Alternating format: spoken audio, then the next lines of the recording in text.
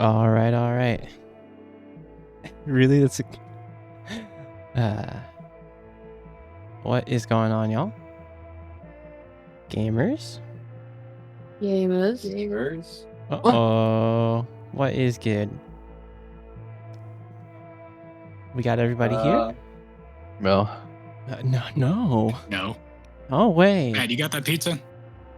Did Matt get the pizza? That is the most important thing. Did Matt? The pizza is in the oven. It will be done in 5 minutes. That's crazy. That's We're all cool. here. Yeah, roll for initiative. Oh, actually, When the timer goes off, if you roll on that one, you have to let it burn a little bit. Yeah, exactly. You gotta let it get You have the to burn right it. amount of done. You have to burn your pizza. Watch it burning. DC 13. DC 13, truly. Yeah. All right. Though, welcome to Tales of Arvyre, season 5, episode 11. You know, last time. Wait, hold on. It's only been 11 episodes. Of season 5, yeah. Down. We had a little bit of break in between. I feel like haven't we had like other seasons that go into like 20 We went on episodes? break like several times. Yeah, several times this season. We have. Season 3 was probably the longest one. Season 3 was very long. Was that was Fog's Edge. Fog's Edge arc. Yeah, Fog's Edge arc was pretty long. Yeah, I forgot how long it took. Yeah. Oh, yeah, right. Yeah, it was long, DM. Yeah, it was. Let me tell you, it was long. Story. It was long. No, last time, after they've already got some much needed rest from their journey in Fort Canar, they set off to scale the mountain until they came to a plateau. Quickly getting through this kind of pathway, the party was quickly hailed by warriors from the Sturgy clan. Kooked showed them Bubo's necklace, and the party was taken to Owlswatch, the Sturgy encampment on the plateau. Party met with Chief Ultis Sturgy and negotiated, with the help of his son Taito, a way for the party to enter the place in Emma's vision. You guys found it to be called the Temple of some kind. Taito took the party to a base a few days out to destroy a weapon that the kobold had been building for an assault on the clan. And they stated that this would be a feat to prove yourselves to House Avon, to be able to go on to this sacred spot. After clearing out the camp and destroying the weapon, the party made their way back to Owl's Watch, dropping off Taito, and then wasting no time, and with the blessing of House Avon, they traveled toward the temple. And that's where we are right now. As you guys are making your way through, remember to click the long rest button, by the way. Thank you. Say that first. Yeah. Click the long rest button, because you guys are traveling from on Sturdy Land into Heathsif Land, and then a little bit further in to where the temple is. And I would say no rolls needed for this. You guys know you're heading. Koot, the memories are coming back to you of the location. Knowing that this is a sacred place on the land of your home. As you guys are making your way to the temple, was there anything anyone was doing as you guys were traveling there, or kind of making your way to this location?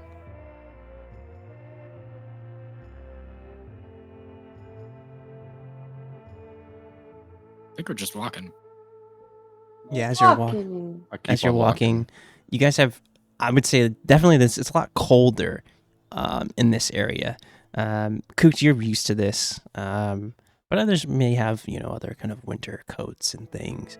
Kind of on this plateau as the cold wind sweeps off the snow-capped mountains and goes across the valleys, kind of going through you. You make your way past place.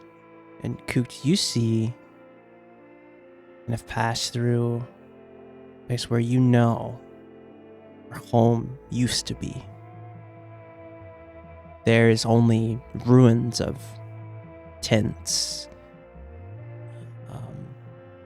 Actually, you see just hides laid across the ground. Old rotted wood of where a standard used to be. You see the ruins of an encampment.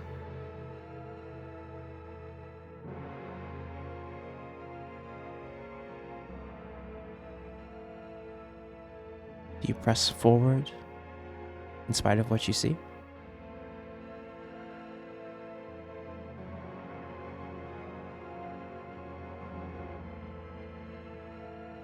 Can I just roll just a brief investigation? Sure.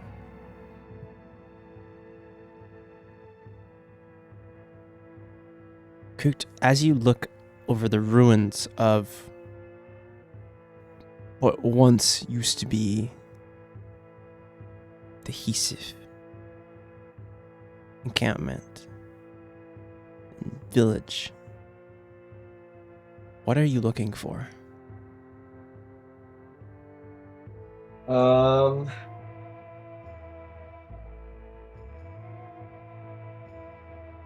As Kook sort of reminisces in probably the worst possible manner, I guess. He does briefly remember about the rods. And sort of turns his brain to partially start trying to look for them at least, or get any sense of clue if anything is there.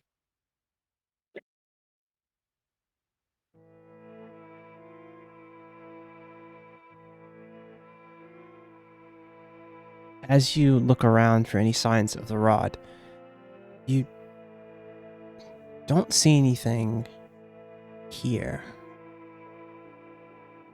And as you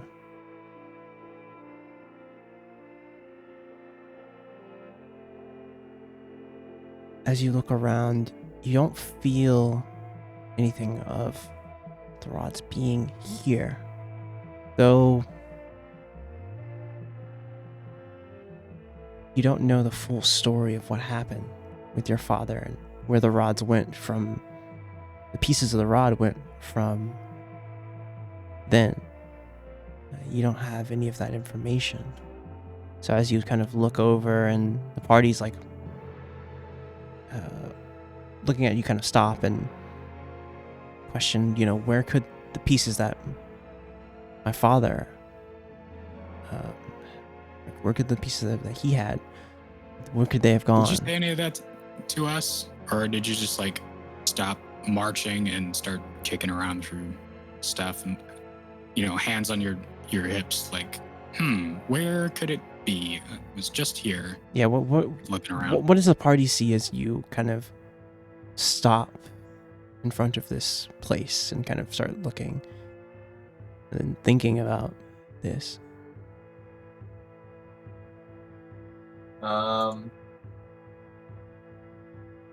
Wait, like what do you mean, like in terms of how? Yeah, like Is this thing something I can help you find? Because have you but I think out of character, have you told the party members about the rod of 7 parts? Have you told anything about I think the only person I've actually truly told was Yori. That's right. Yori is the only one that is probably most knowledgeable about the entire backstory front to back. Yeah, that's right, because you guys did talk with each other. Yeah. Anyone else is sort of, heart to heart. Yeah. But everyone else is sort of like, they've probably more or less just heard bits and pieces of it, but not the full story. You don't know anything about the rod or anything like that. Yeah, Yori, see, I would say, like, you see, and you probably hear Yori asking for if he can help you as you kind of stop and are looking and thinking about this. Everyone else in the party, you just see Coot kind of stop at this barren location where there's broken kind of the wood from tents rotting. I swear, you see a standard could be like a large standard could be, it's broken, knocked over, and the flag is tattered. You can't even see a clan symbol on the flag anymore. You just see Coot stop at this location.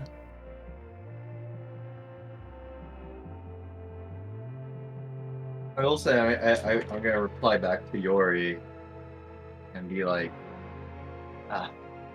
well, you remember those rods that I sort of talked to you about ages ago? I do. Well, I'm now seriously gonna start looking for those things, like at least here, because I feel like it makes the most sense, you know. I don't truly know, to be honest, about like what I'm looking for, or even if I know if I'm in the right spot, but I feel like I need to make some form of initiative to. You said this was a cursed object? Yeah.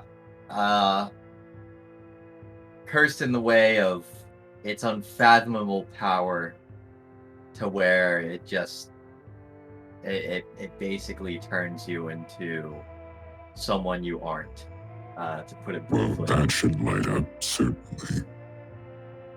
Yeah. Yori is going to put the helmet on, and the eye slit glows, and then it glows like an orange light, and then it gets really bright. It's like bright white, and I'm going to use Divine Sense. So until the end of my next turn, which I know is like 6 seconds. Yeah. Out of combat, but I'm just going to sort of walk to sort of the center of all of this. You head to where you think about the layout of. I'll give you this. You think about where the layout of the Sturgy camp and how like the lead tent was in the middle and branched. All the other families and tents branched out from the community, and you head toward the middle where the large standard is broken and fallen down, and where this camp is burnt out. And as your divine sense is off, and you see the threads whiz, blow in the wind, and or as you look around the whole camp, you see yellowish tendrils, almost this residual energy, very low, hanging on around most of the camp. Nothing really is large like how when you saw the other kind of fiendish presence where it was vast. And as you kind of look around and see kind of the whole camp, it's very low, like kind of like the energy was here at some point, but it's kind of gone now. And as you head toward the lead tent, there's a bigger kind of mass of energy.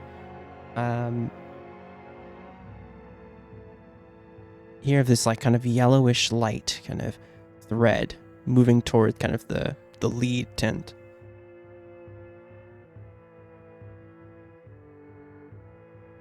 There you are. Yeah, I'll walk in that direction and sort of motion to Cooked. You see something, Yori? I don't know how to explain this to you. It's a red energy. I don't know what that means, but I assume it means something. I just said I couldn't explain it to you. So yeah, fair enough. Cooked, roll me a D100 real fast. Alright.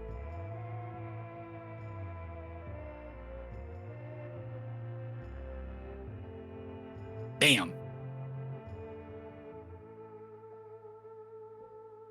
I don't know if that's good, but I don't know either. We'll find out.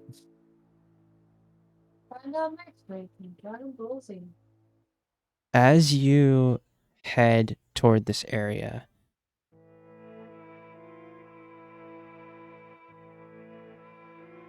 the receptacle of the rods starts coursing with lightning energy.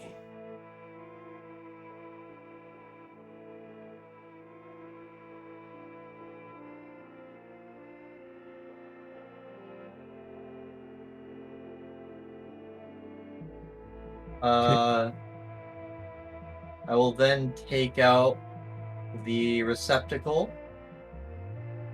and I guess open it. As it's like lightning energy, and you can feel the smell of ozone and that energy. And there's as you open up and you see there's 7 points in there. One of the sections is lit with this lightning, kind of pointing north past Yori.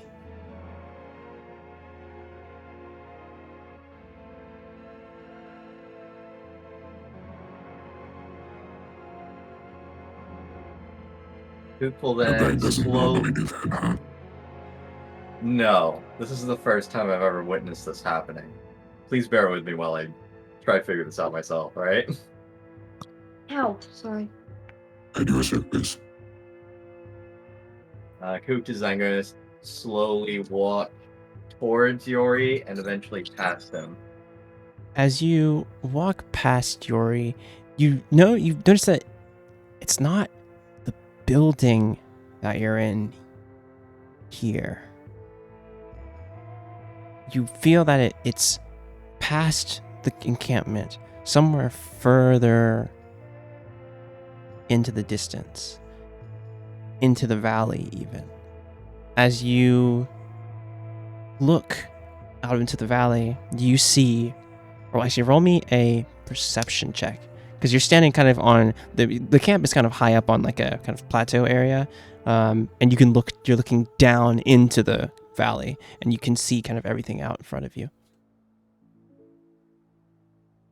With you roll them at advantage with your goggles on. Out. That's the 18. Look at it. Out, you see, as you kind of head, using the receptacle, you head out past the encampment to the edge of the cliff, and you see it. You see the battlefield. What you didn't see when Talu managed to help you escape. On the battlefield, you see swords stuck into the ground, and there's many. As you look, there's probably hundreds of swords. You see some that have the make of sturgy, and some that have the make of adhesive. This seems like hollowed ground. As you look around, you see standards broken. You know that another great battle was fought here, down in the valley. I'm gonna stand with Cook on the cliff. Yori, as you step over, you see it. That there was... battle was here. And I would say with your training, you know that this was hard fought. That there was casualties on both sides. All the sturgy swords are kind of stuck into the ground. It looks like maybe someone came afterward to do this, to arrange them, because there was no way to mark any graves of any kind.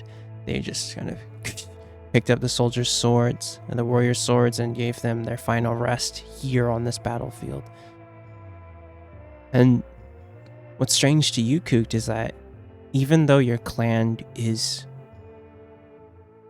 disgraced, whoever came through put the adhesive swords with the same respect.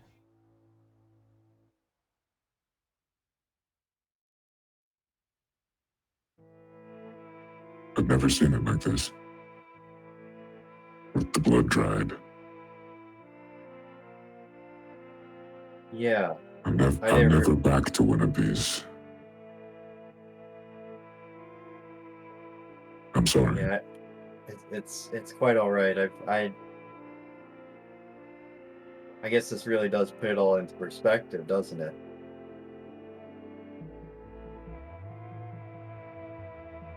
I knew things were bad, but never this bad. As you point the receptacle out, you can feel the presence vibrating more, like something might be down in that valley. I don't know if I have divine sense still up. That's kind of up to you. Did I get anything from this direction? Yeah, roll me. Oh yeah. So as you kind of stepped past, you see that kind of yellowish kind of line. You felt it heading down into the valley, out onto the field, onto like kind of where the battle is. Okay. Could roll me an Arcana as you're interacting with Zolomon's container.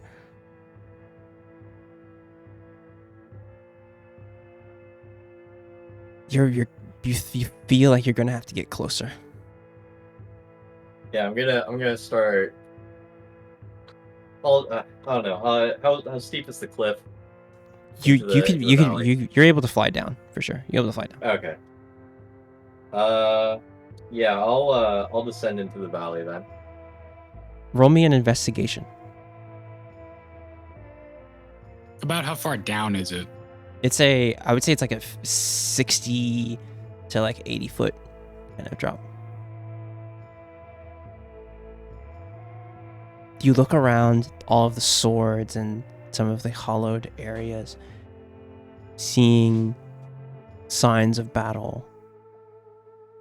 Looking around on the battlefield, the receptacle is still shaking and vibrating in your hands. Roll me a perception check as you're just looking around here.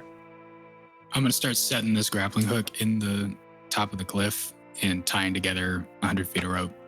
So you can kind of scale down. Okay, yeah. I would say that it doesn't take you long, and you're able to scale down the... you can see Kook searching among kind of things here. As you kind of can get down, you see Kook is still kind of a bit further in.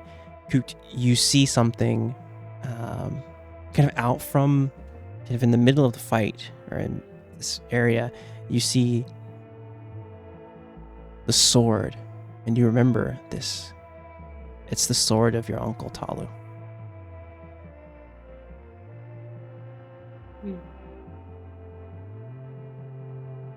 Can I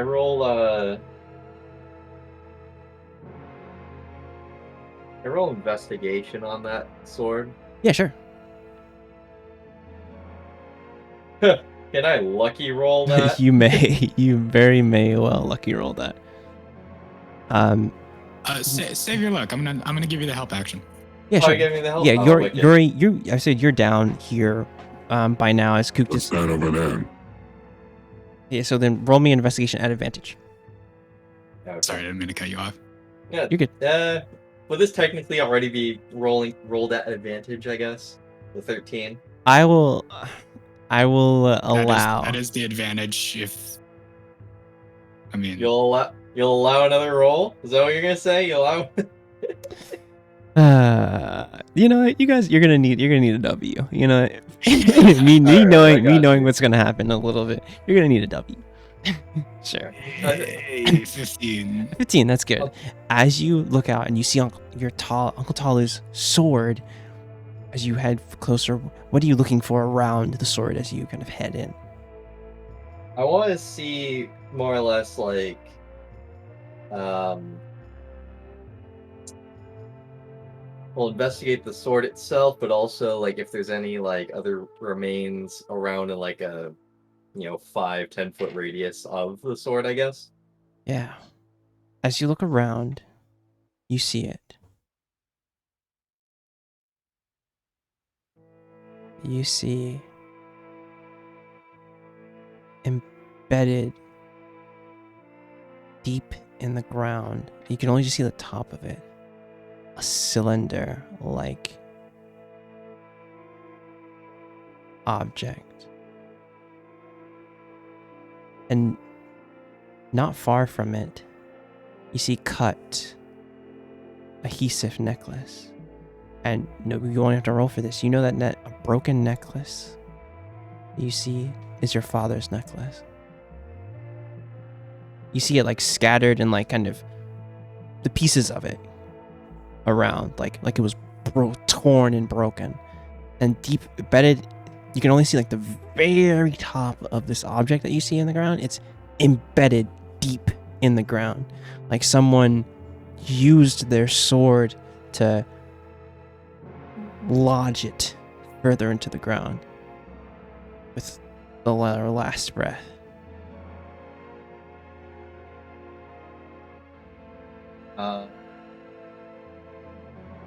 I'm going to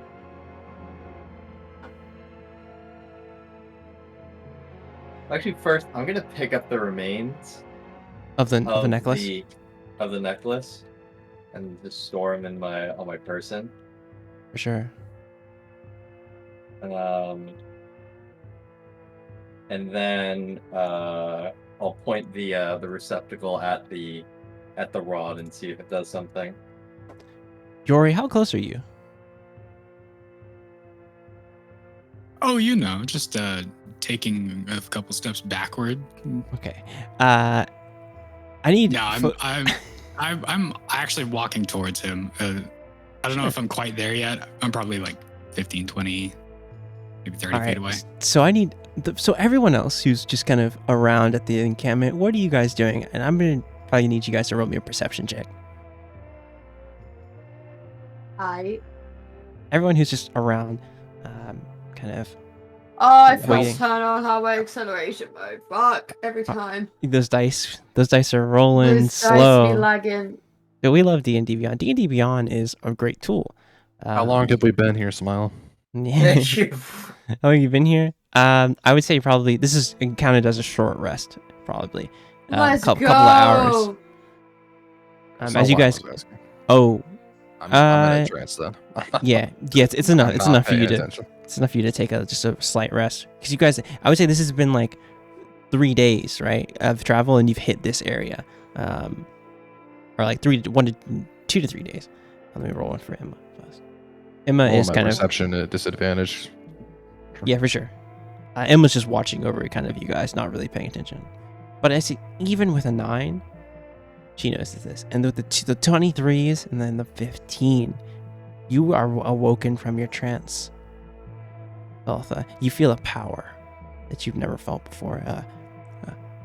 You guys see in the distance a lightning strike down, right, kind of further off, past from the encampment. Yori, I need you to roll me a dexterity saving throw. That's what I was waiting for. As you're walking towards Kook. Roll me a dexterity saving throw. As you're actually pushed back by the force of this lightning strike hitting the rod, the piece of the rod. You're like actually kind of knocked off balance, not expecting something like that to happen. And Kook, in your hands, you feel lightning pulling the rod out, and you see the rod it's trying to pull away from this lightning instinctively. And as you hold out, actually, what are you do? What are you gonna do? What are you doing as this lightning is like pulling this piece of the rod up?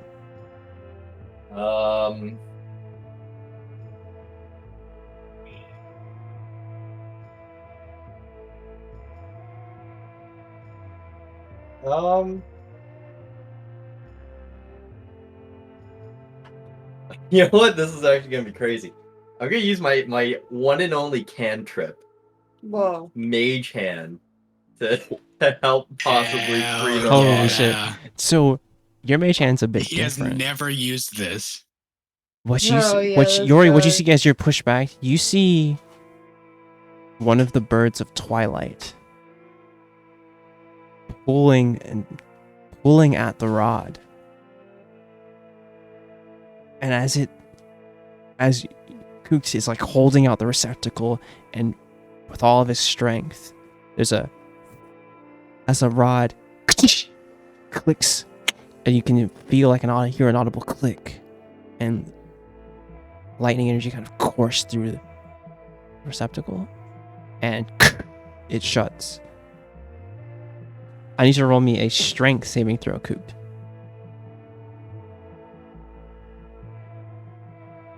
As it clicks in, you're kind of blown back and kind of knocked on your butt as you feel the lightning energy is like hold the piece in place.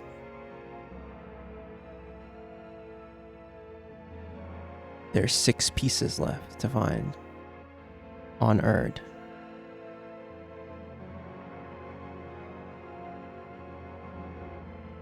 Oh. Well, that was exciting. Yeah. Well, 1 down, 6 to go. Roll me an insight check as you like kind of say that, and as you look around.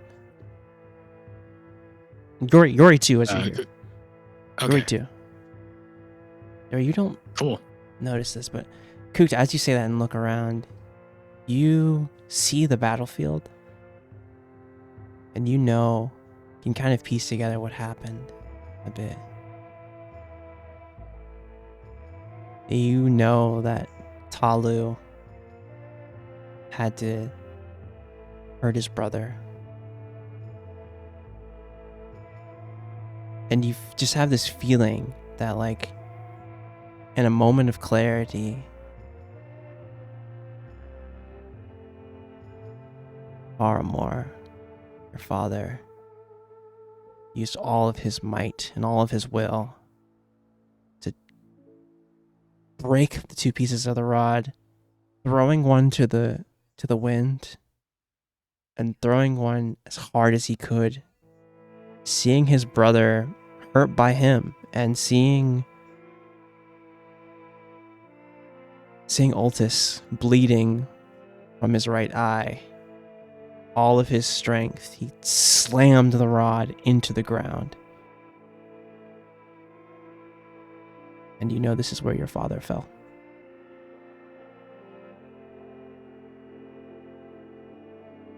And as you kind of walk back up, and Jory, you scale back up the mountain, or up the cliff. You guys head out to where the group is resting. Actually, before I go up to the cliff, I'm gonna grab my I'm gonna keep my uncle's sword as well. Yeah. You grab a beautiful. You can see that it's worse for wear right now. It's been out in the elements, but you know that this is your uncle's sword. A Hisif made blade.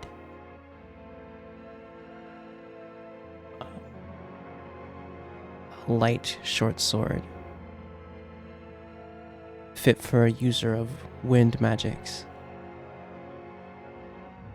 And as you kind of put his sword back, you remember all the times as you're like heading back to the rest, you remember all the times and all the wisdom that he gave you and stories he told you. And you remember the relationship that he and his brother had. And think of those good times as you think on the way back up to everyone. What is everyone doing? You guys can see the 2 of them coming back as you guys are kind of just taking a quick break. Emma will kind of look up at you guys. Oh, what? Should I ask what that was, or? We have one of the rods. We found one. What? You didn't really explain what they were to us or to me. And she'll kind of look at Elle and Maros. Both, I think you're probably still in trance. I'll sort of reply to Ellen. I know. Friends, come gather around. I have something to show you.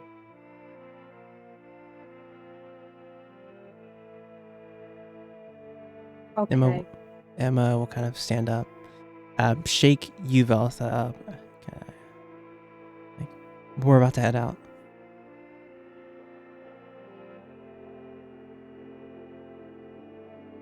And as you... Well, oh, sorry.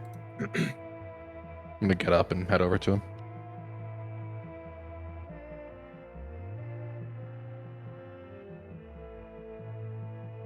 Well, as So- everyone sort of comes around,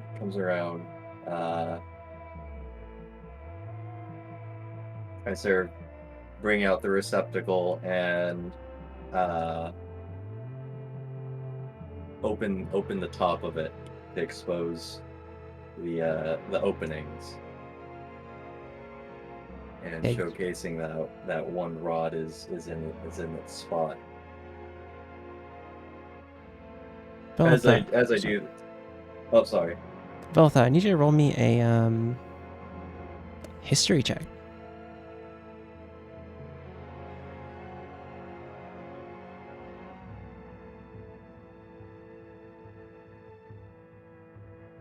Dirty 20, let's go. 30, 20. Nasty 20. I'll Filthy. send you. Disgusting 20. I'll send you something. Continue. The fuck? Continue, Coot. DM plotting. DM plot. TM is plotting. Well, as I open the receptacle, I explain to everyone. Everyone, what you're looking at is one of the most dangerous items that you could possibly get here on our planet. One rod that is shown in here is one of the two pieces that caused all of this to happen behind me.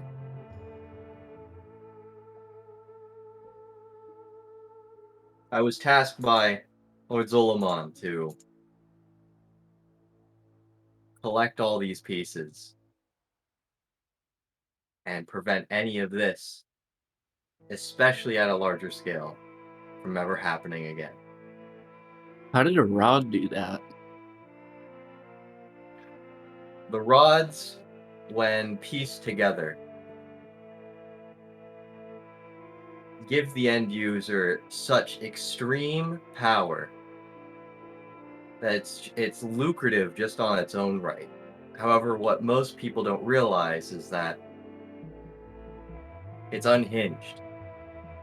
The power is far greater from what we understand, but you cannot control it.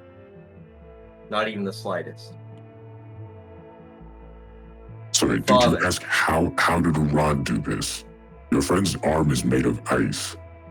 I was gonna say, Well, Come on now. I'm just asking for some clarification. Veltha points Exactly at what the people and a spear of darkness kills them. Yeah, I know, but like, Yeah, thanks for bringing it up.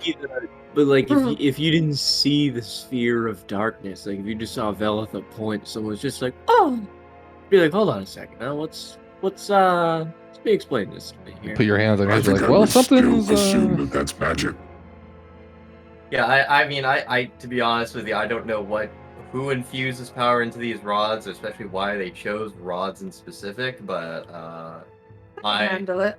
I mean, I will assume some guy was just fucking bored, I guess. I don't know. You know how many there are? 7. We've collected 1. I'm gonna reach out my hand and be like, "May I?"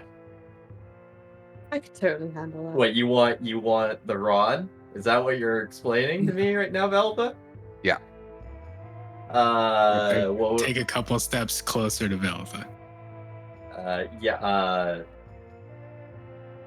I see what you're coming at here. Let her touch the rod. Hold up. Once again, your arm is made of ice because you touched something. Hey, listen. I don't see me in any grave danger because my arm is ice. Let me touch it. Let me just like Just one let us touch little- it. Just let me hold it. Just let me Insight touch it. check. Oh, mega She's fail. fine. Yeah, vibe's good. Fine. You think Give she'll me- be all right? Everything's gonna be all right. As Belitha reaches her hand out, I'm going to abruptly close the receptacle and exclaim, listen, I'm not letting any one of you guys near this by any stretch of persuasion. Now I think you're being silly. I have an ice arm. Belitha squints at you and just like closes her hand into a fist and pulls her arm back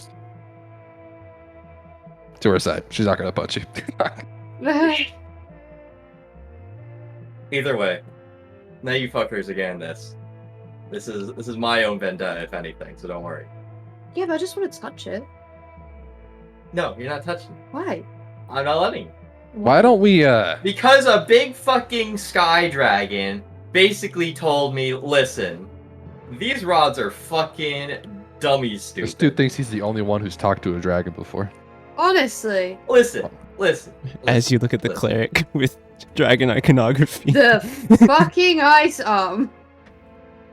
Hey, I'm just a fucking bird here, okay? I speak to dragons, so just let me poke it. Yeah, roll me a religion check as you guys look at the receptacle, by the way. I'm also rolling one. I have L history L with that. and L and Velitha, if you would. I did lots of research, baby. I hate to agree with her, but Damn it. last time I asked a dragon for something, someone came back from the dead. Yeah, Velitha, you. I think that was a win. Yeah, Velitha, you look I at don't it. think that should have been allowed. I think she cheated somehow. I mean, for sure, but W. Well. That stands for win, by the way. Oh, I was going to ask. Velitha, you look at it, and it seems like Or Karen sling. it seems very it seems like religious, and it's made of blue scales. And what you know, what you've read of the Sky Dragon, I'm gonna Solomon. be real. With what you DM'd me, can I get advantage here? you could. I'm gonna reroll it.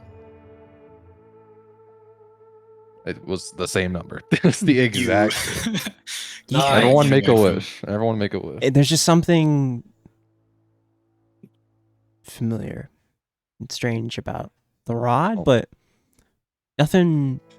You know, Out of the character? receptacles. What's it called? Next time we're sleeping, I'm stealing that shit. Yeah. I'm touching it. Good luck. You could damn well try. I'm touching it. L, as you look at it, you know these are genuine dragon scales. From the dragons that you've seen from Singmot and Singralis, you know these are genuine dragon scales, and you feel this divine energy radiating from it. Though that you're not a cleric of Zolomon, you can feel that divine dragon presence from this object.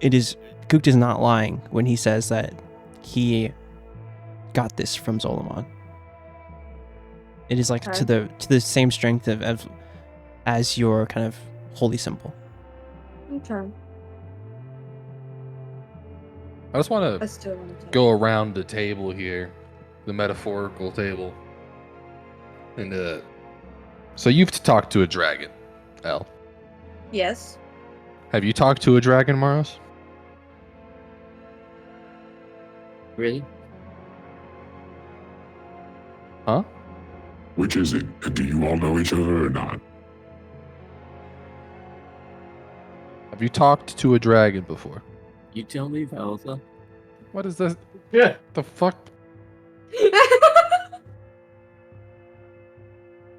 I'm gonna ignore that. Have you talked to one, Yori? Yes. Yes, I have. So why? I'm gonna look back at you. Stop trying to flex on us with your Dude, dragon. I'm not trying to Stop flex on Keep anything. Rod. No. In his defense, when I spoke to a dragon, I was dead. Are you I mean, finished? when I Are you spoke to a finished? dragon, he wanted to eat me. when I spoke to a dragon, I fucking killed him. As a DM did note, what? as a DM note, Allium is not a dragon. That's a cap and a half. Allium, Just pick different dragons art. are different. Allium And is a actually- sphinx. Allium is a sphinx. actually a sphinx. Yeah, Allium is a sphinx. Whatever. Belitha thinks it's a dragon. I mean, that is fair. You have not seen? Well, has not seen in Dragon's Presence. You've only seen them in your dreams. But anyway. I'm still As- in that Well, shit. As you kind of, as you click the receptacle, Emma's like, well, I'm glad that you found some closure here. yeah. It's- Yeah, closure was not something I seek, to be completely honest, but I'm glad I received it. And as- It makes things a little bit more full circle. Are you all ready to head to the temple? And from here, Coot, you can see the temple on kind of the horizon. You would think it's like a day or probably a day or two out from this location. Are you all ready to go? Yeah. Yep. Okay. And you all traverse to the temple of some kind. As you head They there, really called it that. it's really called that. He said that a couple seasons ago, and I was like, that's what it's going to be called. Yeah. I'm going to drag you guys here. You guys make it to the top, scaling up to where the temple is, and you guys can drag yourselves here. As you see that the bridge to pass into the Wait. temple is right here. We Bridge to pass into the Giga temple zoomed out. There we go. is knocked out, just from time and erosion and whatever happened here. As you guys kind of can make it here, just you hear the wind just rustling here. You're a bit high up. Yeah, so I'm just gonna fly over. Yeah, you and fly over to cross the large gap into the kind of the temple courtyard, where there's a couple of broken out buildings and things here. Yorid steps to the edge of the cliff near the bridge and looks down. And then takes a step back and looks at Eldrita.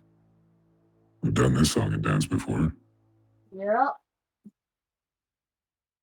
And he sort of just gestures for her to allow him to toss her to the other side. And I consent. Yeah, just give me the athletics. Yeah, even on a 12. On Whoops, not me. Not you, but can you help me? Give me the help action. yeah, give Gary the help. How do I do that? I'm trying to help you. You help me. Yeah, you can give him the help action, and he can roll it at You like advantage. a dirty 20. Alright. I give help. We like a dirty 20. Yeah, you almost lose your footing a little bit, but are able to throw, get a good step and throw, and the landing is graceful. Here, you're able to kind of just roll into it, L, and land. Veltha, what are you doing as you cross? Try to jump and use this gust to propel me a little bit. Yeah, you can. You can use that. I like that. That's creative. You kind of jump off, and then you kind of were looking at how the Sturgy warriors propel themselves. Even though the wind magic is a bit different, you kind of use that same idea and you propel yourself just a bit further, and you're able to jump over.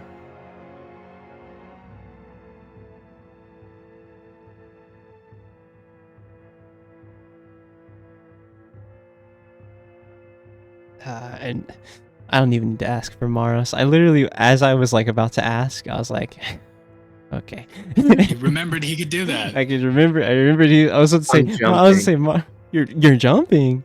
I'm He's- jumping. You're He's jumping. saving. He's saving I'm his flight. jumping. Saving my flight. Yeah, you're saving your psionic dice. What? What's your strength score? Strengths, 16. Oh, you can make this. Yeah, there's only an athletics check. This would be probably I got pretty low DC. Yeah, dirty 20. You kind of get a running start and just whoosh, and jump over this kind of gap in the bridge. Nice. Yeah, Yori. If I get 10 feet of run up, I can clear 20 feet. No Oh, problem. yeah. Yeah, you are able to everyone kind of slides out of the way for you, and you clear over on the edge of the bridge. You guys are all over on the side, and you kind of can see into the courtyard of the temple.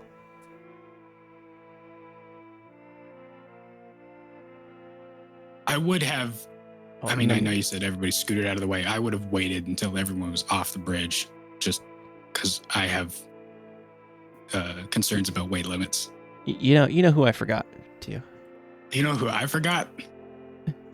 how's I would it? like to use a psionic die to transport Emma across the gap.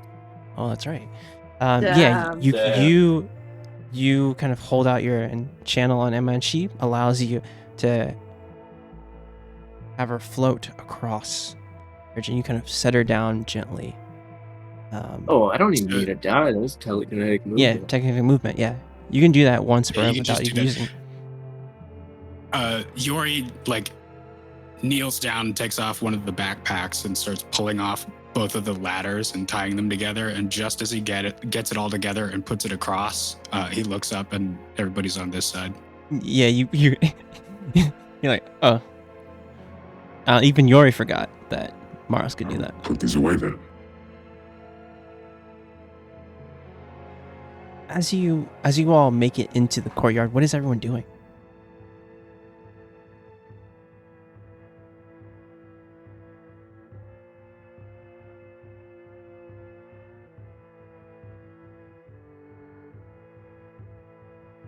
I want to scan for potential threats. Sure, yeah, roll And me a I'm- perception check. I'm doing an investigation. Also want to do an investigation check. For sure. I love it. That's an insight. Well, I don't see anything. Simply is- change the modifier. Yeah, simply change the modifier, Simply change the modifier. but that's a good roll. You will 18 what's plus. your- What's your investigate your intelligence. plus If you're, one? if, That's a 19. Plus one. 19. No wait, why did I do? Fucking Christ! I'm. Whoa.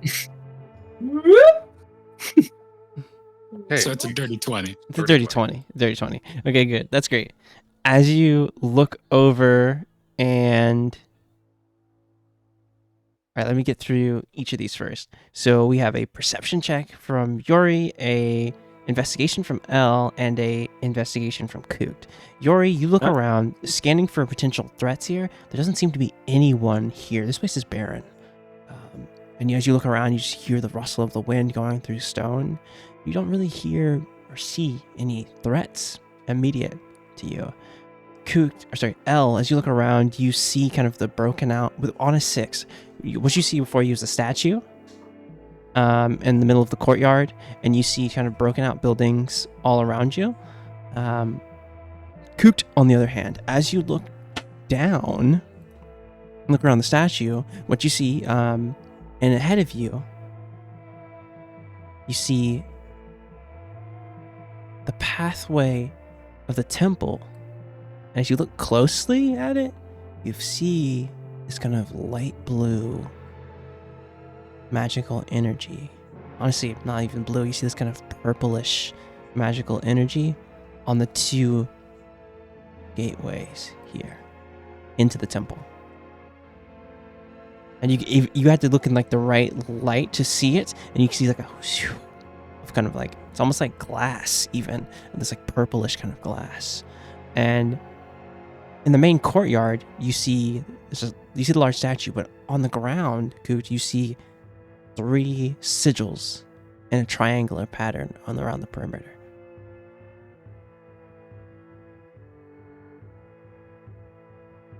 Those are out here. They're here, here, and here in a triangle pattern here. These Vibe check. these doors here are my magic vibe check on what the okay, as you look for anything magical here, you feel this energy at the gates of the temple. There's no doors or anything on like the temple, but these like magical kind of light pink, or sorry, light kind of purplish, almost panes of glass of energy. I toss a stone at it. You toss. Oh, okay, smart. You toss a stone at it, and it's just see it, and he's a like a reverberation on the pane of this like kind of purplish energy. You can see the ripple kind of ripple up. You see that it goes all the way up high to the top of where like the temple ceiling or like height is. And you see this you feel like it's impassable. Like you couldn't go around or try and find a little way to sneak into it. It seems impassable. Okay. And down you can feel a magical energy around the statue. And they're standing next to a sigil right now, and you look down and feel kind of a magical energy, the same kind of wavelength of the force that you just tossed out.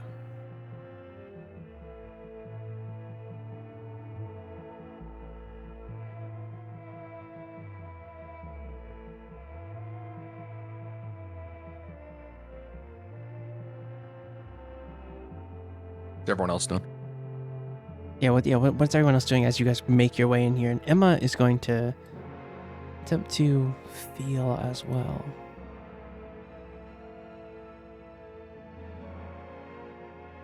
Can I take a kick around in this hallway? Actually, sorry, she's a +6 to Arcana. Ooh, we'll get to her natural 20. Yeah, you can. Roll me an investigation check. Oh yeah. With a 10, you kind of look in there and you see there's kind of some broken out buildings over here. Complex. Seems to be kind of broken furniture and stonework inside there. Nothing really sticks out to you. He's not looking very hard. I don't know if it's like a light. You're looking through some things and just looking around. You guys see Emma head up to the statue and touch it. And around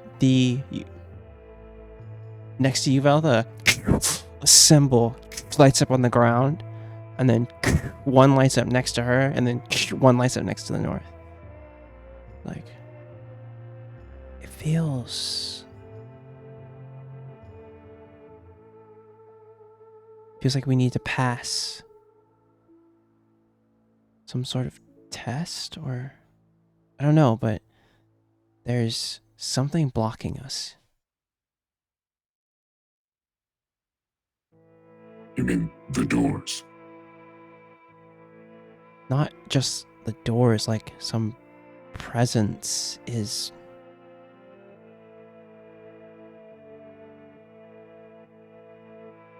And you can see her like pondering. She's like, I don't know, but maybe you can see her kind of focus. And she'll kind of call out to you, Elle. She's like, can you feel? She's like, stand on the sigil and tell me if you feel anything from. She's like, stand here and tell me if you feel anything from it. It's like, Veltha, stand on that one. Divine sense.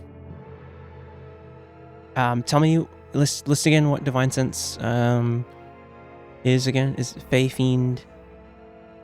Celestial Fiend Undead. Celestial Fiend Undead. Unless this is different because Yori's whole thing is like extra planar. I don't know if we want to go with that for divine sense. You're fine. Celestial Fiend Undead. What are you looking at in your divine sense? So this thing gives me like consecrated or desecrated objects, as well as places. I'm expecting this thing to be, a hallowed place, just sort of saturated over time. It's a temple. But Yeah. I guess I'm looking to try and see if any reliquaries or like items used in rituals, any sort of like consecrated objects. Around you, you can look around and see anything of the presence that you get from the symbols and from the doors are this strange. It seems like you see this purplish kind of threads, and it feels celestial but also undead at the same time, which is strange to you. Like, you're kind of taken aback by that. Usually things present one. This is presenting both. And as you look down, Velitha, the symbol on the ground isn't a language that you've seen before. It's an ancient Draconic.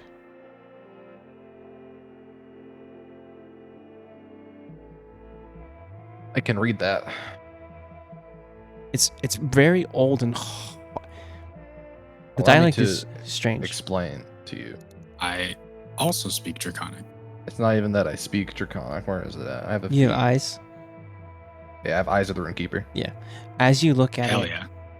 your connection with the book and knowing, because of your dream, knowing what your book kind of is in some ways, you remember the ancient Draconic writing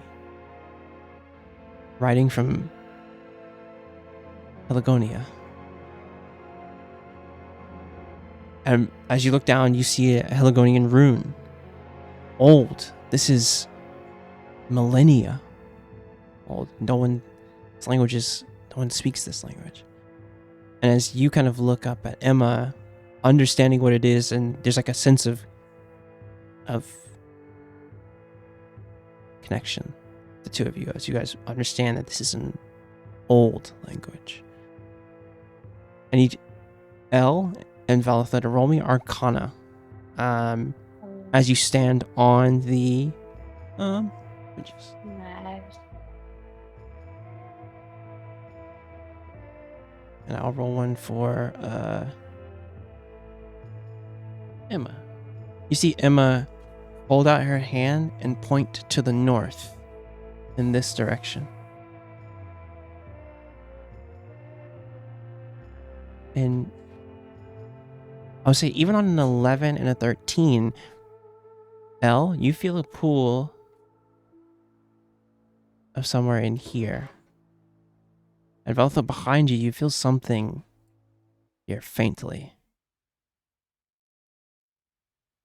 What is everyone else doing? As you see people pointing to head, Emma's like, there's something over to the north that might be connected to this here. And she'll look at Elle and Velitha and be like, did you guys feel anything?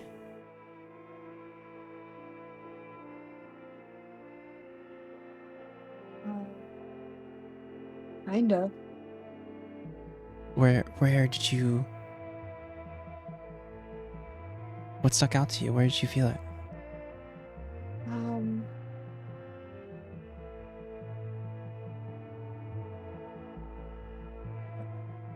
I mean, it's hard to say.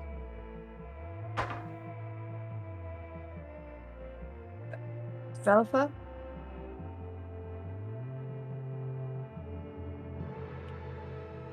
Yeah, I didn't get much of a better read, I don't think. I was a little preoccupied reading this. Yeah, you can, yeah.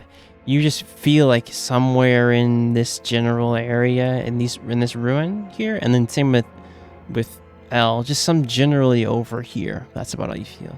Emma pointed out this location, like she said clearly, something over here. The other three of you I need you guys to do a little. We do a little bit of searching. Each of you can take Can I one take a of look at these one of the doors? areas. Okay, yeah, sure. Roll me. What are you looking for? Sorry. I don't know, just like it. What is it? A wooden door? Is it a stone door? What's up with the magic glow that I don't know if I actually see? There is no door at all on the temple. You can see through. It's just a hole. Yeah, there's a hole. You can see into Archway. as it's the moonlight kind of hits the temple. You can see into the temple and see some of the columns and further back. It's a little hard to see far back into the temple, but you can see the columns right ahead of you, and see kind of the rubble that's all around. But are you going to? Do you feel anything like touch? Try to walk forward.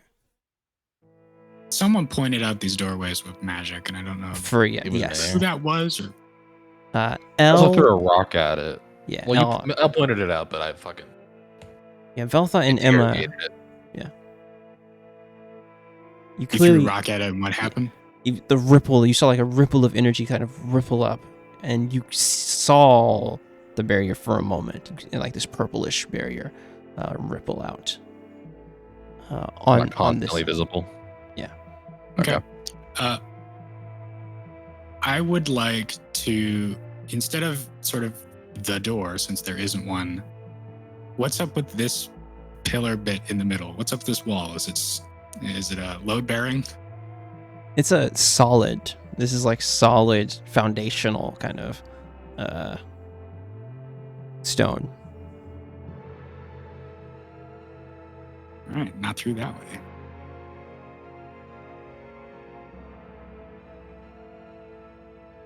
Maros, Coot, as locations are vaguely pointed out, what are the two of y'all doing?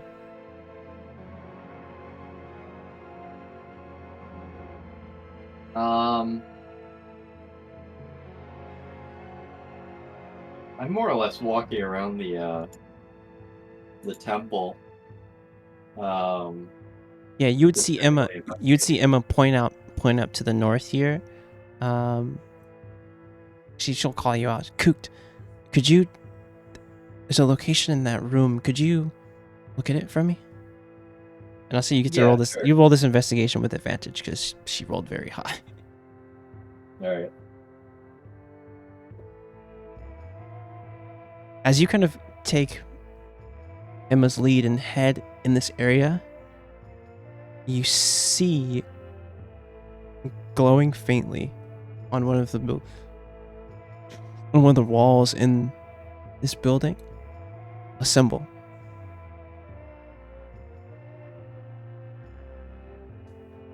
It's smaller than the ones that are on the ground. Emma, I see some form of a glowing symbol thing. Is that what you wanted to see?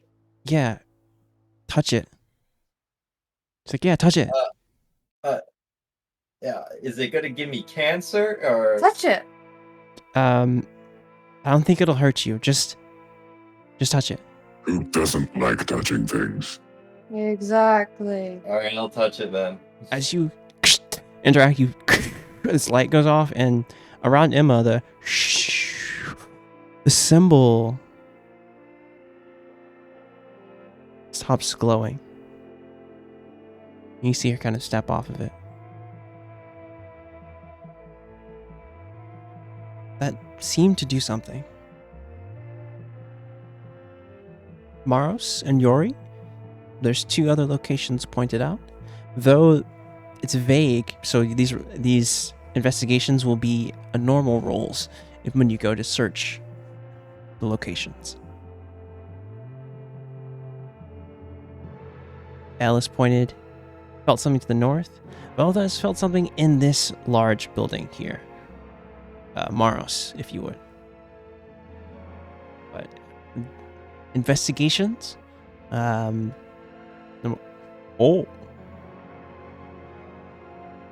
Maros, as you kind of walk into the building, you feel a your psionic connection pulls you toward something. And without even, the Velotha gave you a vague kind of location. And as you kind of walk in, you quickly can feel a psychic kind of link. And you head into this room and quickly find the symbol. And what do you do? I'll just like shout out to the party that I found it.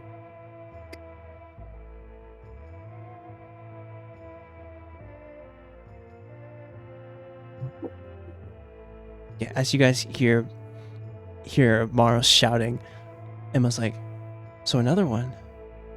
Beltha, is that, you said you felt something in there, correct? Just nod. Emma's like, Maros, I think you can. Well, don't just stand there. Lick it. I think you can touch it. I'm gonna lick it. As you interact with it, Put my tongue on it. Beltha, He's the like, light, DM, say what I'm doing. Say it. as you I said interact. oh my god, as you lean Be down explicit. and touch your tongue onto this cold stone of the ruin. Maros dies. You feel an energy snap, and you kind of are taken back a little bit. But around you, Veltha, the symbol breaks and goes out. And you can step away from the symbol. Only one symbol is still lit.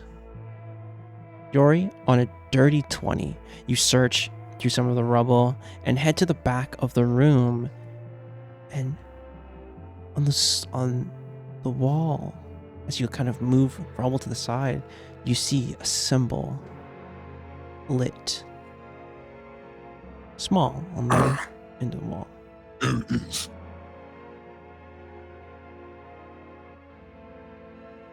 I'm gonna shove my hand through it.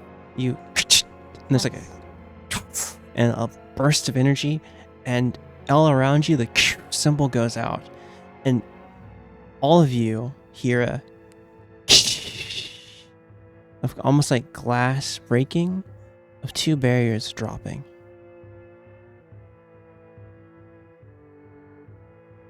You see Emma kind of pleased with herself, smiling. She's like, well, I think that did it. Everyone, let's get together.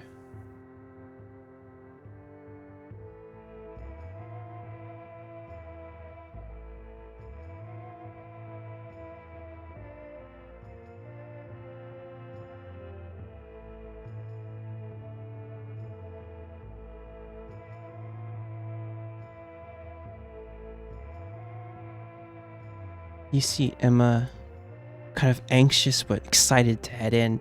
She heads up with you, Yori, to step into the temple. It's like, oh, let's wait for Koot. Koot, you can bring yourself back as you come. You heard that kind of glass shattering as you all step inside the temple.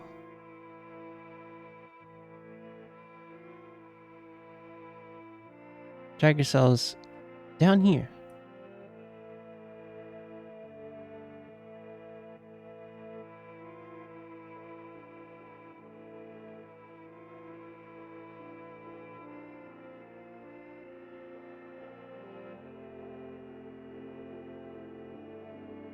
As you all step forward, you feel a presence in this temple.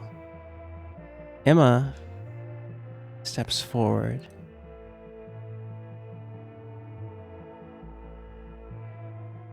And something feels different.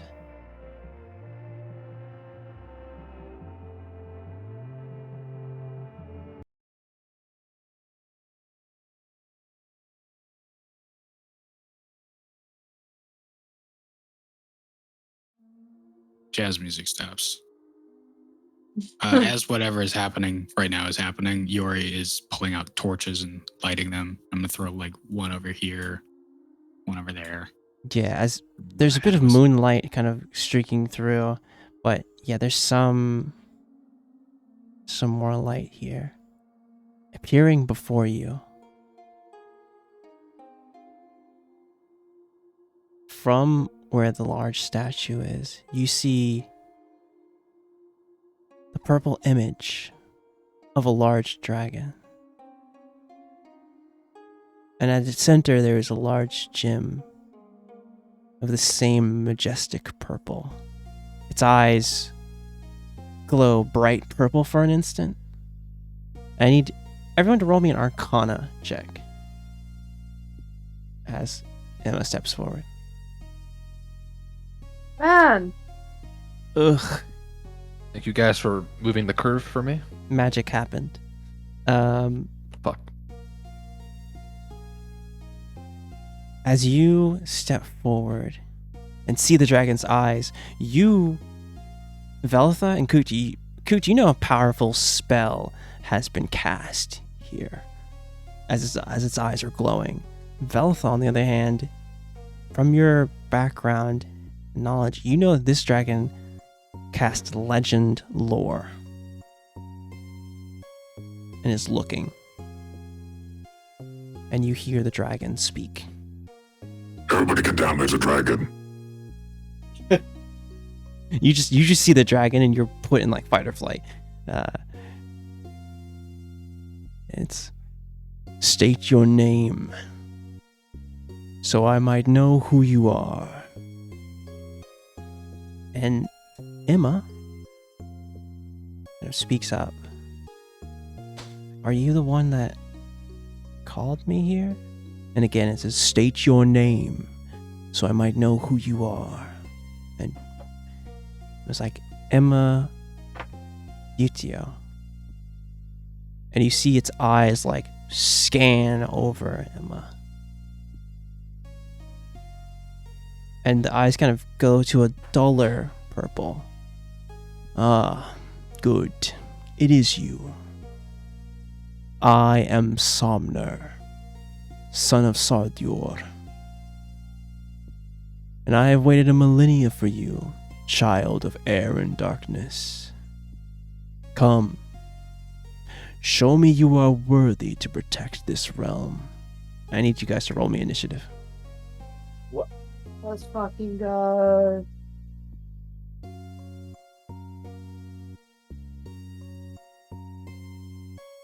You gonna put a tracker on screen so we can actually do I that? will. Yeah. Yeah. There we go. Let's go. I'm gonna roll Alright. higher now. I feel it. Yeah, there we go. One less.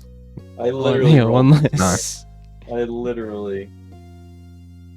Valve will be Alright. like, say less. I dare you. You can't do it. Impossible difficulty. Oh, course. I didn't highlight my own token. That's fucked up. Oh no, it did it. This fucking guy. It did it. This Good. fucking guy. This fucking guy is blind. Mhm.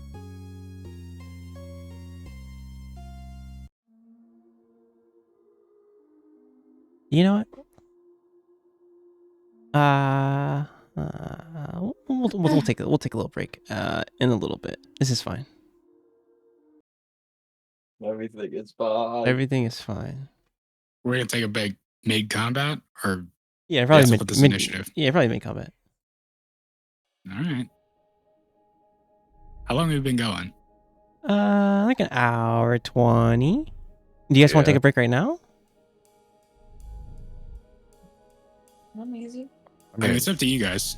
I feel like we can do it even after combat. We've only been going for like an hour. Okay. Yeah, for sure. Yori, you see the dragon, this kind of purple image dragon, just unfold its wings and state its name and calls for you all to engage in combat. What do you do?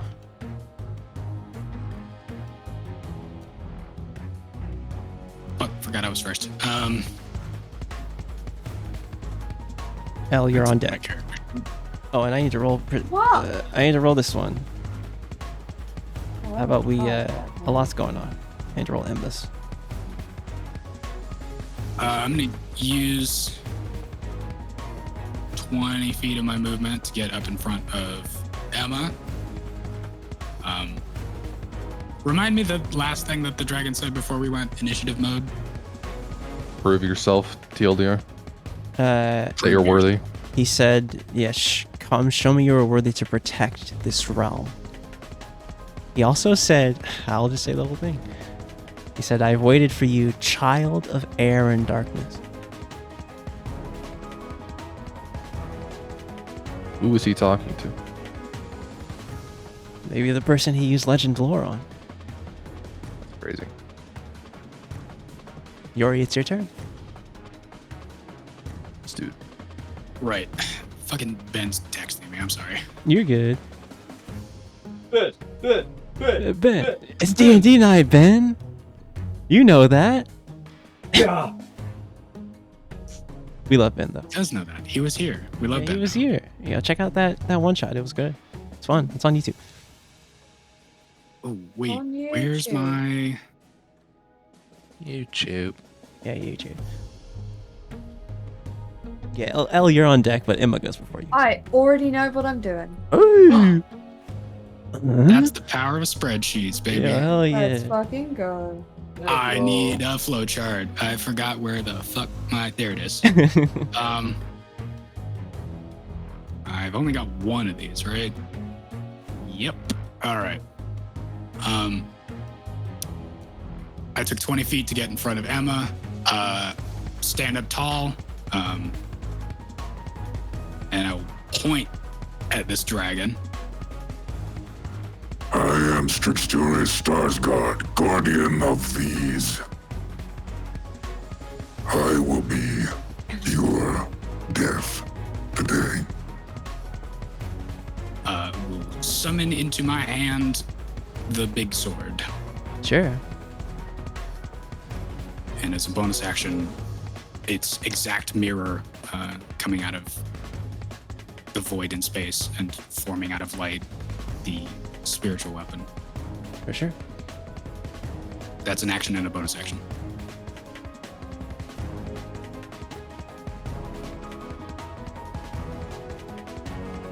I guess as part of that action, I should hit it with the spiritual weapon.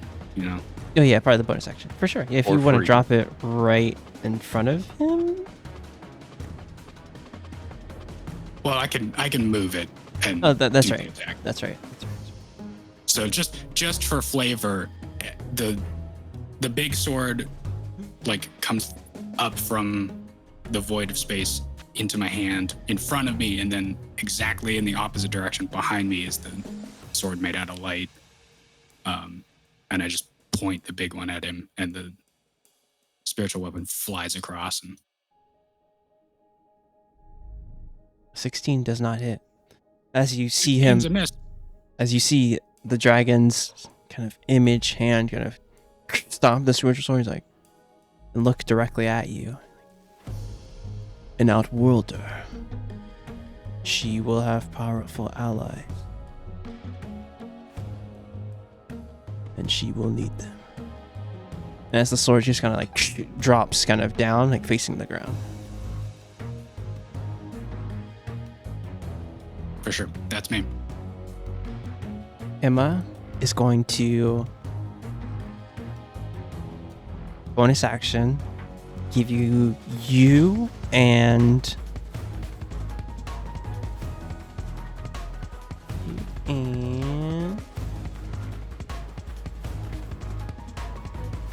you and L bardic inspiration. So each of you guys have a D4 that you can use for your next attack or saving throw. A D8 bardic inspiration. It's her bonus action. She's going to use her action to dodge. And that is her turn. It is the Shard's turn. Somner's turn. Somner is going to move head here. And use telekinetic rend on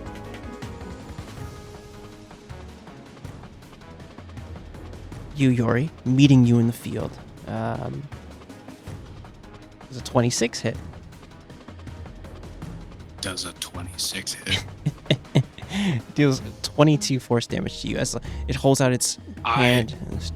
I'm going to use my reaction and expend a charge, and the armor loudly clinks into place, and Yori like braces for this. And I'm switching all the way to mode 2.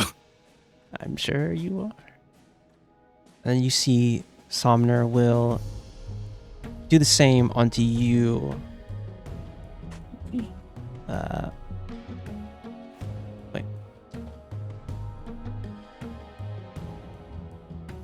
Maros, onto you, Maros. For a 26 to hit, dealing 28 force damage to you. As you get pushed back by this, Maros, you've never felt something's outside of your own, like, kind of psychic connection. This is the first time you felt something's psychic will stronger than you just push against you with all of its might. And it's going to- Just out of curiosity, is that included in the dreams? The visions? Ooh. This is more real than the dreams. Okay. Makes sense. Elle, it is your turn. Hi. On the top of your turn... Actually, never mind, go ahead. I'm sorry.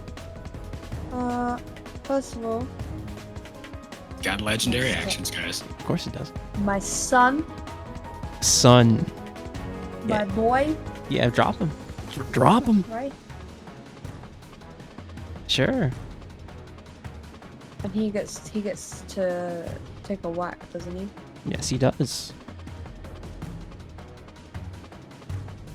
Oh, my boy.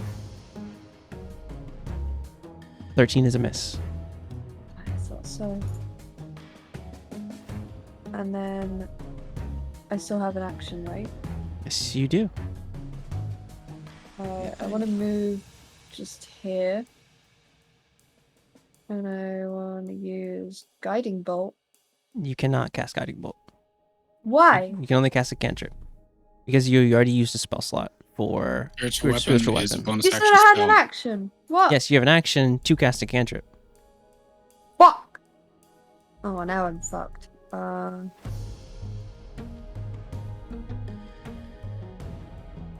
I will, pick... Oh, hold on. Go away. Go away.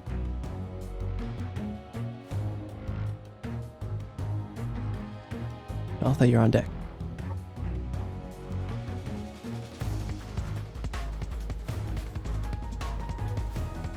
I will pick Word of Radiance. No, I won't. I'll pick Toll the Dead. Sure.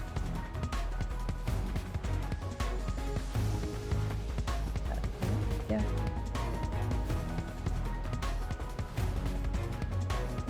Give me roll it if you would. Give me a damage. Give me Oh, the is damage. it missing any of its hit points? No, right? No, it is not.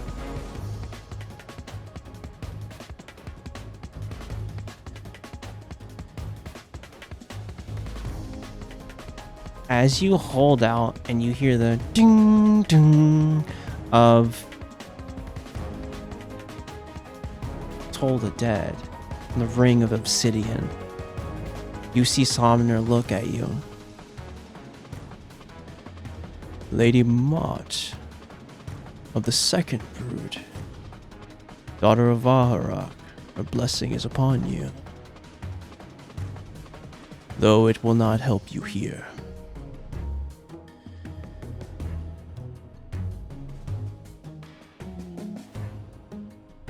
Anything else for your turn? No, I'm chilling. Coot, it is your turn. Alright, we first are gonna sidestep a little bit, and then we're gonna fucking set the dragon on fire. Sure. 25 is a hit. Yes. Oh god.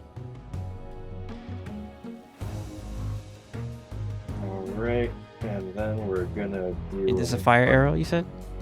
Yes, sir. All right. Also gonna do Hail of Thorns at level 4. Because just why not? Sure. Yeah. What's the radius on Hail of Thorns?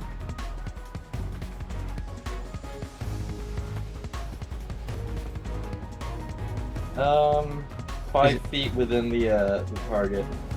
Oh, okay, so all the squares out from him. Okay, makes sense. Dexterity saving throw. Yep. That's a failure. Wicked. And then we'll attack again. With a 30. Damn. 30 definitely hits. Yes, sir, it does.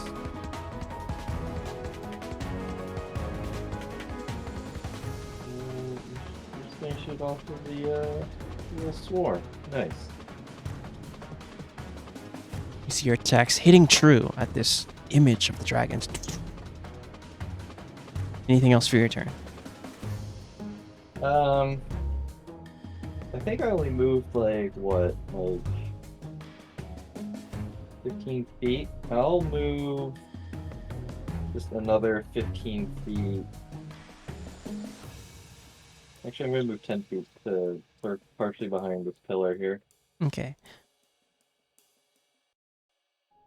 At the top of your turn, Veltha, it's going to take a legendary action to cast a spell. I need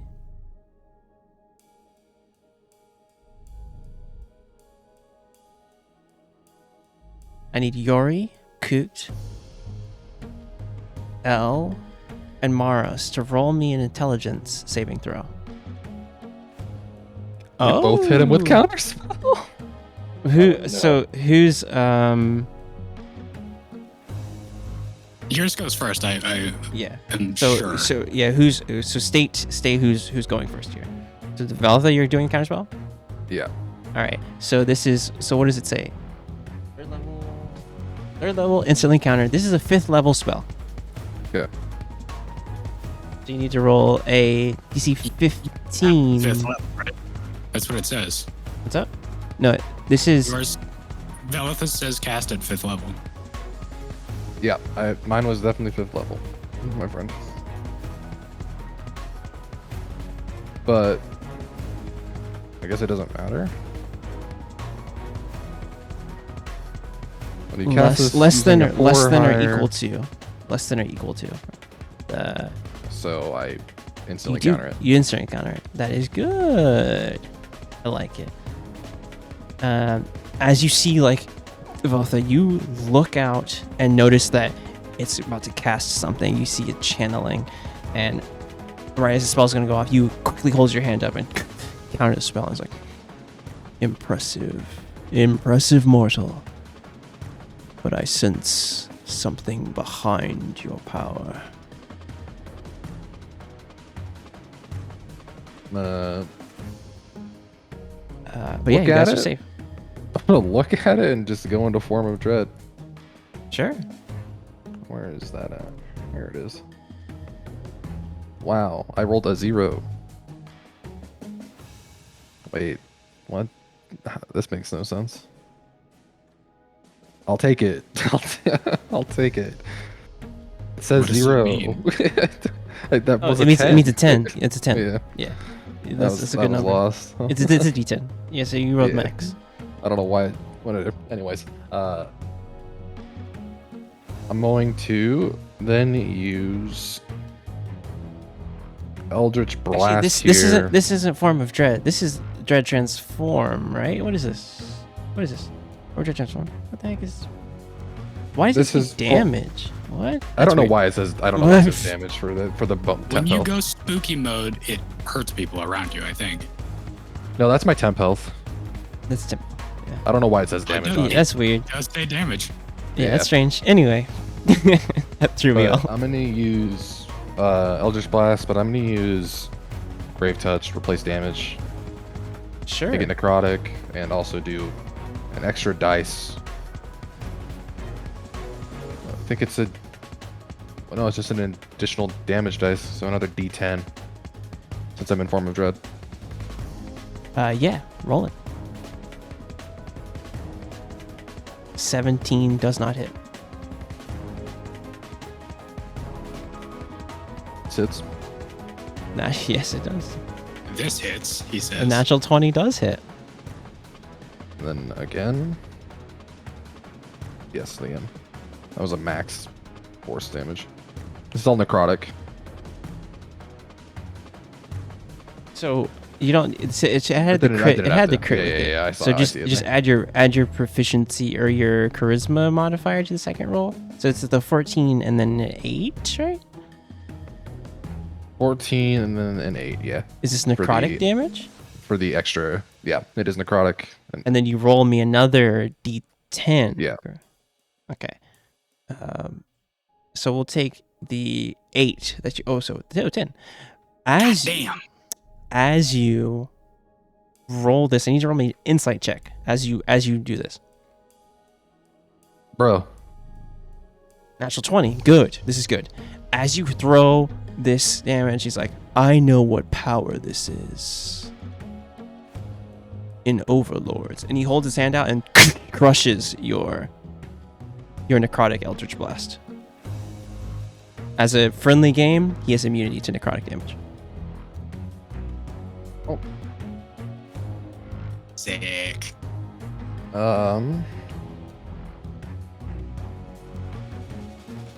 He'll have one more, but he's immune, so. Bane. Not even gonna. I'll roll it anyways. Yeah, sure. 16 is Get mid. these rolls out of my face. And it doesn't hit anyways, so. That is my turn. I love wasting that. Anyways. Maros, it is your turn. I'm gonna move here, actually. At the top of your turn, Mara is going to take its last legendary action and use a telekinetic rend onto.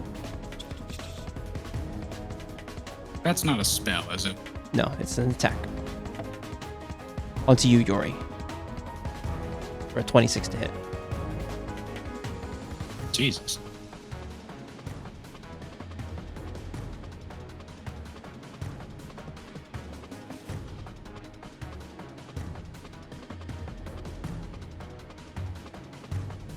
It is your turn, Mars. Okay. I will.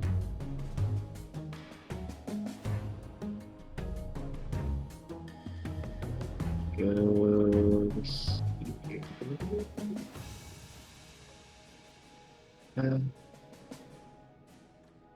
Yeah.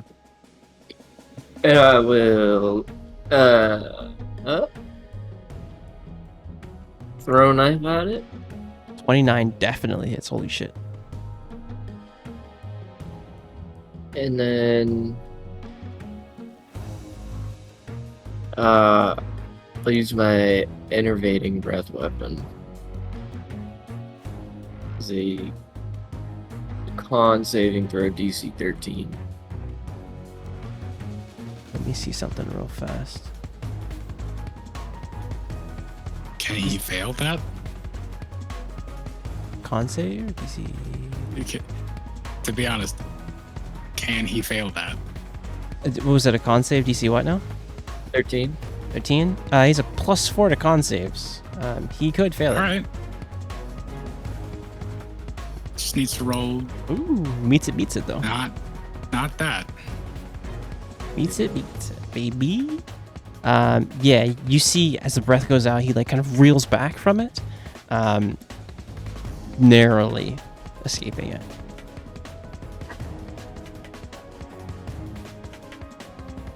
I have another one. I'll use my lightning breath weapon. Sure. Dex save DC 13. All right, Dex save DC 13. That's a lot of damage. Let me check something.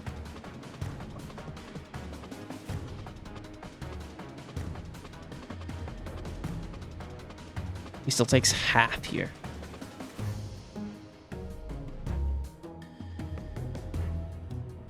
And that's gonna be my turn.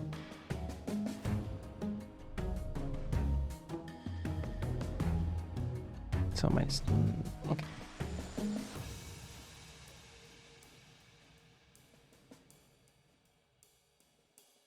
Yori, it's your turn. There is a hum and another clink of metal as I upshift to mode 1 so I can actually take a step forward. And I'm going to thrust out with the Helligan Greatsword. Sure. 24 hits. 24 hits. Okay. A couple of things. This is a menacing attack. So I'm spending my 1 superiority die that I have to look up what that is. It's a D6. D6, yeah. All right, so Okay. it's 2 onto the 24. It's 2 onto the damage, I believe.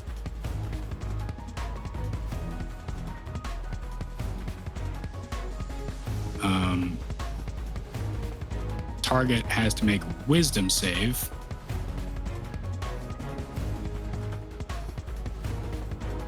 Where the hell is this thing? Wisdom save? Okay. All my shit is on different pages. I wish this was not the case. Perfectly fine. My saving throw is 8 plus efficiency plus strength. Oh. So 18.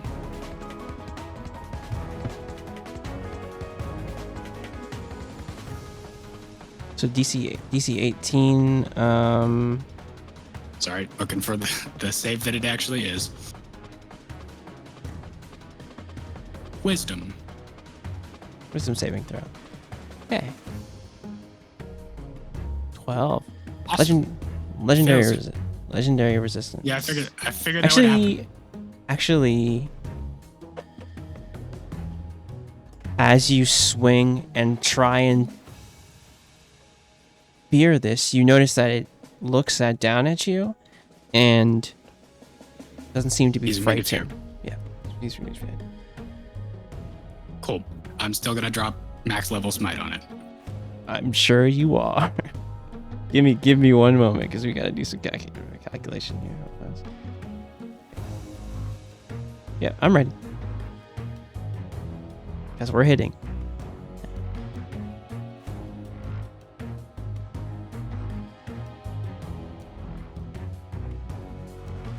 I'm good. Give me the damage. Yeah, I'm talking to myself trying to You just calculate. I'm gonna split this up because one of them's force damage and one of them's And friendly radiant, game, and I one- will. You know this already because of your divine sense. You felt celestial and undead from this Oh, okay. presence, so it is an undead. So you do get an extra D8. Very Alright. very smart divine sense, by the way. Yeah. I would not give you that otherwise. Okay, so here's the divine smite, and then Okay. So give me the initial attack of the damage as well, because I'm gonna need that too. The attack roll damage. Okay. it's 10 slashing. Okay. It's more than that though, because it's the. Nope, that's something else. That's a different weapon. Yeah, 10 slashing, and then wow, 18 radiant, 18 radiant. force. 18 force. Okay. Well, give me a quick moment here.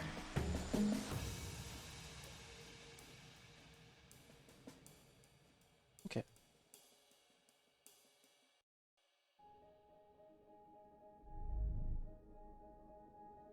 Okay, yeah. As you swing the sword into it, these blows strike true at the core of this beast, of this dragon. Slash is hitting into it, even though it's a spectral thing. You kind of hit at its core, its gem. Are both of those doing about what I expect? Oh yeah. For sure. Okay. Those are true strikes. That's a different ability. With a menacing attack, I only have one attack. So with my bonus action, I let go of the great sword and just haul off and punch this thing Sure. with Watcher's Handblade. 17 is some. This is actually, it's not a 17 because he's an undead. Ooh. So this would roll over to 19, which I think still misses. Still misses, yeah. Okay. All right. Sure. Oh, you had a. Did you have a bardic inspiration that you could have used? Don't remember anyone giving me one of those. Emma. I think Emma gave you and Elle a bardic inspiration dice, a D8. If I'm not mistaken. Am I tripping? You might not be tripping. I just didn't hear that. Does anyone else remember that for both of us? Yeah, Elle and I think it was Elle and Yori who got a bardic inspiration dice from Emma, a D8. Please remember, because I will forget. Yeah, hey. What? Does a 20 hit? A 20 does hit. You gotta be shitting me. You give me the damage. All right. Bardic inspiration is great.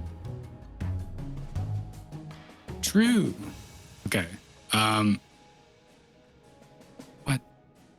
For a 1 for a 2 slashing damage, sorry?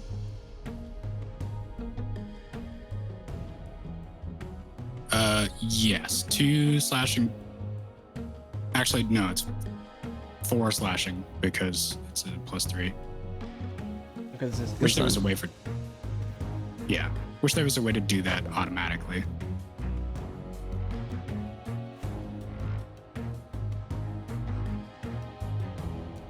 Okay. Anything else for your turn? I'm gonna smite it. I'm just trying to figure out if it's 1d6 or 2d6. That's gonna take too long. I'm just gonna do these.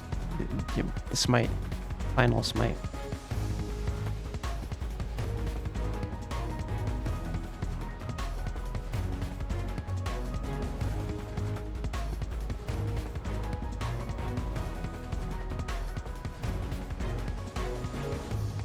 All right, 18 radiant, 15 force. You can only use. Remember, you can only use the force one once per turn. So it's just the radiant. That's damage. right. It's just the 18. 18. Okay. Cool. I'll take that spell slot back. Yeah, total of 20 damage on that last Sure. Yeah. You swing flash to down, the gut. punching. It's a weird, like, solid but also kind of spectral dragon. It is Emma's turn. Emma is going to use. Emma's going to move. Oh, and for clarity's sake, I did that as I was running around, Oh, hell sort yeah. of past him. Emma is going to attempt to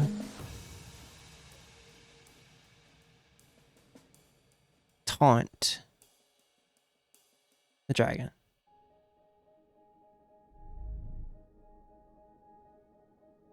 Let's roll charisma saving throw. DC 17. I try. 30. I try. As she, like, says, you see her attempt to, like, say something to the dragon, but she kind of stops in her tracks.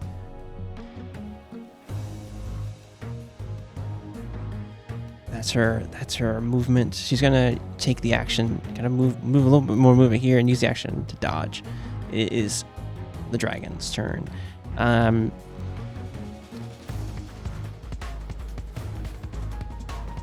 dragon Takes 4 psychic damage for my aura of menace. I see. Oh, he's frightened. Never mind. I'm reading the wrong thing. As Sorry. the dragon looks out.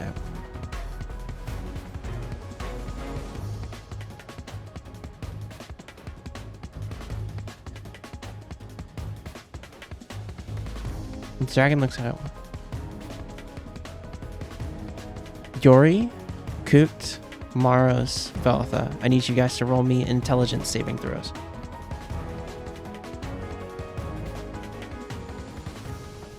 Me, Maros, Vel.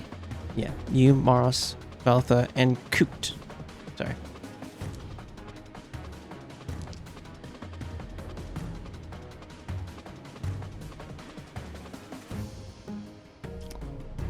Everyone failed except for Veltha. As you guys are hit with this mind energy, as you guys clutch your heads, each of you takes 3d6 psychic damage. 14 on a fail, 7 on a success. Is this an attack? It is a spell. Okay.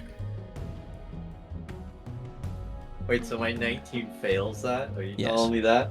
Yes, What? I am. What's the save? As a friendly ban, it's a DC 22. Dude, I can only do that by nattying, man. On a failed save, you can't take your reaction until the end of the creature's next turn.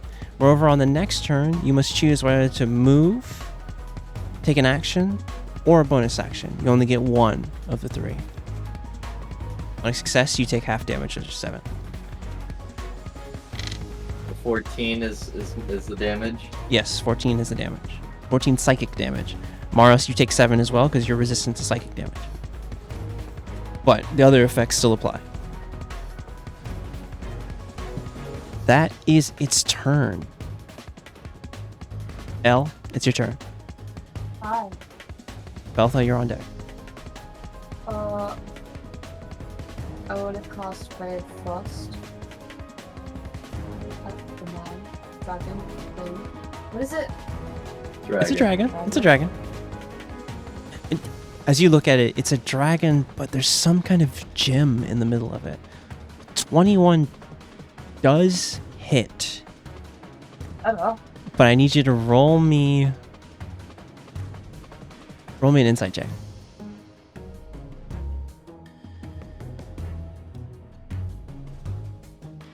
On a 21, you see you hold out the gauntlet of true ice, and it looks at the gauntlet in you. It says, "A weapon forged by Frel. You keep interesting company, child." As the shard of ice rolls out from your hand, you see it kind of collide with this almost force.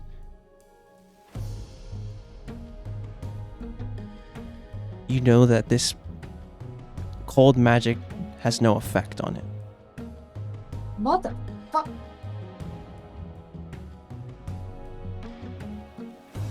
I feel you. For real.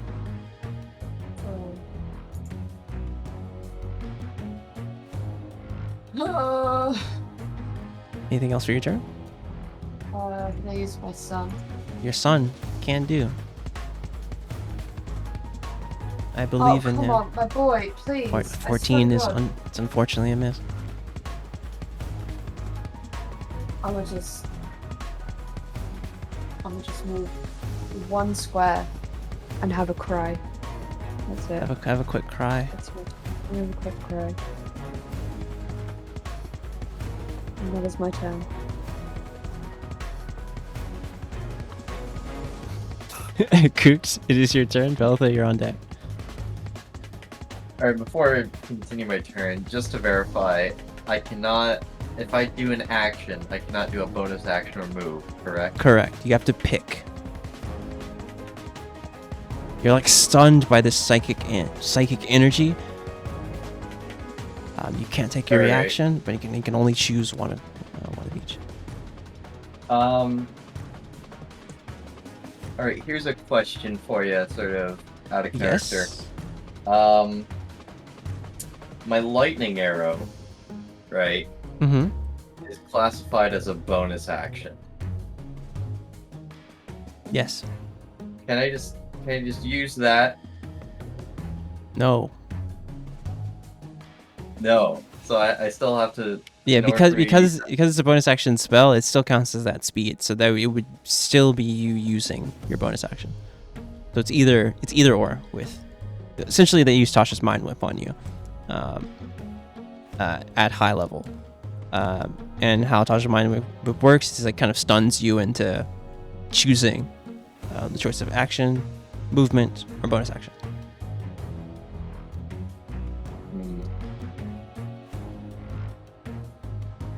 So basically, it's impossible for me to use lightning arrow because it's technically like a two.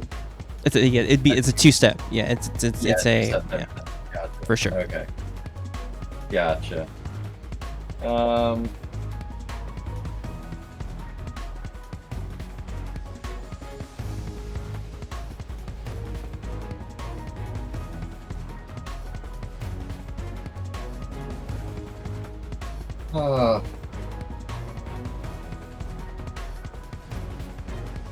Making it very tough for me, Jaw.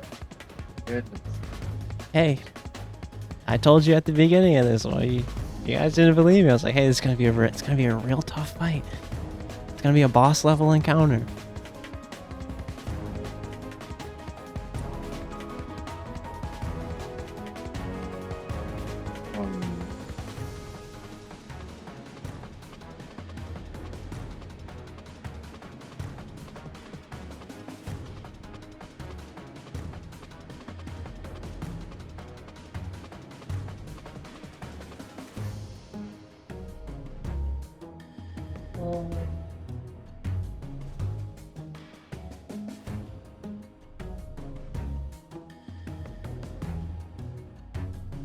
Okay.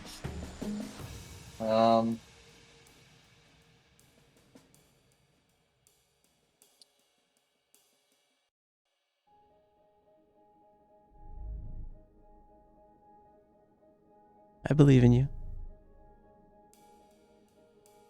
I think I have a hunch what to do. Okay. Give me a second. What's the difference between these? Okay. What are we dealing with here?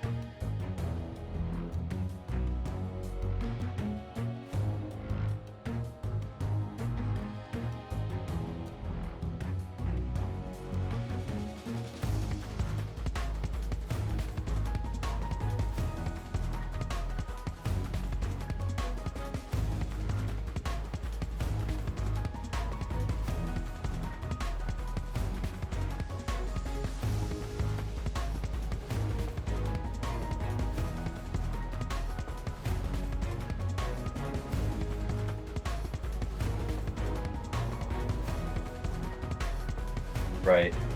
I'm gonna cast Fairy Fire then. Ooh. Ooh, I forgot you had that. That's a Let's good go. call. That is very smart.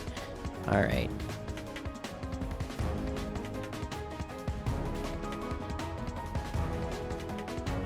Okay. One moment. All right, so it has to make a dexterity saving throw, DC 14. Okay. 17, he does make it.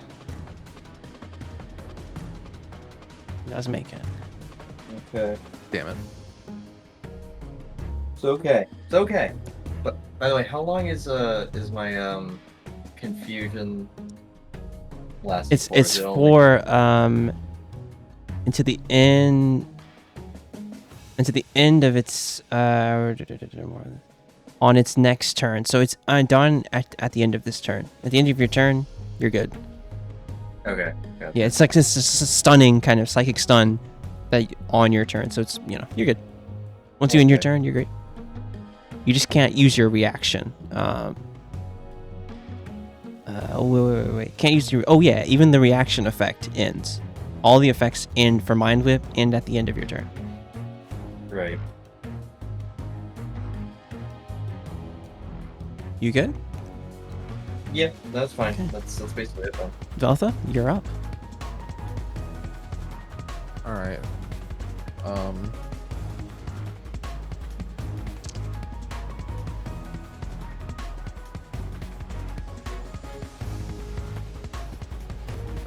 It's immune to necrotic.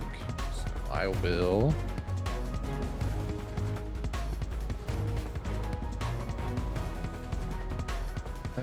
At the top, I'm just gonna. What's that? at the top of your turn, it's gonna spend one legendary action to make an attack onto UL. I don't have a reaction for this. Does a 19 hit UL? Yes. You take 18 force damage. Continue your turn, Velda. Oh. Okay. I'm gonna keep it simple, keep it clean. Okay. I'm gonna throw 3 Eldritch Blasts at this man. Sure. I'm hitting him all 3 times. I Oatmeal. believe in you. 21 does hit. Nothing resist force damage. That's right. It's a lie. Staying is force damage. Okay. I did not use a sorcery point to make it necrotic. 29 definitely hits. Jesus. Okay. 16 is a miss. Bonus action, we go again. Counter spell. This is a cantrip. Does that count as a spell? Yes. So level 4 or lower.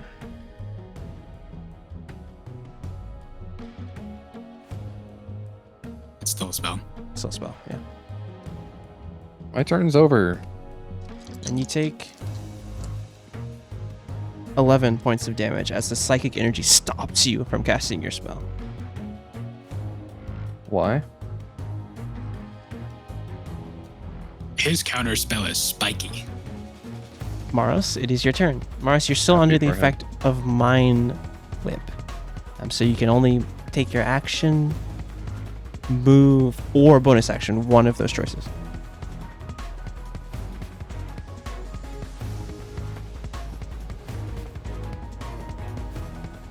Well, I mean, I guess that's my action. I'm gonna spend a psionic die to get my dagger back, Oh, hell yeah. and then I'm gonna throw it out again. Oh, yeah. Maybe not. Yeah.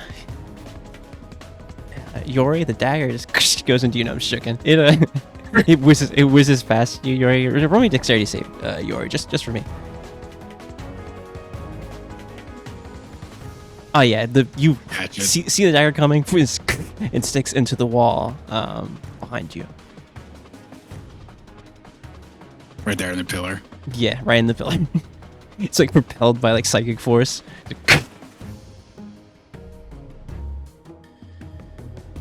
Oh, that is a part of your action. That's right. And I step He the can- other direction. That's right. It is part of your attack action. Hell yeah. Dexterity saving throw. Natural 20. Oh. Still taking half here. 9.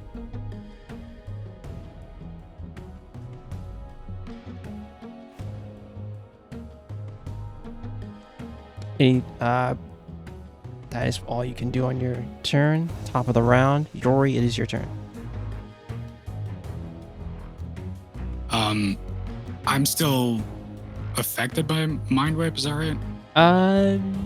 Yes. So until the end Was of I your part of that? yeah, it says until the end of your next until End of the my end of its next turn. Yeah. It's weird because like you're at the top of the turn order, and it's like a weird situation. Right, it still got me though.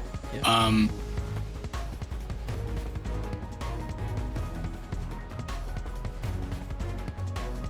Yuri just points his closed fist at this thing, and there is a rising subtone, a very, very low frequency until it is louder than everything else, and it just snaps to 0 and it's pure silence. I'm casting Toll the Dead. Ooh.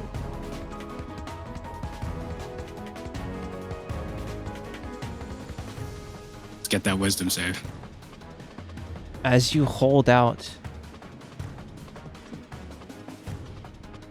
and feel that damage hit it, it's like, looks back at you and it's like, I knew that necrotic wouldn't affect this thing. Hold on. yeah, you did. As friendly game, it was like, told that's not gonna work. Now, why was I looking at that? I think I wanted, it was just because it was a cantrip and I was trying to, never mind.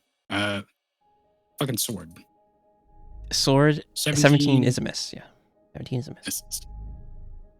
I get to do it again. 18 is a miss as well.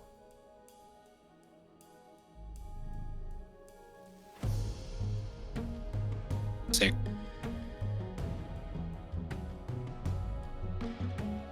All right. It's Emma's turn. Emma's going to give Bardic Inspiration to Kooked. So you have a D8 that you can use on your attack rolls and saving throws. And she's going to give it to you, Veltha. Bardic Inspiration, a D8. And she is going to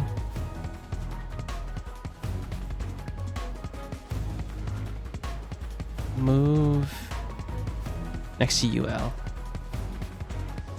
That is her turn. It's the Shard's turn. Shard is going to make 2 rend attacks onto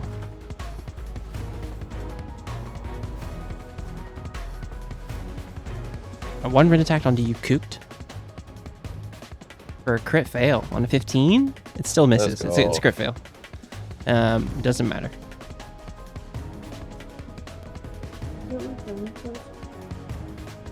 We're crit failing all around. It's going to use, seeing as you made a swipe on it, Yori, it's going to use rend onto you for a 28 to hit. You take 28 force damage. Oof. You said force damage? Yes, 28 force damage.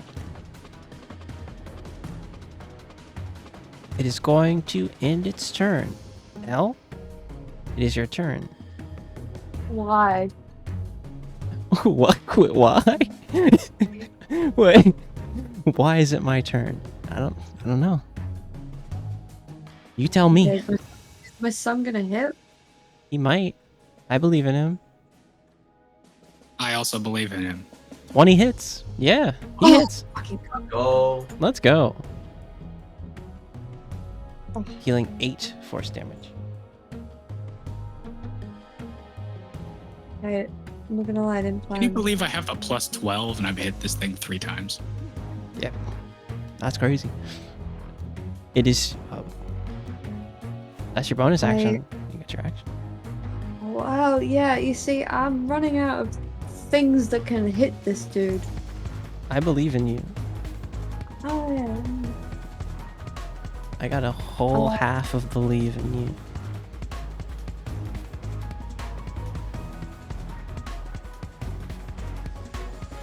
I'm gonna use Guiding Bolt. Oh yeah, that's very smart. That's really smart. And it's At gonna hit. what level? At what level? Remember, you have a Oh. D8. You have a D8. Bardic Oh, Inspiration. shit. Remember to use those.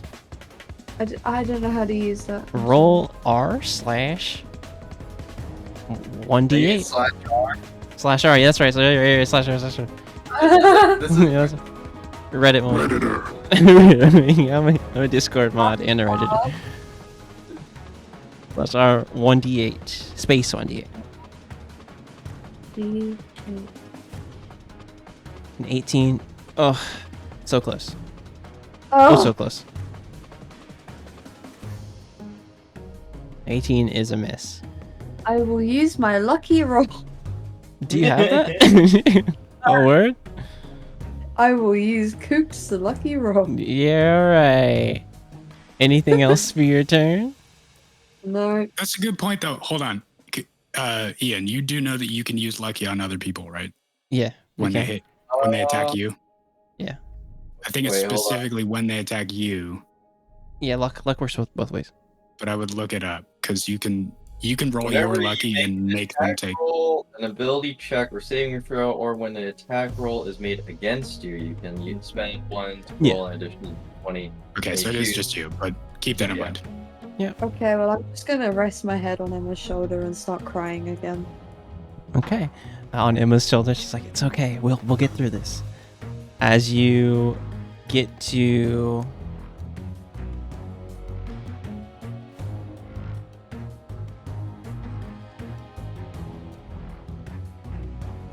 sorry, my sister's making me laugh. Sister's making me laugh. She's like, "Oh, he's doing DnD." Like, yeah. All right. She's narrating. It's your turn. Okay, so first things first, I'm going to use Zephyr Strike. Very smart.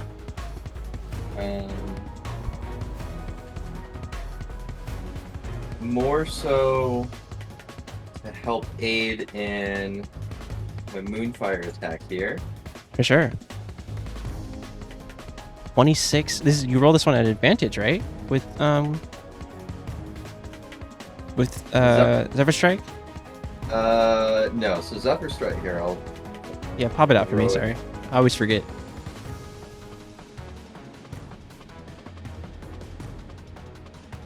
Give yourself advantage on one weapon attack. So, Because actually, well, I mean, you don't have to spend it on this attack though. You can spend it on whatever attack you want to do.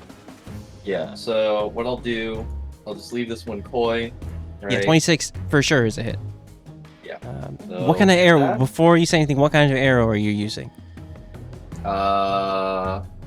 Without looking at things, I will say, actually, I'm going to change it to Radiant. Okay. Then with that, I'm going to roll again. This time, I guess. Hold on. I will use this one at the advantage from the Zephyr Strike. For sure. 27 for sure hits. Yeah. For sure. Hell yeah. And then we'll do the 1d8 plus 6. Plus, we'll also do the 1d8 as well.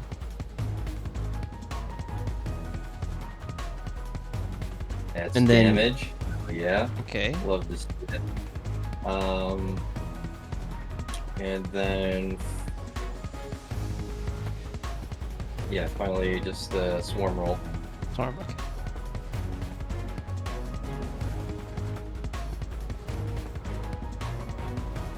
Okay. I'll just do this for free. As you sink those arrows in, you see it like recoil back, and it's like you see the shard disappear.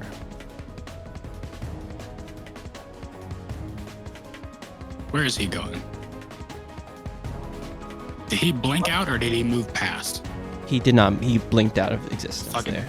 Radon jump up into the atmosphere. Yeah, you see. You see. Truly, you see it move back. Darkface 2. As you see that, and each of you guys, you all look around to see where it went, you hear its voice again. Your strength of will is admirable, but how will you fare against shadows of the past? And here, where your son is, a sword of pure force energy slams into the middle.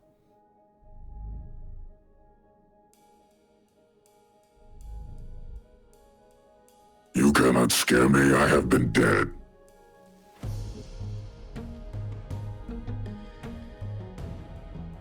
And pulling out of the pillars.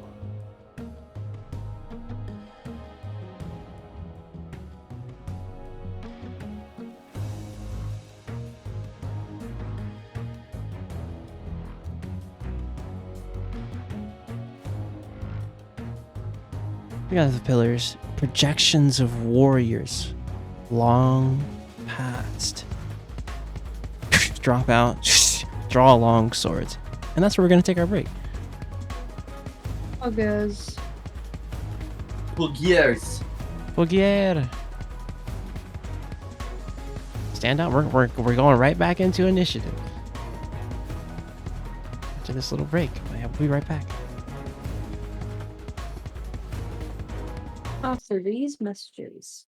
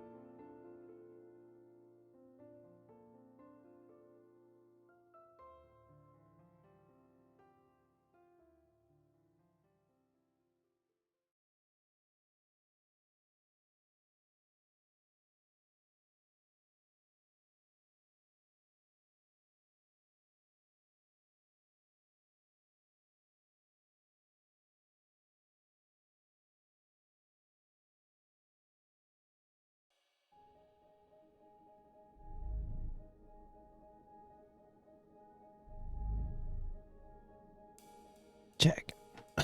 All right. Hello, hello, hello. Hi. What's up? What is good? You guys okay? Yes, sir. I need a nap. As his boss is beating you. Oh, I don't want to nap. I'm taking a nap right here.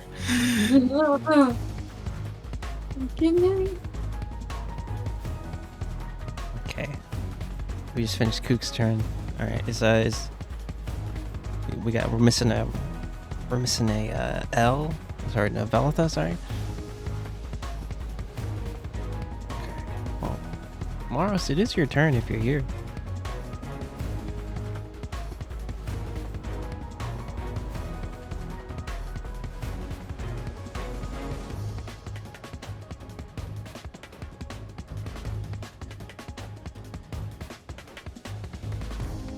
I guess not. Everyone all right though? Vibes good? I'm vibing. Yeah. Okay, good. I had to check my notes again. I think it's what, 1, 2, 3, 4.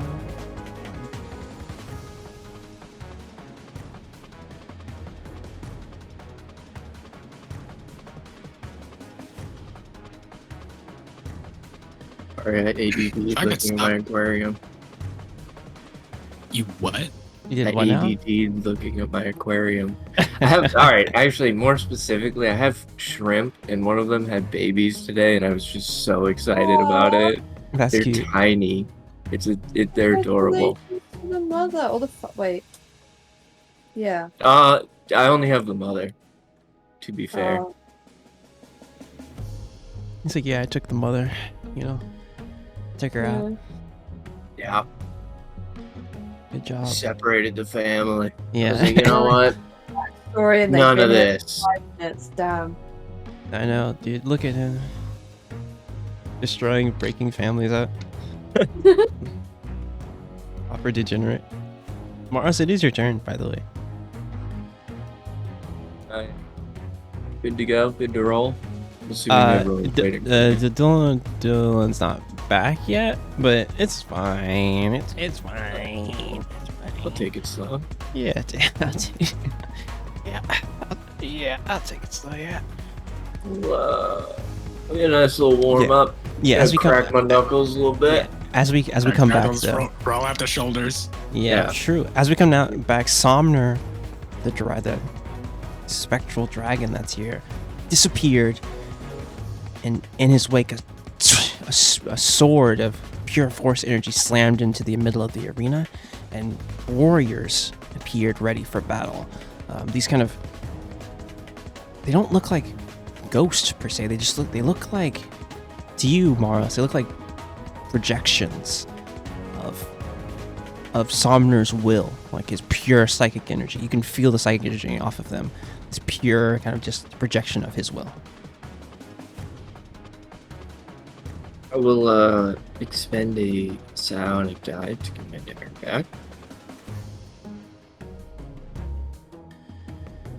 Yeah, sure. Yeah, you pull it from the pillar that was over near Yori. You see just back into Maros's hand. And what? How much of my action is that? Is that just the expense of the psionic die? I will say it's the expense of the psionic dice. Okay. I will say that. Don't worry about the economy on that one. Yeah, you look over here to grab your dagger, and Yuri is also like rolling out the shoulders and doing like boxing stance footwork change, like Hell yeah. Jogging in place type beat. jogging in place type beat. Alright. I'm gonna smack the shit out of this projection in front of me. As you go to swing at it, just know you see it like shifting and moving quickly. It is under the blur condition. Oh man, So your that's your disadvantage. melee attacks are a disadvantage against it. 21 fine. does hit though. as this deals an amount of damage. A number. A number. We'll try another number. Holy Disadvantage though, unfortunately. 26 does 26 hit, still hits. so it deals 13 points of damage. Your crit being 30 is such a good number. Oh, it's so nice. It's a tricky number too, honestly. Most, from a combat perspective, most things As most things P. are hard to Dave get over Walters says, 30 is a godlike success. that. Yeah. As you pull down and swing into this projection, seeing where the lines of the blurs kind of snap into this one single being, you bring your Hue and Cleave down onto it. You see the runes of Hue and Cleave kind of light up as you hit, dealing a fair amount of damage on this one. And 2 attacks. It's do just another it's just 2 attacks. Another number. 16 is a hit. 16 is a hit. Take the 12.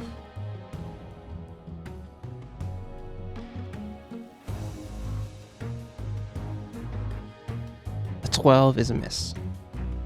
Ooh, maybe a little late for this, but could I try to, Psionic Strike, push it over on the last one that hit there?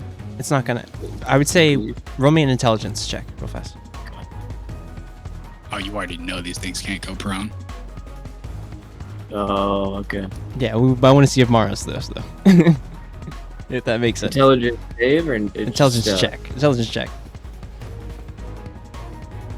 Yeah, you even with the 9, you swing into them and you feel a psychic presence from them, and you know that they're an extension of Somner's will, and you know that they're not physical beings, and you think that your Psionic Strike will not do what you want it to do. Alright. Then I'll end my turn then. Okay. We can send damage back upstream, but we can't really impose any sort of conditions on these mind illusions. Makes sense. As you end your turn here, another projection appears from one of the pillars here. We're late.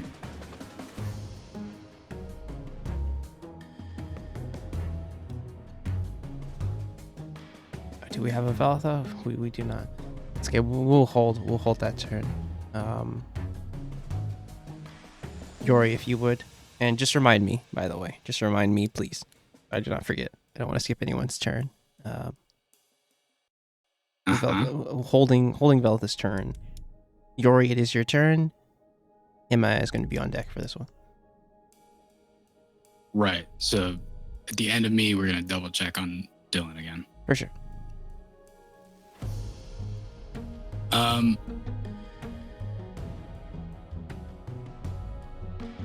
Yeah, like while he was sort of shadow boxing and jogging in place, Yori let go of the great sword and it flashes, inverts back into the void of eternal space. I'm gonna take a couple steps over to this one. Sure. Just throw some punches. A disadvantage. 23 at, yeah, right. 16. 16 misses. Just hits. Just hits. Okay. Just misses. Oh, it does it, yeah. So damage. I'm going to smite. Am I? How much did you do reasonably?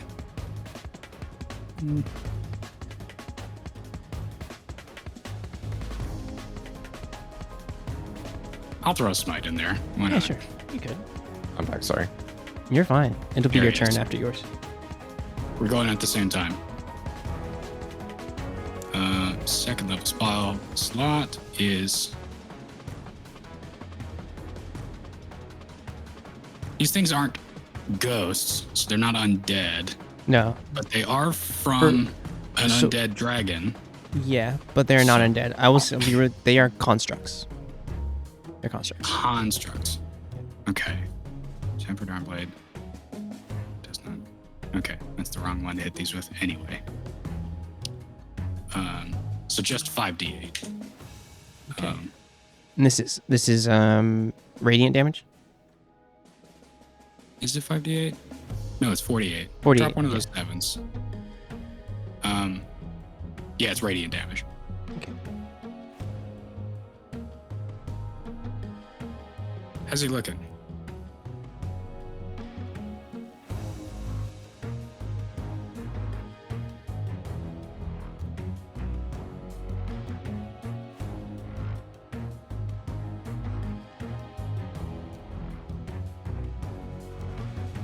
That's a generous red, but that's a red dot. Generous red? So Yeah. I missed it by a bit. Yeah. Or is it within 1? Sorry, I don't know what It's- generous it's- means. It's in a weird spot below yellow, but also very close to. It's in that middle Gotcha. ground. 25-ish%. Yeah. Okay, then I'm just gonna sort of, right, like, so this is a big over-the-top elbow, like, punch at this thing's neck, and then everything whips the other direction. I'm gonna punch this thing. Holy. Unfortunate Let's that it's keep at it good, though. disadvantage. It's at disadvantage. 20 Dirty does 20. hit. Dirty 20 does hit.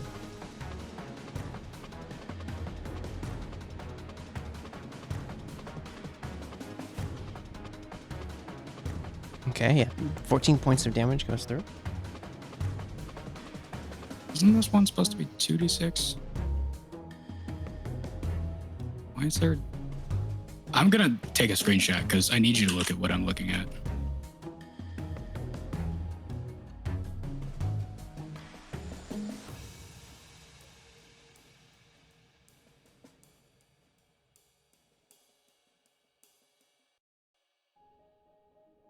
Or I thought I was. Thanks, snipping tool. This is the It's a Watcher's Handblade, so it's a... It was a d6 of slashing, and I think it was a d6 of force on top of that, just anyway.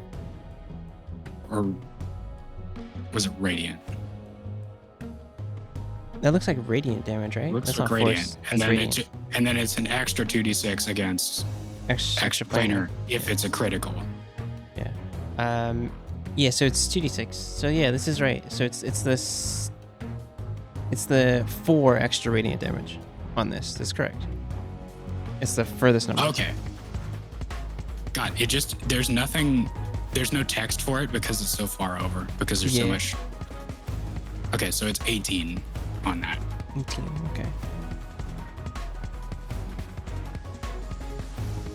Does that do it? It's looking so fucked up. Okay, so Yori like elbow punches this thing, whips the other direction. The armor just seems to accelerate everything. There's a blast of bright off-gassing by the shoulders, and his fist connects, and there's a pause, and then the force catches up. I'm gonna Eldritch Smite on the end of this. Okay.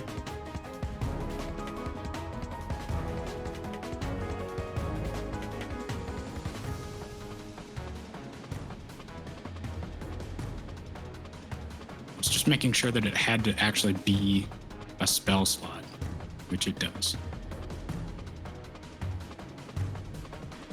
It should be 2d8, I think. That's just enough. As you Or does it? Hell as yeah. you put your hand into it and you see the projection fades out. You'll never believe it. That was just my action. I'm gonna move the spiritual weapon over here and hit this man.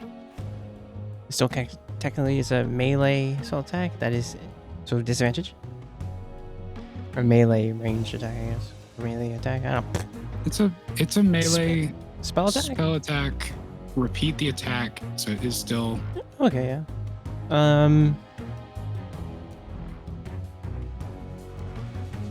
I would say it's I would say on weapon attacks, or I'm does it saying yes. I'm saying melee weapon attacks. For these guys. So yes, this is a normal okay. roll. It's a. He likes the 13. Yeah, I mean it's fine. I'm just kidding. Yeah, a miss. It's a miss. All right. Anything else for your turn? Movement or anything like that? Oh yeah, I guess I should just sort of upshift. I would have done that anyway. I'm gonna go over here to this one. All right, Velitha, it is your turn. Okay. As The spectral image fucking disappeared as I'm like standing behind this pillar. Yeah, as you heard Somner's voice, you've heard the sword slam into the ground, and these projections come out. What do you do? I'm gonna swing this way and shoot a blast at the red dot here. Sure. 13 is a miss. But it was a joke the whole time, because actually it was a bait. Because this one, but actually it was a triple threat bait, because this one's gonna. But actually, Yeah, that 16 does hit. 16 does hit. Give me the damage. 13 points of damage. So these are just straight rolls because this is This is a ranged spell attack. Wink, wink, nudge, nudge. But I'm gonna use my bonus action to bring out my dog. Yeah. Oh. Yeah. That's level 5. Or that's an action. I forgot. That's an action, yeah. It's the other one that's a bonus. I forgot. Okay. Yeah. I will do that next turn. I'm going to just do some more blasting on this one. Sure. And he started blasting. So anyways, this one for real on God's gonna hit. 17 is a hit. You Eldridge lances into this one, and this one goes down. I need to not delete this one because this one might be the one I rolled. Yeah. AC on. But that 50%. projection flickers out. And I'll just spin to the one that popped up by closest to Butio Yes. and shoot my last 2. 22 hits. 13 is a miss. So 10 force damage.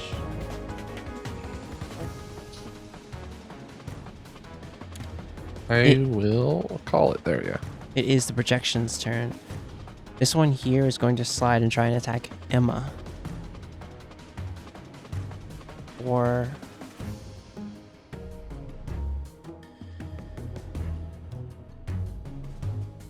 a 9 to miss, a 22 to hit, dealing 22 points of damage to her.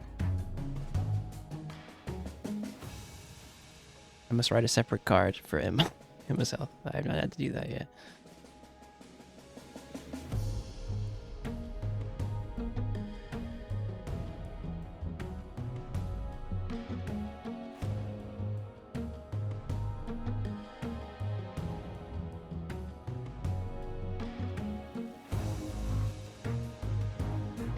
This one in front of you, Yori, is going to swing at you. Actually, Oh, at me. Okay. yeah, it's going to try and swing at you for a 17, a 25, 25 does it. 11 slashing, 16 force. I'll shift all the way down. I'll go mode 2, take half of all of that. This one here will move to you, Velitha. Entered Mars' that range, but didn't leave it, so I think it does not. That's not an attack opportunity. Yeah. It's going to swing 22 to hit, natural 20 to hit. On you, Velitha. Oh. You're taking, and then it's going to add, since these crits are brutal in this house, it's going to add on the slashing damage. There's an extra 3 on that crit.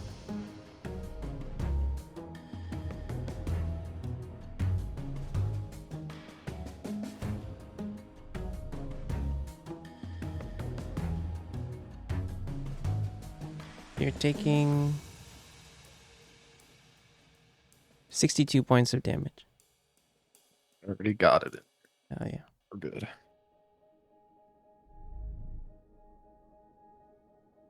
That is But going I'm hellish rebuking this piece of shit. Sure. Needs to make a dexterity saving throw, correct? Oh, at Yeah. level Holy 5. Christ. 33. That's a failure. As you get hit and slashed by this, taking a grievous amount of damage, you hold out and point at it. You see the blue flame reach and burn on this projection.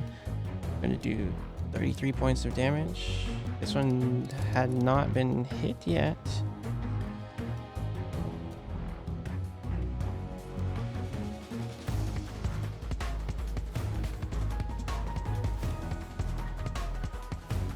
Instant yellow dot.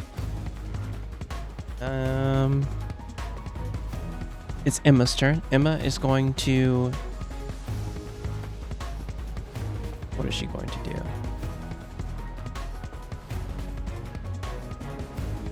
Emma is going to give Bardic Inspiration to...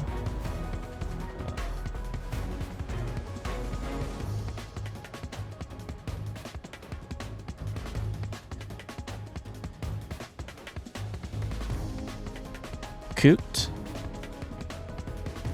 and Maros. You have a D8. So does oh, this mean it doesn't I now stack. have 2? No, it does not stack. Sorry, you already had Okay. one. Who didn't Yeah. have one? Maros, did you have one? Spent mine. I did not have one. Okay, so Maros, and then we will move down to L. It's a D8. It's a D8 Bardic Inspiration. Yeah. Smart. Smart Actually, one. Velitha, you have Bardic Inspiration. She's going to stay put. She's not going to take damage from that. It is the Blade of Disaster's turn. The Blade of Disaster is going to move toward you, Cooked. It's going to make an attack at you. For a natch. Oh, I did not want this to happen. I'm having it roll, and I'm gonna have it roll. Roll lucky. There we go. There we go. So, So you roll it. is Oh, rolls you it again. So is this a minus? You or he roll rolls just it? a d20 and it uses the d20 that you roll. Yeah, roll a d20 then. All right, let's go, baby. Could I stack my psionic shield on top of that? You don't Let's go. know the amount of damage that he is going to. He's It taking gets a 0. 9. It takes a 9. Very good, because you did not want that, because that's not just the 32 and the 20. That's actually way more damage than that. 12d12. They'll still do 12. Yeah. 78 force damage. Yeah. You do not want to get crit by this thing, by the way. You will die. Oh, Lord. L, it is your turn. As another projection appears. Okay, where did it go? Oh, it's right there. No, I'm sorry, I'm blind. No. It is you.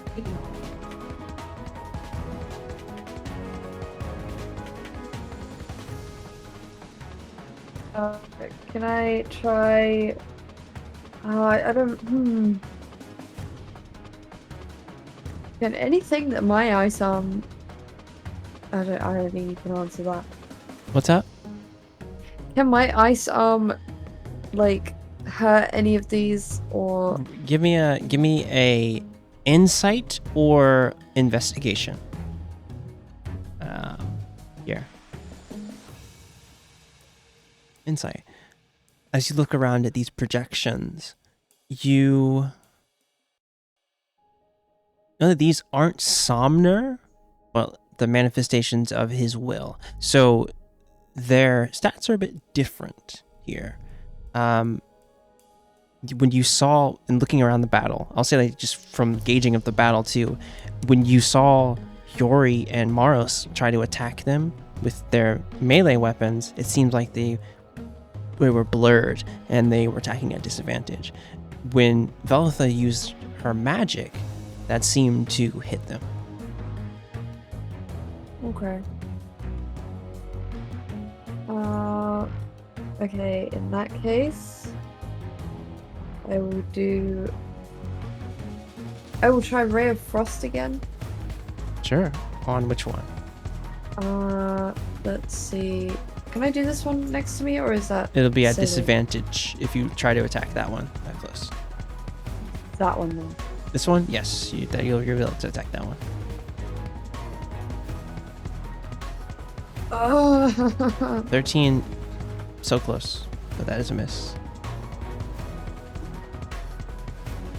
And then my son is too far away from anyone. Not really. He's close to here by 5. He's close to here by 10. Not far away at all. Remember, he can move 20 feet. Actually, he can go literally anywhere here. He can go here, he can go here, he can go here, he can go here.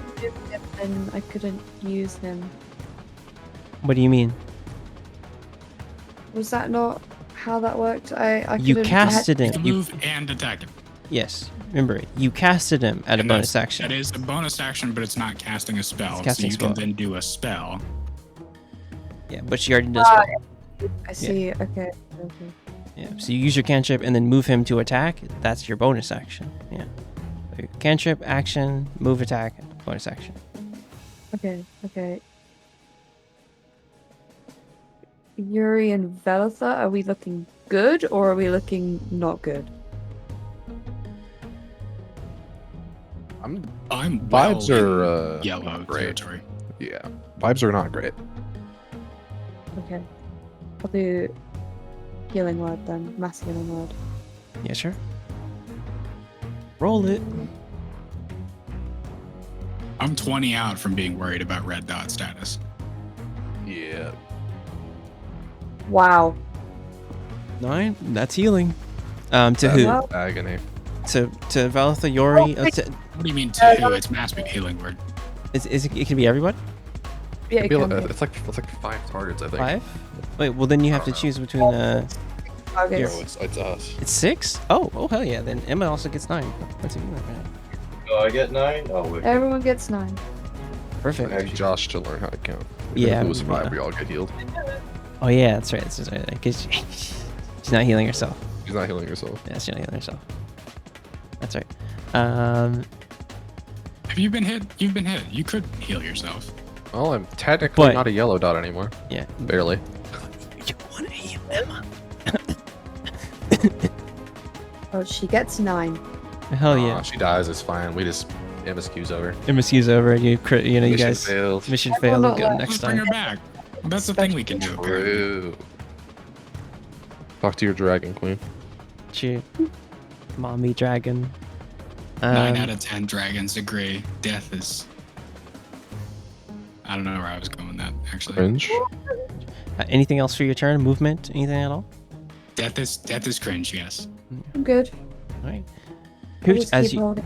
as you start your turn next to the blade, it's going to use its reaction to preemptive strike you for a 10 to hit. Actually, yeah. Nope. Oh yeah, it's your turn. I will presume my Zephyr Strike is still active, correct? No, you used it.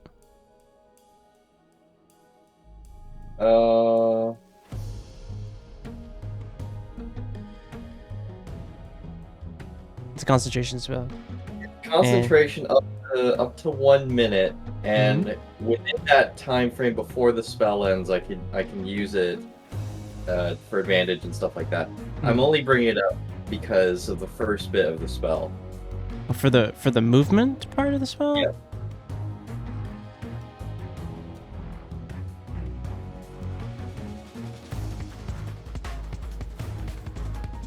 Pop it out for me. Zephyr Strike's a weird ass spell, honestly.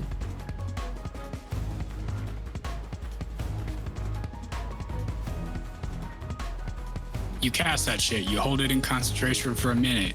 Until the spell ends, you don't take opportunity attacks. Yeah. One time in that minute, you get advantage. You get the strike and the D8. Okay. Yeah. Okay. Oh, then, but you still have the keep movement holding it after that attack to have the movement. Yeah. Okay. Yeah. All right. for Yeah. a minute. Yeah. You 10 have to rounds. you have to provoke it, but honestly, it already used its reaction to try and preemptive attack you, so it wouldn't matter. But yeah, you still have the movement. Okay. So I'm gonna move next to El's son. Toad's on. And Sure. what I'm gonna do is Moonfire attack on the sword itself. Sure. We'll do Radiant again. Sure. 28 hits. As I don't the like how I said that. as the arrow flies, you see the sword cut the radiant arrow in half. Still taking the blast of radiant, but the arrow was destroyed. Interesting. I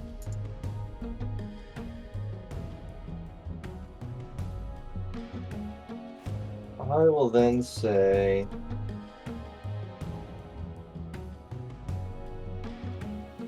we are going to Is roll up another Moonfire a magic weapon? Moonfire is magic. Run with me. Moonfire is a magic weapon, which means that the piercing damage is from a magical weapon. Mm-hmm.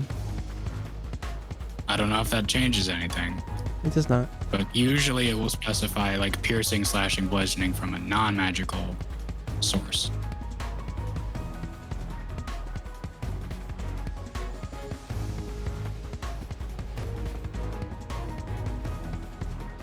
Either way, Just checking. I'm gonna load up another Moonfire shot anyway. For sure. The sword. This is a hit. And then this time I'm gonna have it be a lightning arrow. The 3rd level. That'll do it.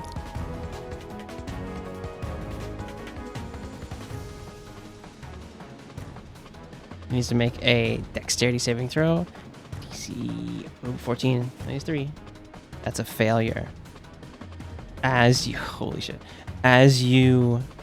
see that the radiant arrow didn't work, you pull off your bow and like streaks, and like this strikes true to the sword. You see lightning energy pulse all around it.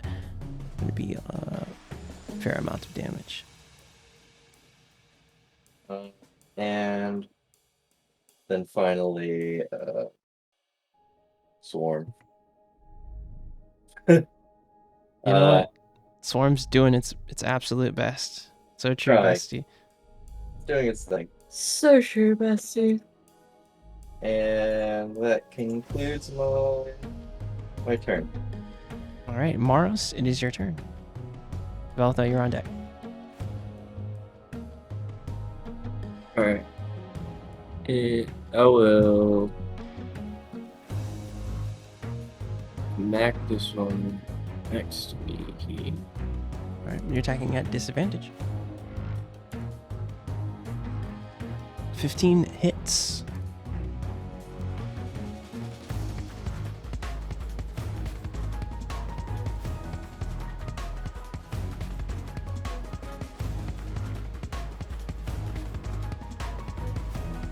And again, another attack at disadvantage. Let me check some real fast.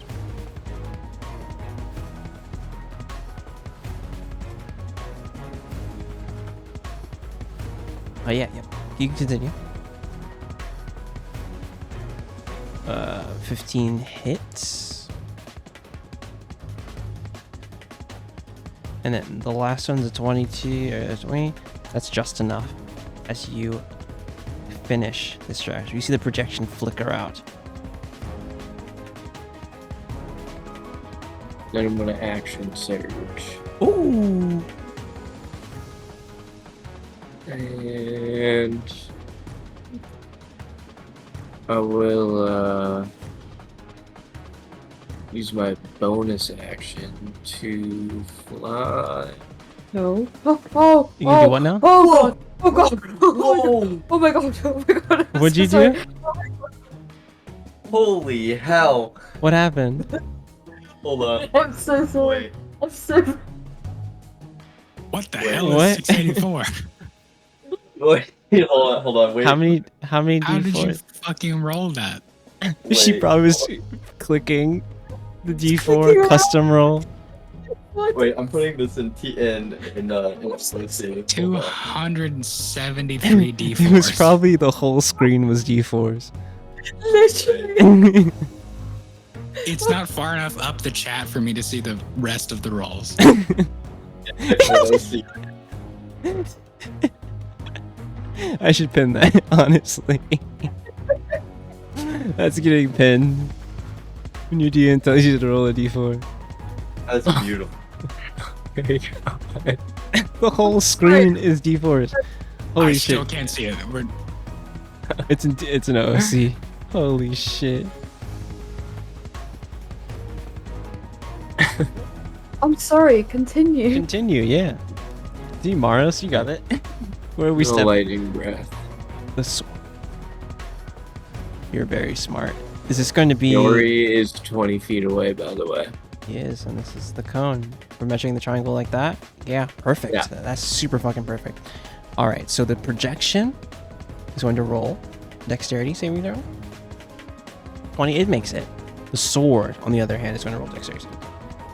It also makes it. Dirty 20s around, but we're taking 11 points of damage? 11 points of damage? Okay. This one had not been hit yet. See, it had been hit once.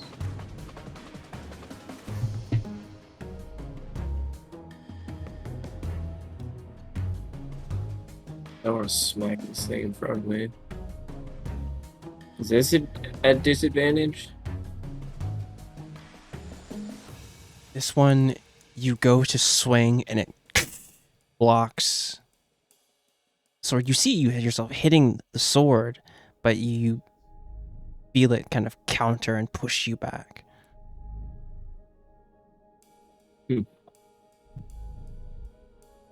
Lazy Atlan. A lightning breath.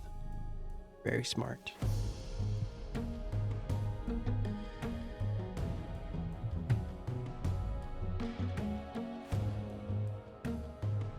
So both of those again. Dexterity saving throw from the blade. So close, but it makes it. Also makes it, but we're taking still 8. Or wait. You're right, 8. No, 9 damage. Yeah, 9 damage on each of these.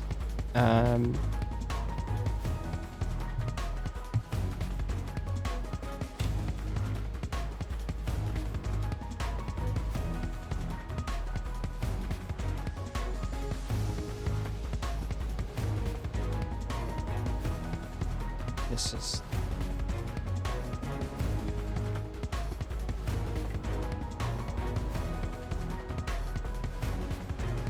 Anything else for your turn? No, that's gonna end my turn. Velitha, it's your turn. Okay.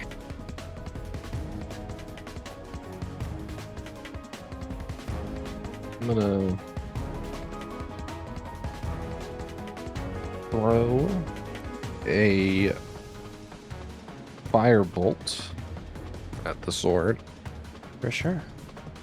and I'm gonna use Oh, no need to use the twin bardic. spell Oh! To attack to hit this one too. for sure. It's with the same attack roll? It is. It just does the It damage. just splits the... okay. That's very good. Yeah, roll me the damage. You're still holding on to that bardic. No need to use it, but that... This sword's looking fucked up. Honestly, pain, because it's 10, 1, 10. Yeah, this sword's looking fucked up. Smile. Why did I roll a 1? I hate this. Yeah. That was truly a blue roll for that damage. Yep. We're doing it again, but no meta magic this time. No magic, okay. Onto the sword again. Okay. Stand clear, Mars. You, down. It whizzes past the sword, and the sword just whips out of the way. Anything else for your turn? I do not think I can. Okay. Yeah, I can. Dory, it's your turn. And let me change some things right here. This one is one of these now.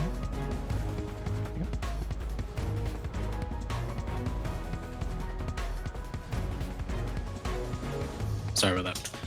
I'm gonna hit this one next to me. Sure. It is a construct. Yes, I it don't is. think that applies to any of my bonuses. All right.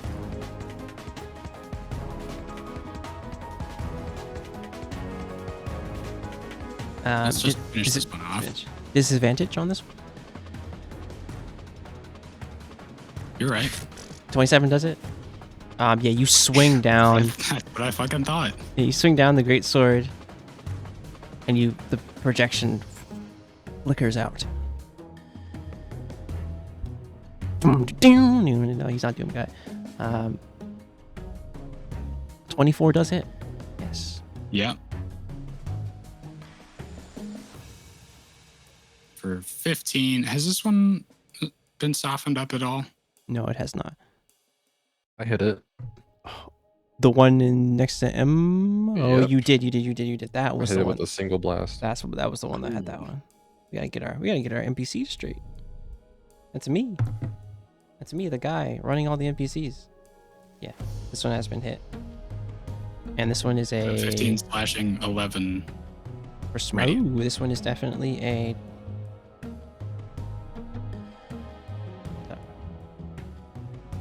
One of them, generous ones, if you know what I'm saying. One of them generous ones.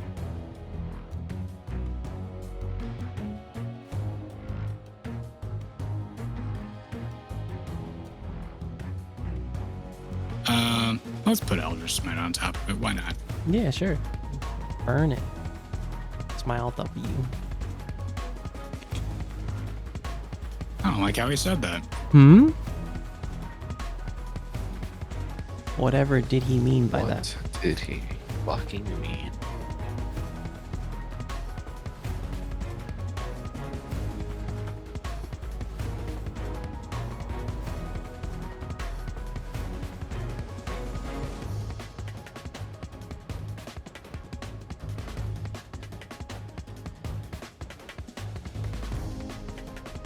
D8 plus. Okay. 2d8. 2d8? There. 8 Okay, points so of damage. 8 more force damage. Okay. This one's looking. It's flickering. It's trying to hold its kind of presence. Oh, he's close enough. Oh, yep. I'm gonna stab him with the spiritual weapon. 17. 11 misses. 11 does miss. Yeah.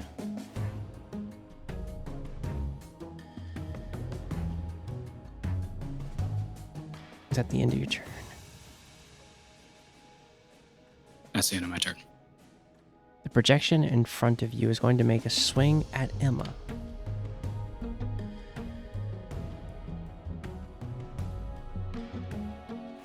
For a 12, you see it. Oh, very smart. As it makes a swing, you see her hands go up and it bounces off her mage armor. And as you see it reel back, the Helgen Greatsword. As soon as it takes its eyes off of defending against me to go towards Emma, I'm swinging again. As you swing the Helgen Greatsword down in it, you see, as you look at the projection, a sword not unlike the sword you hold in your hand it has. And you see a quick nod of acknowledgement of you as a warrior. As the sword, as it kind of relaxes its guard and lets your sword cut into it.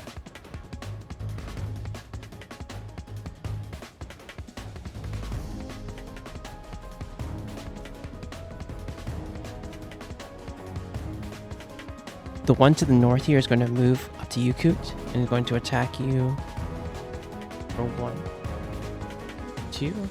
A 10 and 11 do not hit. Action surge. 20 and 23. Hit 13 and 20. Sorry, what was that 13 and 18 damage, right? Yes. Okie dokie. It is Emma's turn. Emma is going to move here and attempt to... Oh, man. And there's one more of these. He's going to attempt to... Let me see if these have any... Yeah, they can't be.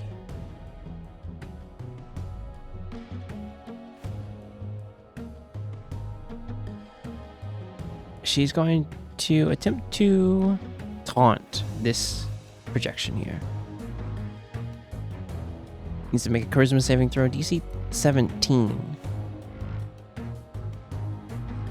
It fails. This one has disadvantage on ability checks, attack rolls, and saving throws until the end of her next turn. And that is all that she's going to be able to do. It is the Blade's turn. Blade didn't like that you did all that damage to it, Maros, and it's going to swing at you for a 12 to hit. Unfortunate. Elle, it is your turn. Everybody around me is dead. That's right. Cooked, you're on deck. Yes, sir. I can use my son without moving, right? Yeah, he can just hit if you want him to. Interesting. Yeah, I do. Swing him. It's gonna be a nat 20. Oh my god, what the fuck? Woo! Let's go. Wait, Do you have those special dice on? It exploded. the weighted dice. And it's a brittle crit, so you add its... Is that a proficiency bonus? I don't know what that means. This was another +4, so this is 15 force damage on this one.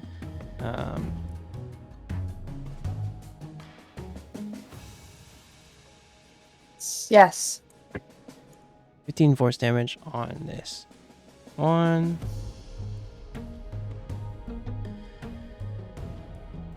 Okay. All right, that's his attack. Anything for you?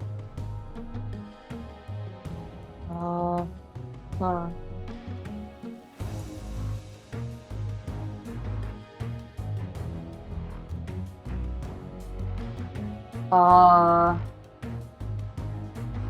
Well, see, my plan was to attack the one that was right next to me, but it's dead. So. Yeah. Change of plans.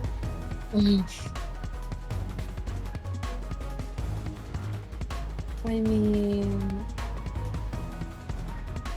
well, I guess I could just heal everyone again.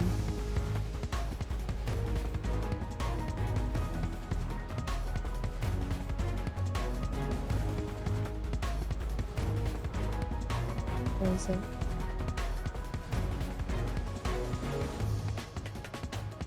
Well, no, actually, is everyone good?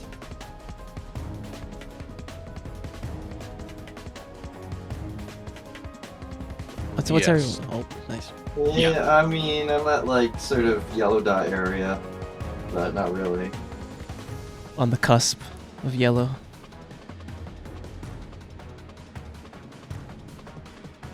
Do omega damage. Yeah. That's what I vote for.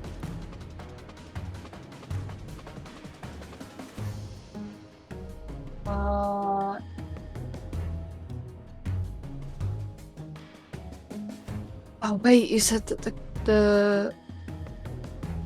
Oh no, never mind. Oh wait, fuck. I will tell you that. Remember, the one to the north has disadvantage on saving throws and attack rolls and ability checks because of Emma. And just something to note. It is taunted. She burned her last taunt of the day.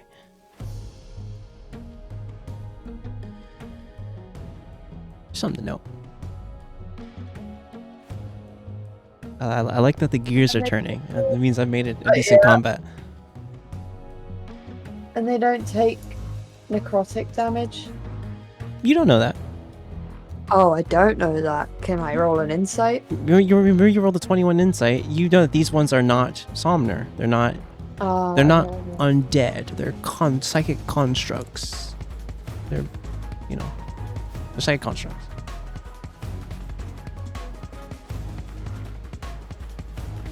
I'm gonna use Blight then.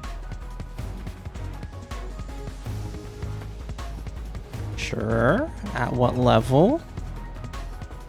You sighed, and I thought that was because of what? Don't worry. I was like, I'm gonna use Blight, and then I just had Ian sigh behind me, and I was like, okay. A word? What level are we casting this at? Just right. 4. 4. Okay. DC con save. Ooh, they're not really con. Yeah, you hold out your hand, and I haven't really described how Blight works for you. What does it look like as you cast Blight on this projection? Oh god.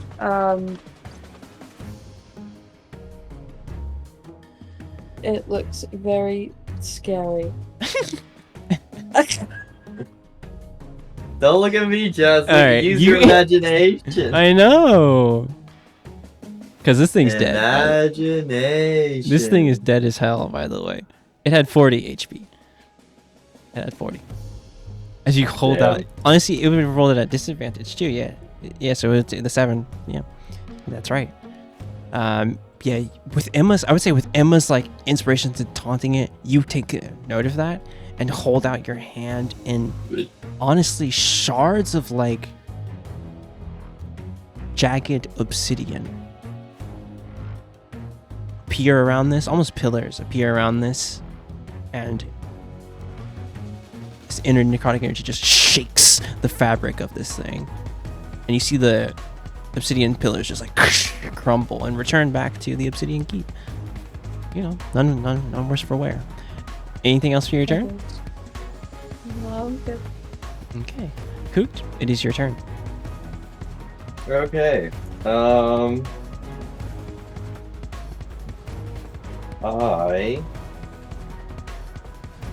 will do a thing. I believe that you will do a thing. I know Yes, you will. I will do a thing. Thank you. Appreciate it. The question is, what type of thing will I be doing?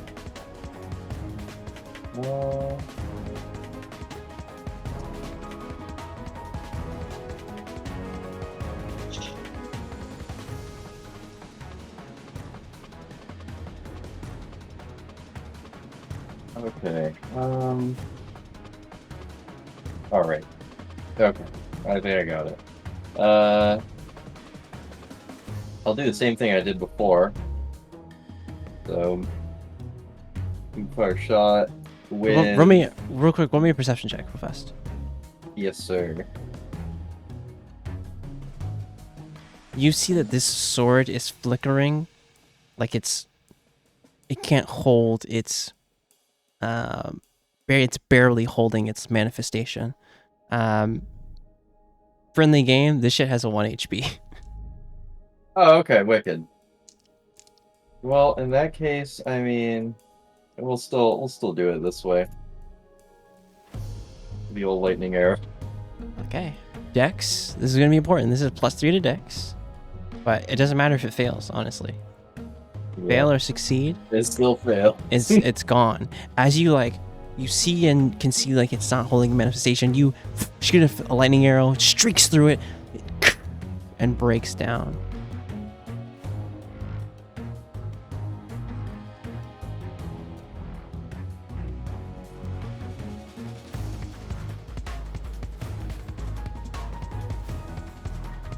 Oh, Maros, you have to hit a dex save as well. That's right, because it's a wide line. Yeah. Yeah. You're taking half So I of need to that. roll I need to roll 2d8. So Damn.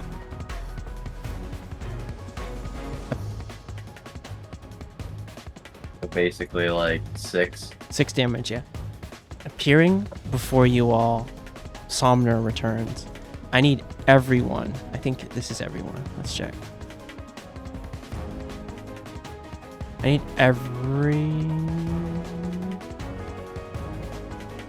need everyone to roll me an intelligence saving throw. DC 22. Fuck me. Well, What? Yeah, what? +4 to that. DC 22. Come on. Intelligence saving Come throw. on. I need to roll one for Emma as well. She makes it. Hell yeah. As God intended. All right. So what do we have? Emma's the only one who makes it. Yep. I'll solve that for you. You did better than Cooked, who didn't crit fail. That was my bardic inspiration. Low. Didn't work. It's a 1d8 for Bardic. Yeah. So it'd just be the Oh. 2. Okay. Eldrita would have had a Yeah, actually L Vel and L would have had a Bardic, and all have. but still wouldn't succeed on using the Bardic though. yeah, I would have had max 18. And it's 22, isn't it? Yeah, it's a 22. Well, if you roll a 4 and then you get the +4 from Yori, Oh, from me is the +4. You have a Bardic. Use plus that. the Bardic. Yeah, use the So Bardic. you could pass. So So I would roll Right now you're at D4s. right now you're at an 18. Yeah, you need to roll a d8. I'm assuming 18 doesn't do. Come on, 8. Oh, fuck me, man. Let's go. That's a success. Dude, Right? What do you Wait, mean? what? Why are you tilted? 8. You passed. You passed. It's 22. 22. You Yeah, needed you at meet it. least a Shit, I 4. can't Meets- count. Let's Meets go. it. Meets it. Let's go. Hell yeah, Let's go. math. Let's go. Actually, fuck it. I Alright, want everyone to just be a fucked. part. I want to be a part of the crew. Hold on, wait. What are you I'm talking gonna about? lucky You roll. can't make it, bro. I'm lucky rolling. We're lucky Okay, rolling. you can try. I believe. Well, And then Bardic. 1d8 and 1d8. Come Are on, you baby. are you Bardic still? I'm Bardic. You could do this. You could do it. have to get max. You have you to have to get an 8. Oh! He gets an 8. He gets an Let's 8. fucking go. Let's go. Damn. We love to see it. You needed it because everyone who failed is taking 56 psychic damage. Oh, not me. 56 psychic damage. Maros, you take half because psychic resistance. 56. 56. Yes, 56 psychic damage. Passers are taking half of that. Any Oh, I would passers? have actually been dead. Yes, you would have. Passers take 28. I'm Yes, sir. going mode 2. Oh, we kind of hurting. Jesus fucking Christ. As Somner returns, you see. That just tips me into red dot. As Somner returns, you see a wave of psychic energy ripples out onto everyone. You guys are all kind of pushed back. Oh, I forgot. Each of you who failed is stunned until the end of your next turn. Oof. Actually, I'll roll it out. I'll pull it out for you guys.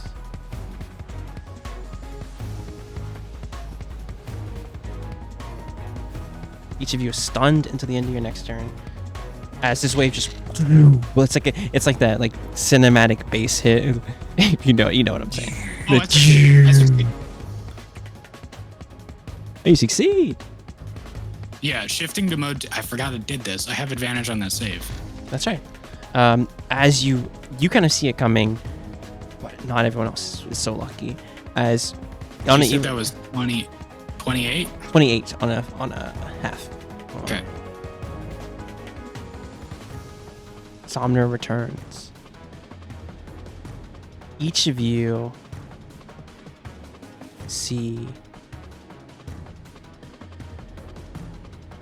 Somner return, and we're gonna hit at the top of the round. Yori, it's your turn. Cool. What? Oh, we're just skipping the last 3 turns? But who? I don't want my stunt to end. Oh! Sorry. Kooked, is this your turn? Kooked, you are already stunned. Wait, it's my turn again? Oh, Already yeah, you went. already went. Maros, I'm sorry. Maros, you There took we half. You took half damage. You took half damage because of your resistance, but you still are stunned from the failure. So what is the stun condition? Like what is You can't do shit. Yeah. Okay.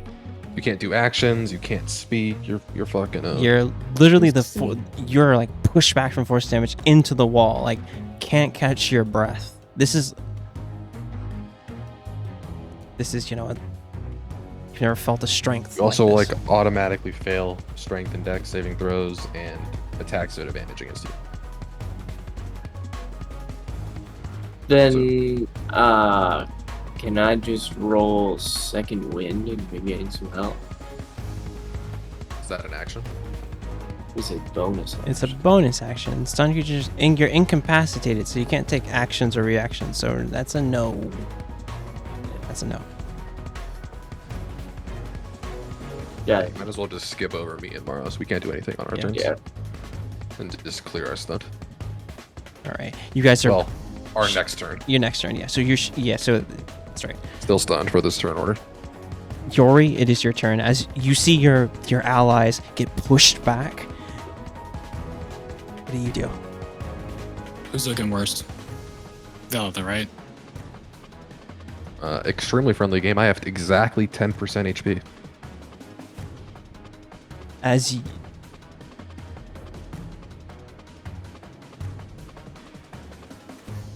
yeah, you move over to. You can move over to her. Sorry.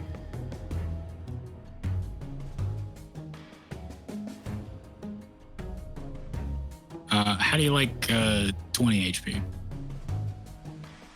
I like it. I'm still red, but it's good. I'm not scared anymore. Okay. As an action, lay on hands. And then just for my bonus action as I'm walking over this way, I'm gonna... Everything starts humming inside the armor like a fucking neon sign, and we get a spell slot back.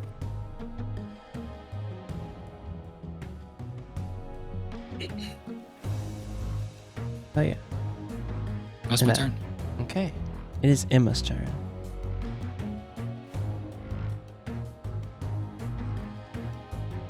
What's everyone looking like, HP wise? Great. It's been better. I'm basically at a little bit less than a third. Okay. Yeah, probably Feeling at pretty like a epic. third.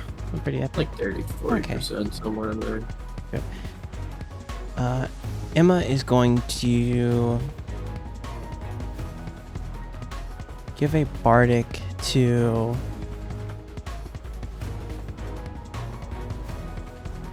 Yori and Maros here. And it'll be Somner's turn. Somner is going to use Rend on you, Coot. For a 26 to hit. Can I lucky roll that? If you It's have an a attack, right? It is an attack, yeah. So I can Yeah. lucky roll it. You can lucky roll it, yeah. Motherfuck, son of a fuck. So it's Yep, that ain't hit it. it's a 10. Yes, it is. It's He has plus plus 14. It's plus his modifier. Oh, plus 24 14. still. Yeah, Why is it plus 14? This dude's a nightmare, bro. that's right. Yeah, 24, Kill myself. taking 23 points of damage, and then it's going to Man. swing at you one more time for 22 to hit. Well, I'm dead. A psychic energy washes over Kooks. You feel the energy press you down into the temple floor, and you fall unconscious. That'll be the end of Somner's turn. Elle? Right. Can you spare the dying on Coop? As a bonus action, yeah, you could. So he's not dead. Though. He's not dead. He's not Whoa. dead. He's going to be making. He's not even downed, dude. My Sorry, book. I didn't wrote mean his to name as my fucking- book. He's dead. Oh, that's He has right. 1 HP. You have 1 HP. That's right. As you're about Oh, to fall, shit. dude, there's like fucking, you're engulfed in blue flame and you're still He's standing. not dead. Wait, Josh, can you remove the X on my thing? I accidentally put it on. How did me. you put an X on that you can't take off? I don't know. What the? You're at 1 HP. Okay, thank you. Okay. Base God. At the top of your turn, though, Veltha, I need you to roll me a Wisdom save. DC 22. Me right now? Yes. Uh-oh. You're charmed by Somner. You hear a voice in your head as it uses commanding thought on you. It's not a spell. It's a legendary action. Not a spell. Yeah.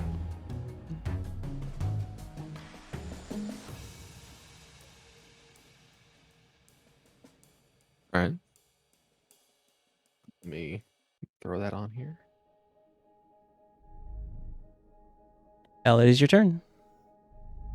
I'm gonna heal everybody. Based. Big daddy heal. Come on. Oh, fuck you. 14 to Oh, everyone. fuck you. Hey, that's still a heal. That's still a heal. You don't have that thing where you get max healing dice for reasons, She's a grave cleric. do you? It's max when they're dead, when you're unconscious. When they're dead. That was Yeah, it. when they're unconscious. Yeah.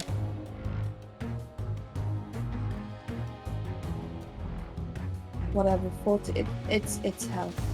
Health achieved. Everyone gets 14 HP. Let's go. I think.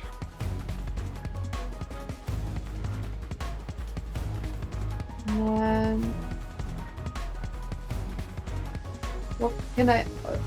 That was about. I can use an action, right? Yeah, action, yeah. Cantrip or attack, whatever. Okay. I want to use blade barrier. You cannot cast Blade Barrier What? Why? because it is an actions level spell. You already cast Healing Word at level 7. You can only cast a cantrip and or use an attack. I'm gonna throw myself off in Roblox. I'm gonna make oof sound in Roblox. I can't even do that anymore. Oof and roll So block. mass healing word is a bonus action spell? Yeah. Yes, it is. Yeah. Okay. You probably should not get closer to this thing. In fact, you should probably get behind a pillar. But don't you have like a crossbow or something? Oh. Yeah. Oh yeah. Oh my god. I remember Elle when she only used the cross. Cross- You know the True. tab Oh. that says actions. Holy shit. A 27 does hit, actually. Look at you. Give me the damage. And yeah, Yeah, you it's remember fine. your attacks add blessed strikes on the things. They just do radiant damage. Remember, Cracked I always for no reason. just remember that you're cracked. Jesus Christ. Just remember that. It's not hard. Just write that on your flowchart. Yeah, I'm pretty cracked. Oh, alright. 15 damage.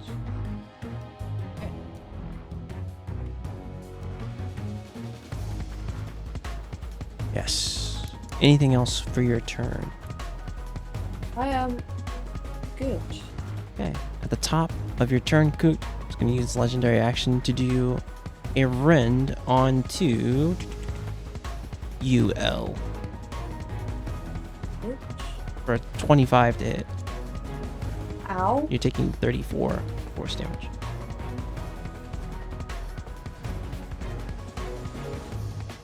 Oh.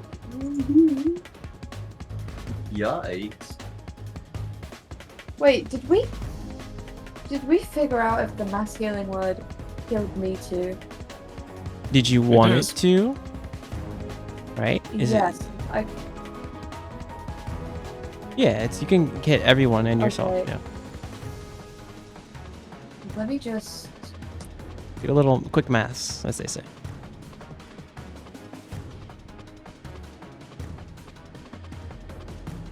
Hold on, let me just start over.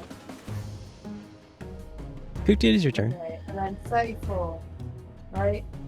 I'm taking. Telekinetic rend is an attack. Yes, it is. I'm taking 34 damage. Yes, you are. Okay, cute. Okay. Anyway, well, first thing, I'm gonna use a shuttle on stride. I think see you. that's definitive. Yeah. You're gonna whip on out of there. 1 fire damage. 1 fire damage. You know what? That's fine by me. I'm gonna fucking blitz on over here, and Okay. then I'm going to then use a. What should I use?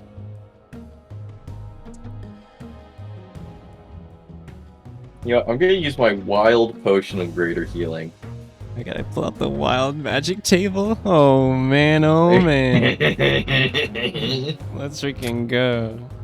We love to see it. I'm gonna need you to roll me a D100 and let me grab. Let's go, let me get my baby. wild magic table real fast. Yeah, roll me, Oh, roll me- Jesus Christ. yeah, first off, roll the potion's healing first. We'll do that first. Roll the potion's healing. Yeah, Okay. yeah, roll the potion's healing, and then you're gonna So roll me. That's a 4d4 plus 4, right? Yeah, it's a great. Yeah, 4d4 plus 4. Yep. Okay, 14 healing. All right, now roll me a D100, and we're gonna. Oh my god. We're gonna. I'm scared. Wild magic table is a fun table. Alright, here we go, gamers. Okay. Oh! 99. That's actually probably pretty good. 99. What? Hey, yo. You regain all of your spell slots. Yo! Yo! You regain all your spell slots. That's a really good roll to get. That's very lucky. Including my lucky? No, not your lucky.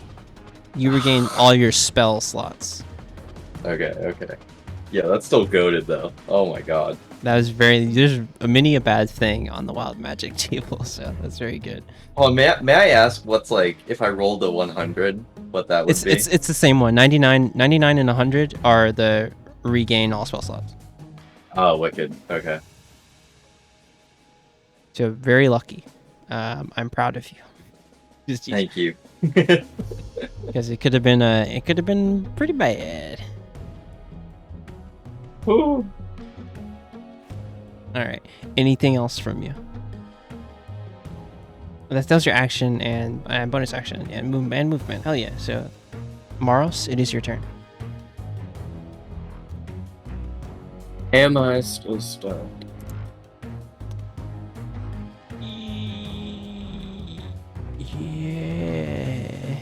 Yes. It's at the end of your next turn. You know what?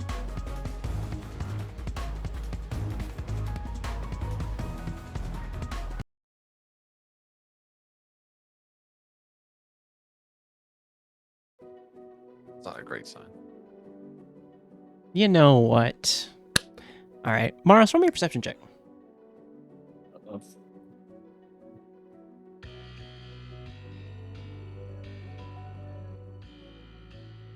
As you look over and like look around, from Emma, you see this dark wind blowing around her as she's focusing on Somner. Every single one of you is cleared of all your conditions. And each of you is going to get, as she kind of holds out her hand and focuses out on everyone, and she utters like a word in an ancient language. A language that none of you... Does anyone actually speak Sivian? I shouldn't say. Sylvan or Sylvan? Sorry, Sylvan. I speak Sylvan. She speaks in Sylvan. And Velitha, you know that this is a language. I might too. She's an elf. You know that this is a language of the Fae. Each of you is going to get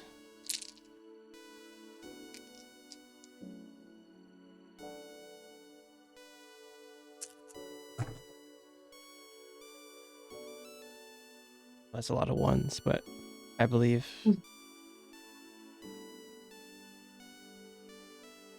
22 points of healing as she utters Mummy. a healing word to everyone. And you're also cleared of all your conditions. You guys see this? 1d2. Can I go over to her and make out with her real quick? 2 2s. As this dark wind is whipping around her, you see a power from her that you've never seen before. And Mars, it's your turn. How much healing did you say again it was? 22. 20. Oh, I thought you said 1d2. No, 22. 1d2. It's 1 or 2, guys. It's one or two, yeah. Better win that coin.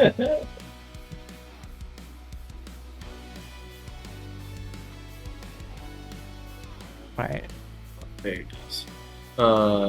You feel, when you hear that word, you feel emboldened by her magic, so you get your bardic inspiration with this as well.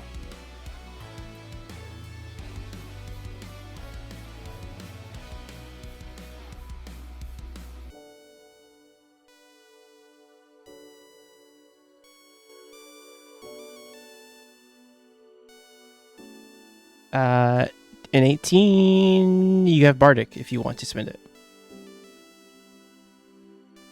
So that add on to the 18. Mm-hmm. Okay.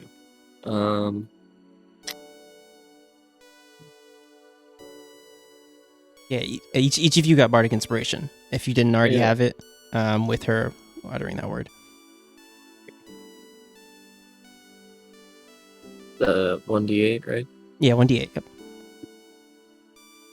A 19 is... you're so close. You're so close. Smish. 16 is a miss. 15 is a miss as well. Okay. All right. I'm gonna use my bonus action to heal a little more. For sure. There it is. Yeah, 18. Velitha, you instantly, as you hear Emma's voice, and you kind of snap out of Somner's command, and you see this dark wind whirling around Emma as she's holding out her hand and uttering that word to you. You have bardic inspiration, and you're completely clear of stun and charm.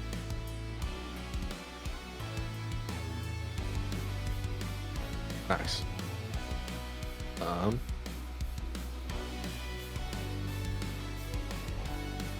I hate this guy. Roll I me hate a- that he's a yellow dot. Yeah, I hate yeah, it. exactly. Roll me a perception check as you prepare to attack him. Attack Somner. you almost seems like he's, if a dragon could smile, he's elated by this development. Go ahead. Hit him with your bonus action and then hold your action. I can knock him down. There you go. Crumb of meta. Probably, if you think you can knock him down, smile though.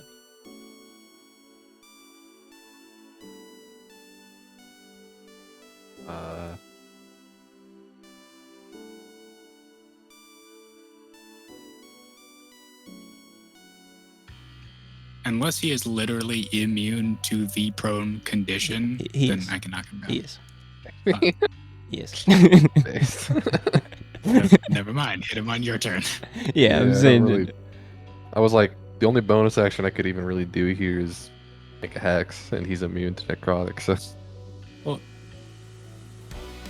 you can't bonus action Eldritch Blast until you've already done it. Yeah, Is that the exactly. thing? Yep. It's a copy. Copying the spell. You would still be able to do it because holding just your hold the action, bonus. it's you cast the spell and then as a reaction you hold for the trigger. sure, that's fair. So Well- if it doesn't go off, you still lose it. That's the risk. But I can't even knock him down, so don't worry about it. Yeah, I'm gonna use Form of Dread again. I want more health. Oh yeah. Refreshing my temp HP. And then I'm gonna. So, anyways, I started blasting. Sure. Remember that you have Bardic Inspiration on. You can Early spend- 25 hits, so. Yeah, it does. Yeah. So. I'm an L. 17 is a miss. Yeah. I'll use the inspiration here. For sure. This last one. I believe. Didn't even need it. 24. Minus 14. Minus 9. Okay. And think that's it. All right. That's it. Yori, it is your turn. You feel emboldened by. Oh, is he immune to fear? He was. Yes. Yep. Okay, Yori cool. tried Sure. to menace him. I just couldn't remember. We're good. Yori, you feel emboldened by Emma uttering a word behind you. You hear her kind of yell out psychically, but also just physically too. And you gain Bardic Inspiration and are cleared of any conditions that were up on you. Cool. I didn't have any, but that's nice. Hey, need a little healing too. That's true. I did. I'm actually well above yellow dot at this point.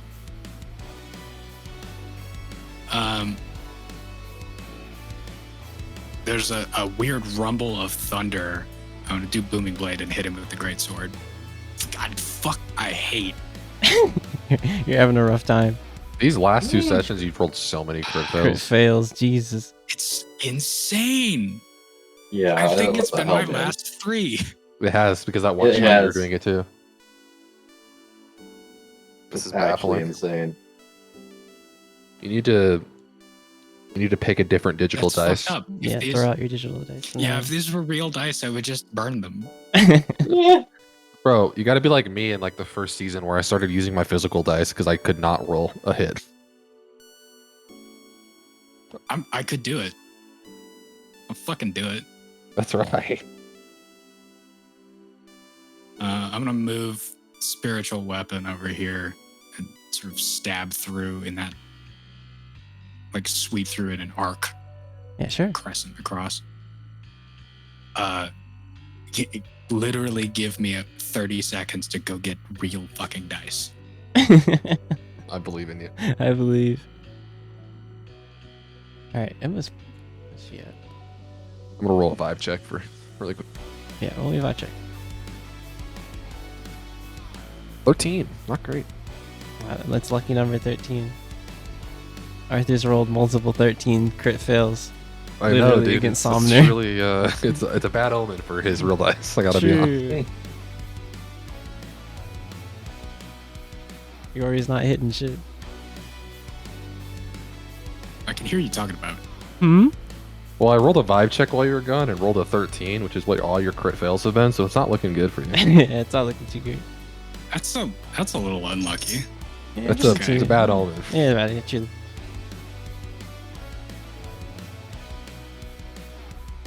Okay, this is spiritual weapon, All right, I which is believe. +9. I got a 17 on the die. Ooh. Let's go physical That's die. Physical die. We be hitting. Hell yeah. Let's just get damage out. It's 15 slashing. I have a high level spell slot. I'm gonna smite him. Sure.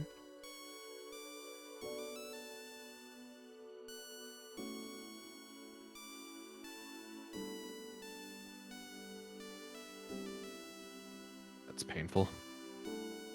21 radiant damage. Sure. Anyone? You gotta stop rolling ones, bro. No. Problem is I don't have enough d8s for this. I think I have 1 d8. Yeah, Be here a not worth while. it. At least you hit. And with that, I am totally out of spell slots. So. Huh.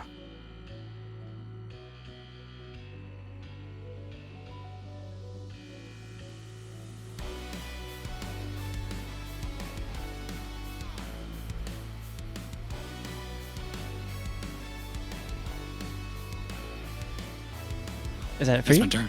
All right. It is Emma's turn. Emma, what is she gonna do? She could do a thing. Oh man.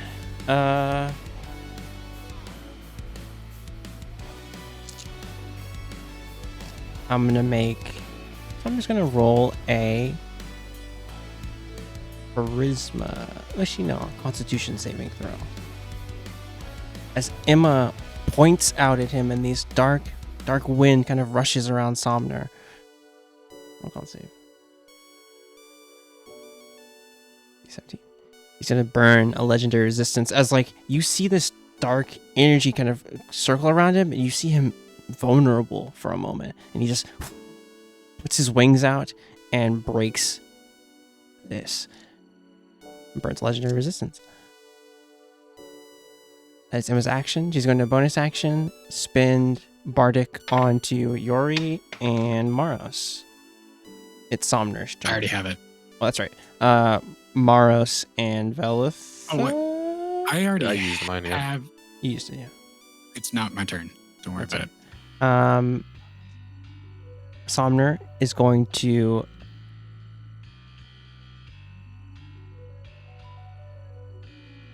rend L Yeah. for a 27 to hit. And then he's going to I- rend. He's going to rend in front of him Yori for a Don't try it. 33 to hit. What the fuck, dude? I'm Just going like me, for to. real. As he's rending. Well, who is that against? L? L, yeah. Trick question. It doesn't matter. I'm going to hit him. Sure. Owned. I got an 18 on my die, and it's a plus 12. I got Oh, a yeah. 30. Hell yeah. Your dice are better. IRL dice are better. Yeah, your dice copy. Your dice are better. Copy. No, I'm joking. Those with 13s are pretty rough. Yeah. How much damage does he take? Here? 14 slashing, and I don't have anything left to smite with. So that's it. Okay.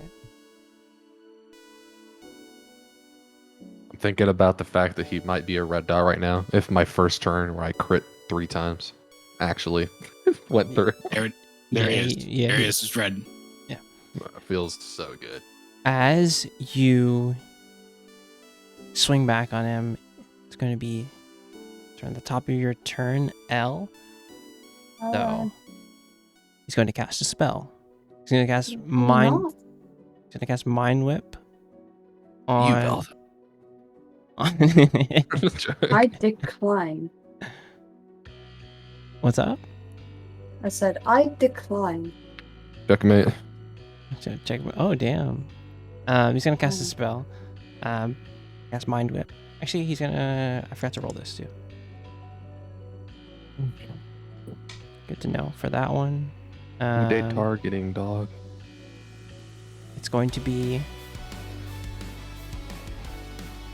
Emma, Kooked, and Maros and Yori. Emma, Kooked, Maros, Yori. Each of you needs to make an intelligence saving throw. DC 22. Did Emma give us another bardic? Yes, yeah, she gave everyone a bardic. Yeah, Bardic. Use it. You're gonna want to use it. Yes. Maybe. Do we know what the save threshold is? 22. It's 22. But you're too far away from Goot. 22. Let's go. I'm too far away from Coop. Nice. I'm right next to Maros. Maros is and safe now. I'm Maros is close safe. enough to Emma. Yeah, Emma is going to make a intelligence. Nice. Failed it. She did fail that. Yeah, even with the 4. 19. Yeah. Successes all around. I can't use Bardic on hers, can I? No, you cannot, unfortunately. Rare BTOL, dude. Yeah. That would still be 19. It doesn't make it. It's gonna be 13 damage, so 6 psychic damage for everyone. Half for you, Maros. So 3. Much worse. Let's go. 3 damage. Emma takes the full 13 here and is locked out. Stunned or what?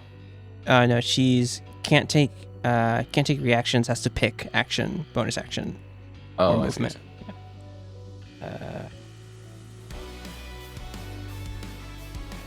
Okay, it is going to be L. Is your turn after you sprint 2 legendary actions for that. Okay. My son. My Son. Sun hits on his 1d4. Jesus. Let's go. Because he's based. Okay. Quickly, based. he's not based. He's base 5 damage. Oh, okay. You see Somner looking joyous. He's like, yes, show me the strength of your resolve. And you can see him still thrashing and fighting you all. But he seems like he's hurt. At least the projection is not as clear. Do what you will.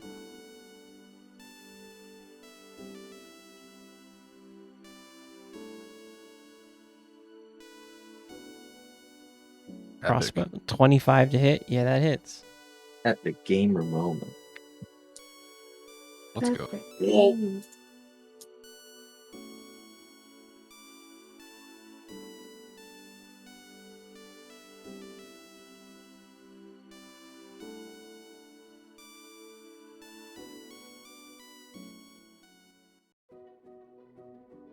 Okay.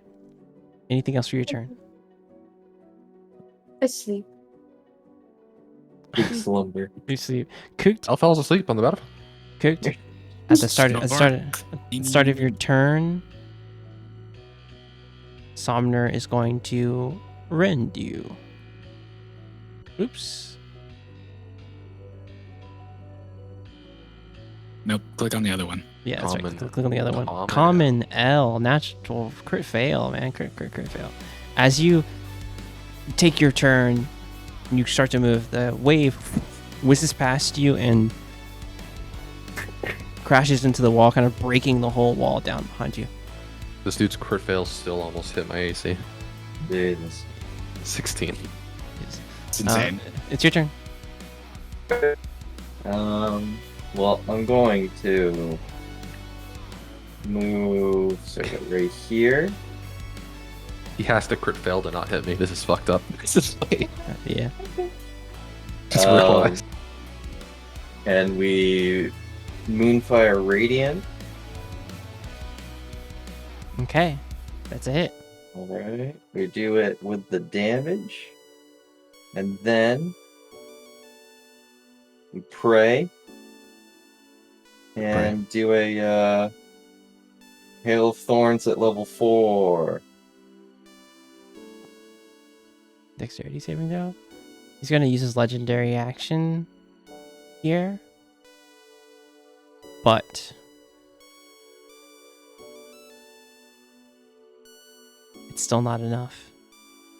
Describe to me how you finish Somner. As Kooked pulls back the string of his bow, he grabs Somner's attention and then utters, "Tell Zolomon I send my regards," and lets the bow rip. As hundreds of radiant arrows fall from the heavens. As these arrows swing into him, and he's like, you see the projection of Somner flicker, and what's left in its wake is a large amethyst gem. And at this moment, Emma steps forward, holds out her hand, and you see the gem go into her hand. Like she grasps the gem. She'll step even past you, Yori. Stepping up, you see this dark wind kind of swirling around her as she grabs the gem, and the wind kind of subsides around her. As we exit initiative.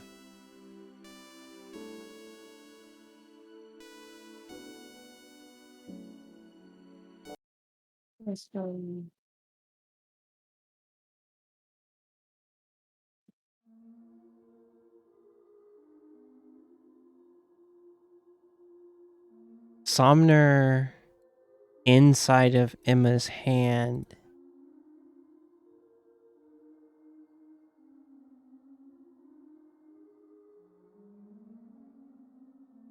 you guys can move yourselves in a non-threatening position around Somner. Somner will reconstitute from the gem in Emma's hand. Sorry. It's like... Bro kicked me. I got horse kicked. Yeah, sorry. He's like...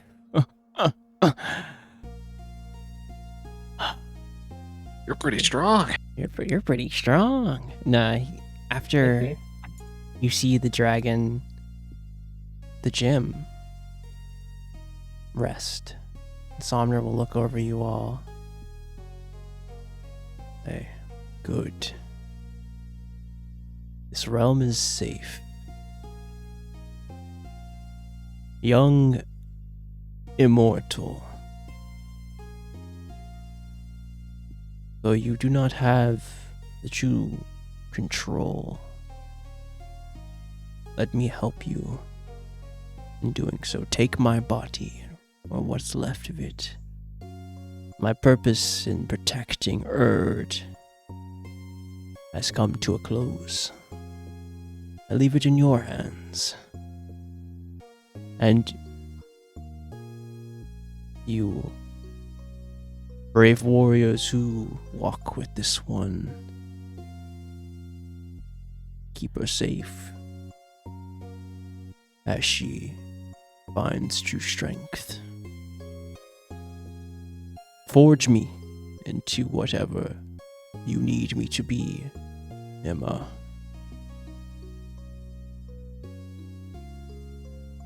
I will simply be the tool which you need to protect this realm. And you see Emma kind of look at the gem in hand, and as the gem kind of like still is pulsing with Somner's energy.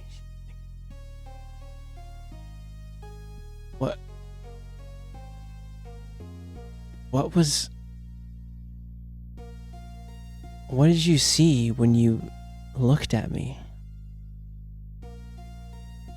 And Somner will kind of look at all of you and look at her. Child of air and darkness, you're...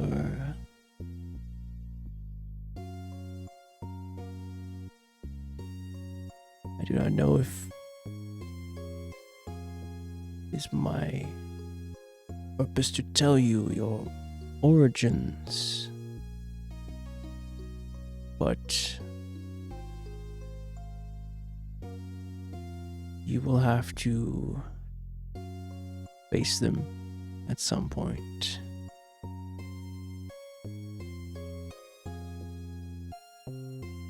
Just know that I will help you in this journey.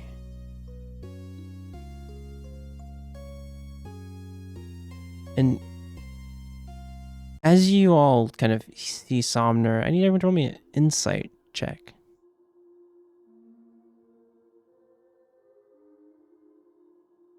See nothing of yours. Insight check.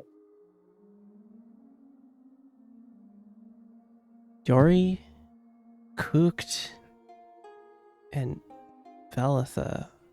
You know that I'm just withholding some information. You know Cooked and Velitha for sure. You know that he did legend lore on Emma, so he knows a lot about Emma just with that. He seems to be withholding something. And Velitha, with the 22, you know that she spoke in perfect Sylvan. And that's not a language that the elves do speak it sometimes, but it's a language from their origin. Yep. Feywild. And as Sumner will look at you, seeing that you have that knowing, like, when you are ready, you may have to return to your other home, young one. But do any of the party, do you guys elaborate on anything, as he seems to be withholding a little bit from Emma?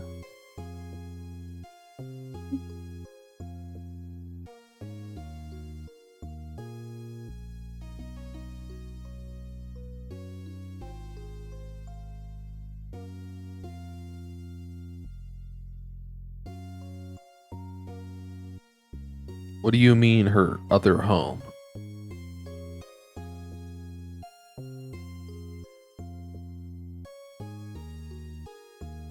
As Somner kind of looks back at Emma, looks back at you all, and he's like, child, the answers you seek lie within the realm of the Feywild.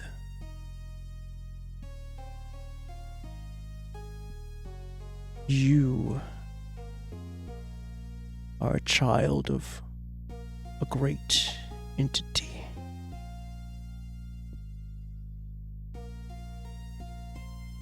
Your mother was ousted from her position by a usurper, and yet she happened upon this realm, Erd, and met a man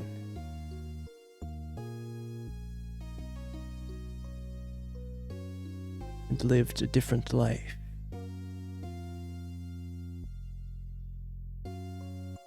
So she is gone now. The power still resides in you.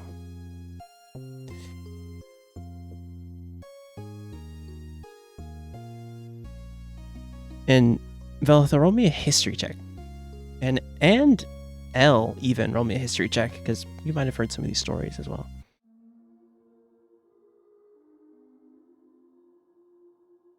I didn't even hear shit.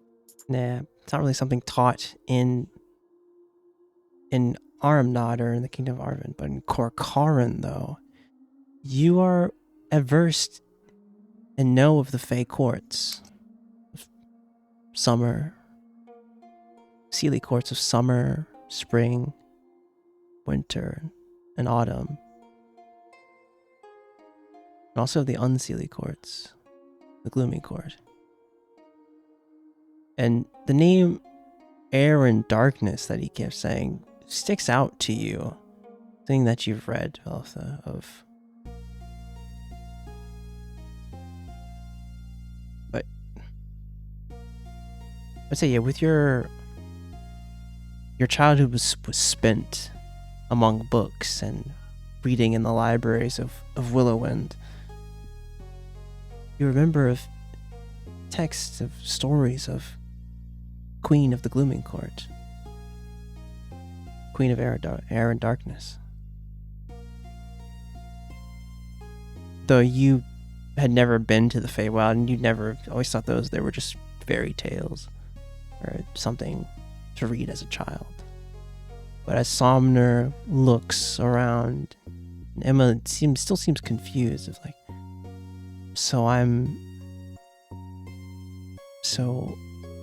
what am I? You are you, child. There is, though your origins may be mortal and fey, you are simply you. And he kind of looks at the sky. He's like,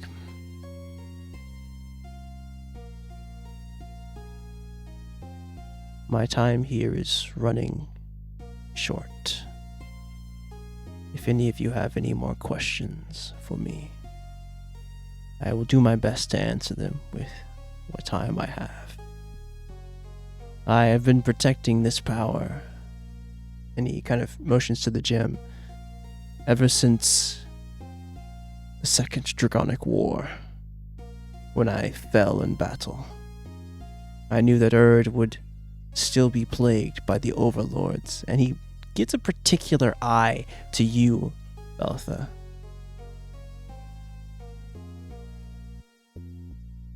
But continues.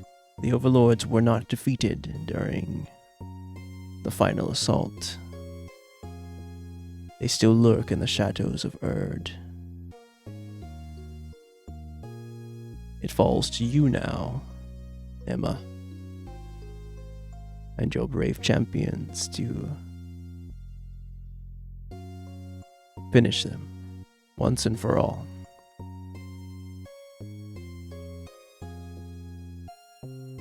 But I can answer anything you so wish. And he looks to the rest of you all, and Emma's still pondering over the news that she just received, that her mother is some Fey. She was some Fey royal or of some kind, and you see her like still trying to process what she's just heard. But like I said, if there's anything anyone in the party wants to ask Somner before you see him flickering a bit.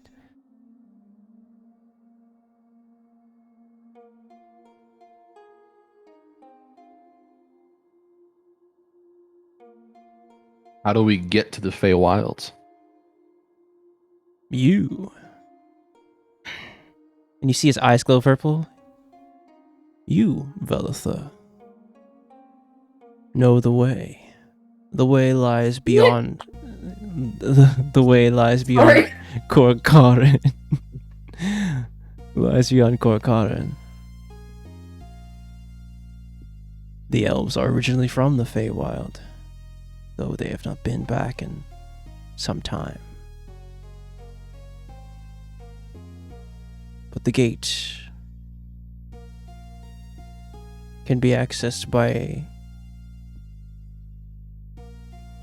the ruler of Korkaran.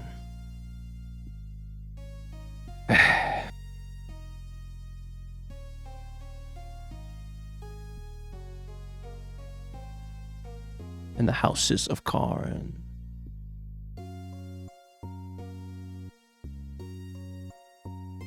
But like I said, it has been sealed for some time.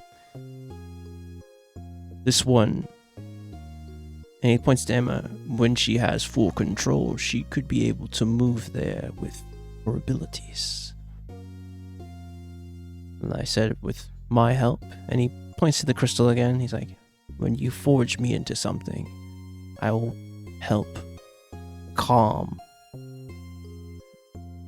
the wild magic within her. So I will need to be forged into 2 pieces to do so.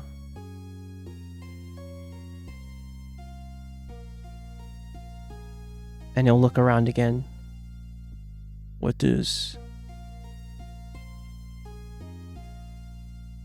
there anything else you would like to know?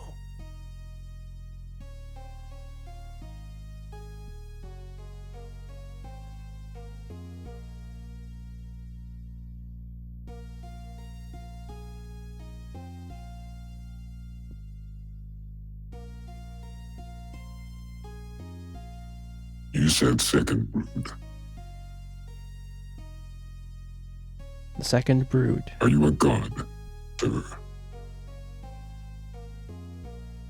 I am the son of Sardior, the firstborn. The Lord Ruby Dragon. The first child of Tiamat and Bahamut. In my time, if you mortals would consider us the equivalent to gods, we could be so. But the Second Dragonic War was hard fought. Many of us perished, but so did many of the overlords.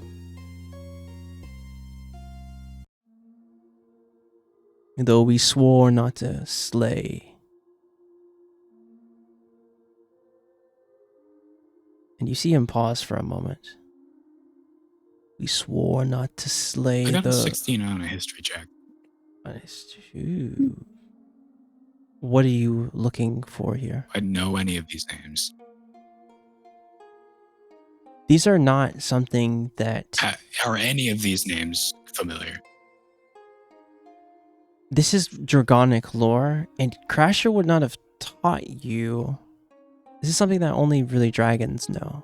Dragons who've lived long enough to know the first Dragonic War, know some of the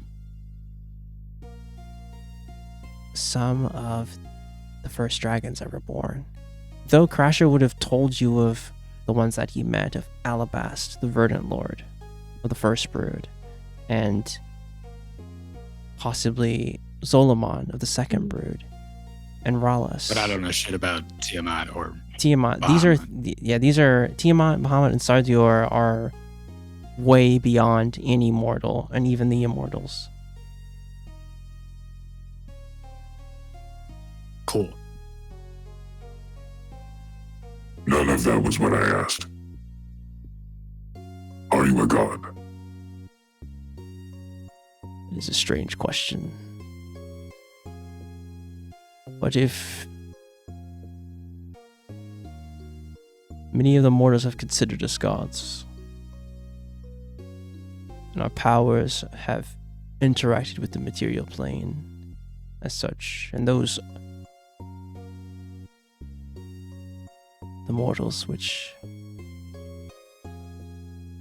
offer us devotion,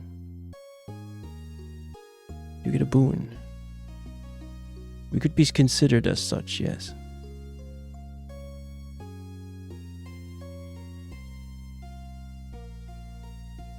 But even gods perish. My will alone has given me the chance to stay and watch over Erd as time passes. But even my time must come to an end.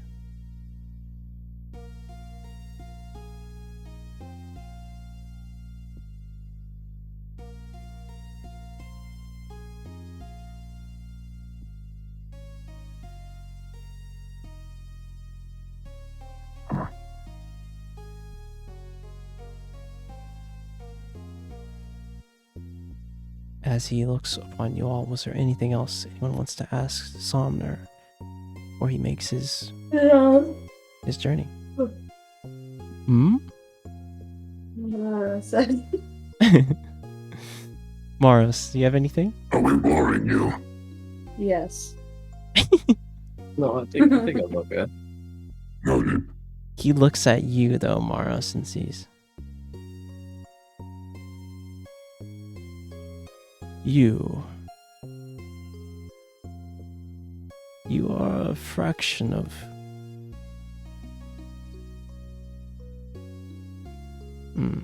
interesting. You, child, are haunted and marked, are you not? As he looks at you, Maros. Well, I mean, among other things. And there's a seriousness. He's like, there will be a time when Losta, daughter of Syrah, will come for you. Are you prepared? No. Based.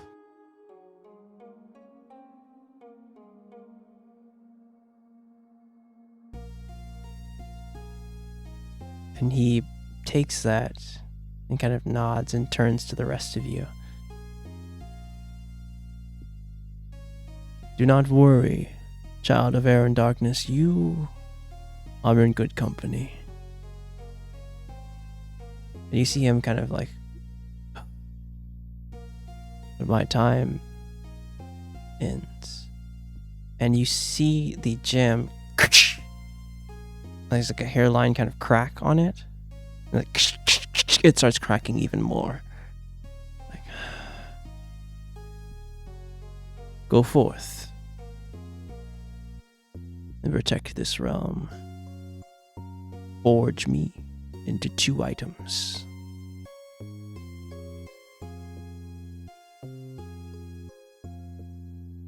I hope that you will succeed in finishing the overlords.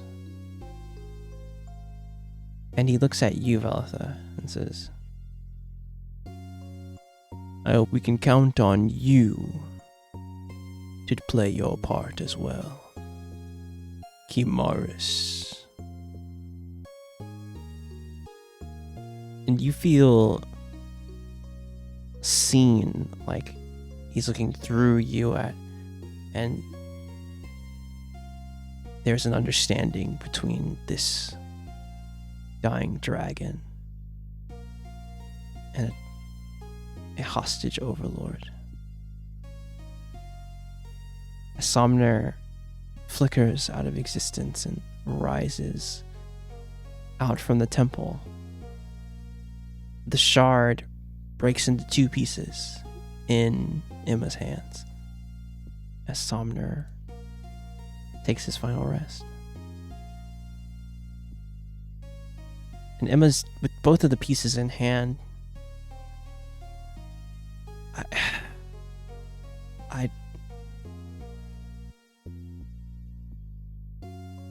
I didn't know what I wanted from this or what it meant, but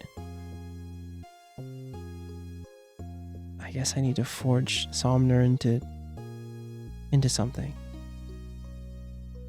Do 2 items. He only said it 5 times. Yeah, This is your first adventure with us, but these things usually end with more questions than answers. You'll get used to it. You thought you were coming up here to be, what, healed instantly? Maybe. It's never so simple. I guess this whatever he wanted will help. I have an idea, though. I think a ring will do well. And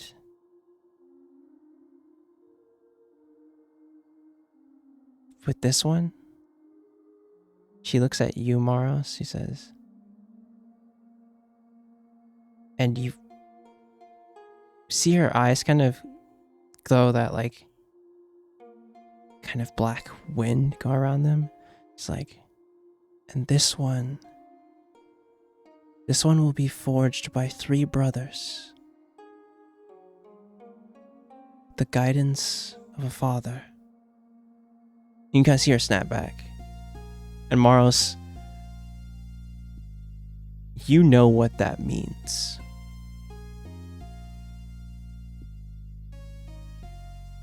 And you think about your family.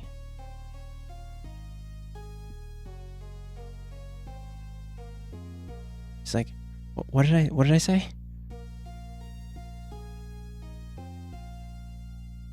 Don't worry about it. Something about brothers. And a strong father figure, I guess. I don't know.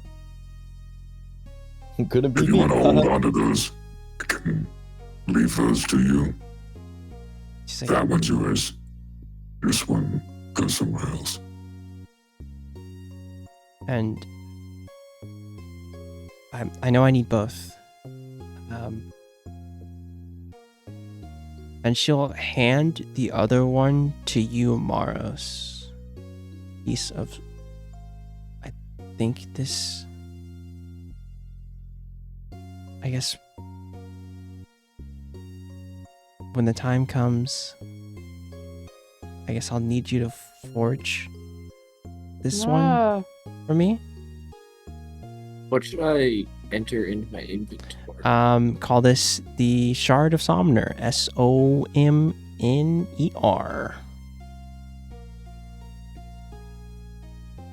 As you all step out from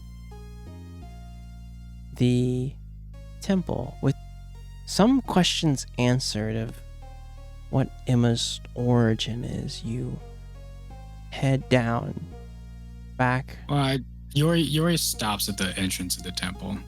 Yeah. And just takes it in. And you see Emma still looking around, but there's a sense of, well, the way she carries herself, she was carrying herself different coming up on this journey. It's like a new vigor from the Lotus. But the way she's carrying herself now is, her head's held up. You can tell there's confidence there. She knows that she finally knows who her mother is or was. And see something different in her, kind of as you step out and take in the view of a temple of some kind, a place watched over by an entity. As you guys, the rest of you guys go, I think it's just you and Emma, Yuri. It's like, he's you. She's like, thank you for taking me along on this journey.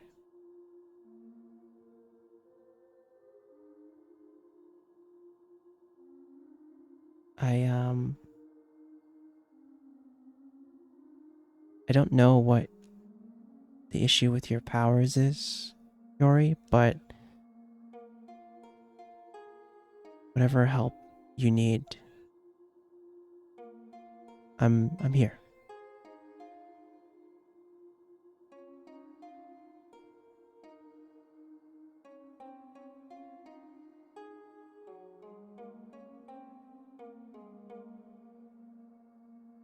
Yuri looks like he's about to say something and just sort of almost forgets that Emma is standing there and walks to rejoin everyone else. And she'll follow behind you. As the rest of you walk down back through Isif territory, passing the village, Kukju, with Uncle Talu's sword on your person, knowing that he would be proud of the man that you've become and the path that you walk now, and that his sacrifice wasn't in vain. You walk past and head back towards Owl's Watch.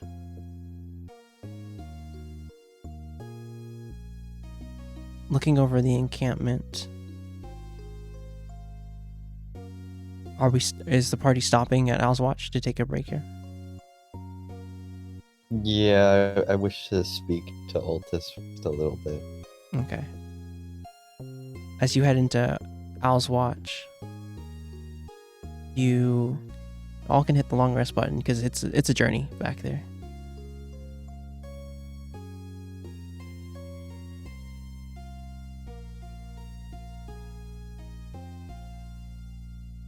You walk back, and as you walk back towards into Owl's Watch and take a rest here, you have a moment amongst yourselves with another purpose, to return back to the caravan. Some questions answered, but yeah, as you go into Owl's Watch, like I said, click the long rest button.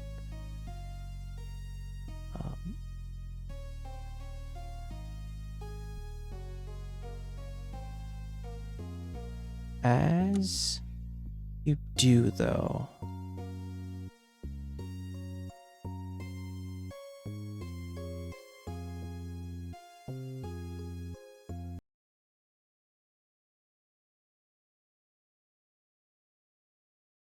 when Emma unleashed her power, all of you remember the wave of energy that bursted out from her, that kind of emboldened you and rose you up in strength to defend against Somner. That wave of energy didn't stop at the temple. No, it extended further out beyond the boundaries of Erd to a place filled with wild magic. As Emma unleashed her power, it rippled into the Feywild, to every corner of the Sealy Court. In the rays of golden summer, Titania turned her head and felt a presence familiar to her. In the coldness of winter, Queen Mab felt a presence. Venestra of spring, and Paypalm of autumn, each noticing a presence that they had not felt before.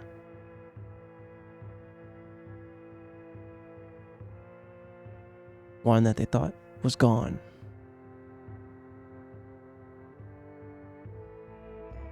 And the usurper who sits now on the Unseelie Court's throne, Nitra,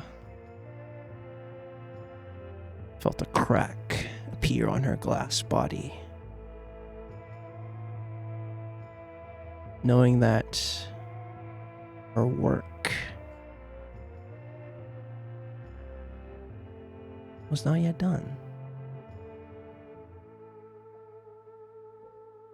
As you all go back into Owl's Watch, what's everybody doing?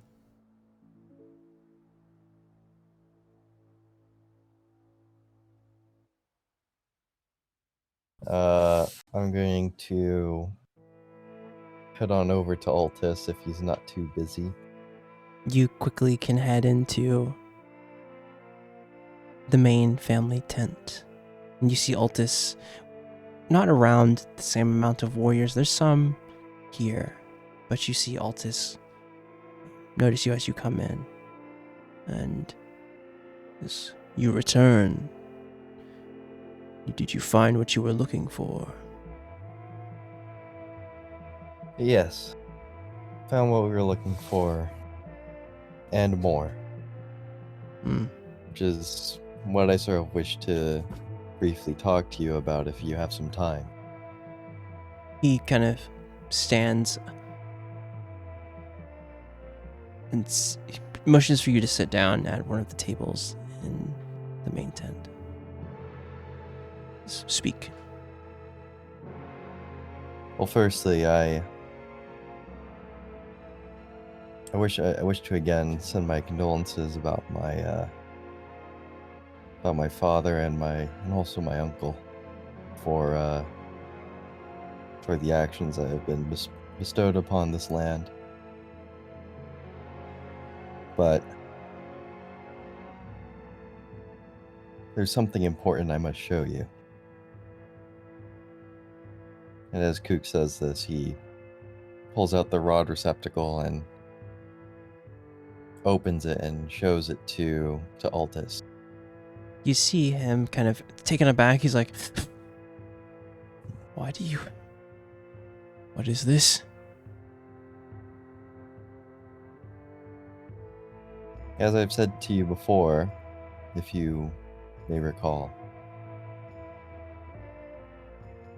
Zolomon has put trust in me to find the remaining pieces of the rod. As I passed my, once was, Heathsif clan, I witnessed the battlefield. It's the first time I ever sort of seen this and witnessed its scale. Really sort of put everything into perspective, but at that point, with some assistance from my good friend Yori, this receptacle started acting a bit strange. As I descended further into the valley, it's sort of being beckoned towards something. It was until I ended up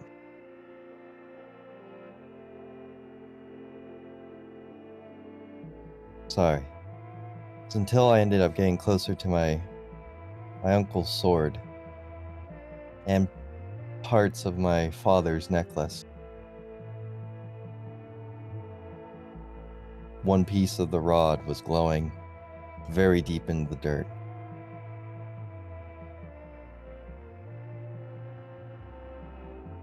I managed to open up the receptacle, and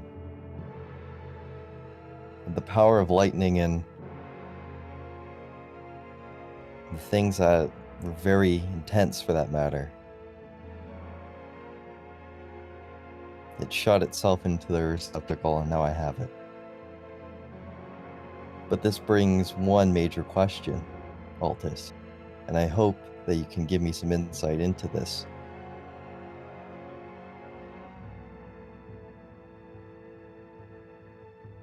What caused my father to get this state of absolute failure was putting two pieces of the rod together. I only found one rod. So Altus, I ask you, do you know where the second rod is?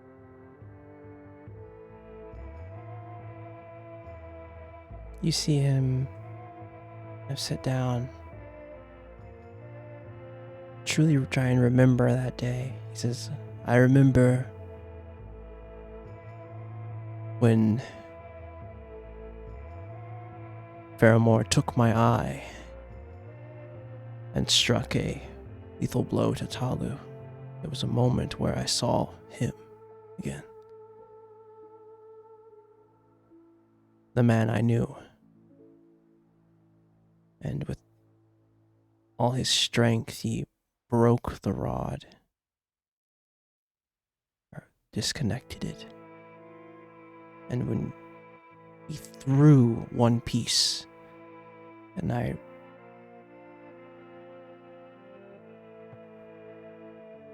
don't remember where it went. It seemed to catch on the wind and flee. The other piece, as he saw that one flee, he slammed the piece deep. I did not know why he did so, but he slammed it so deep in the ground that I thought it was buried somewhere far under the battlefield. And I knew that was what he wanted to do, to make sure no one else had it.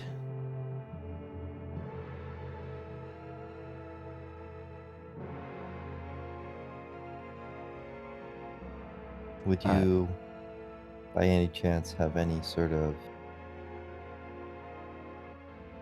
hunch as to where you would guess it would be?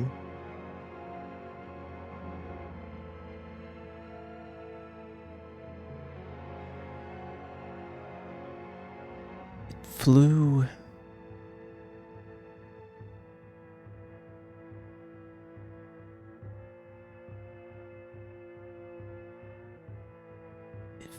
to the east.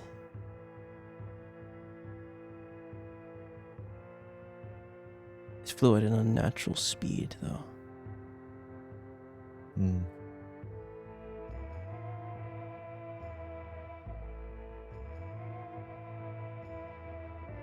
I wish I could help you more, but after the fight, and after what we'd lost, I knew that I wanted to respect his wishes and not to chase after the rod pieces, as they cause corruption.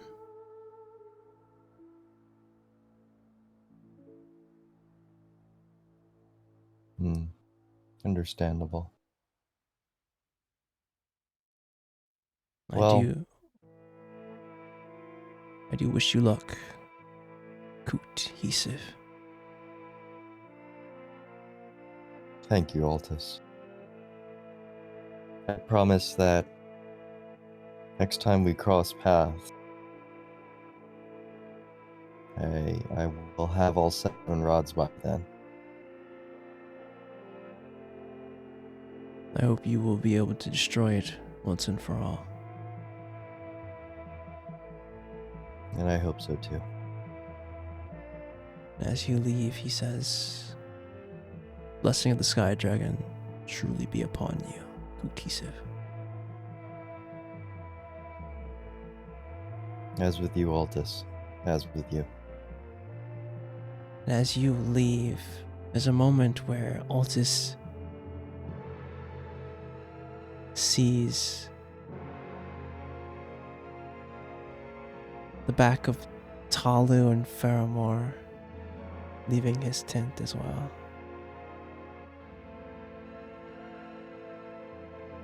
As he returns to what he was doing before you entered.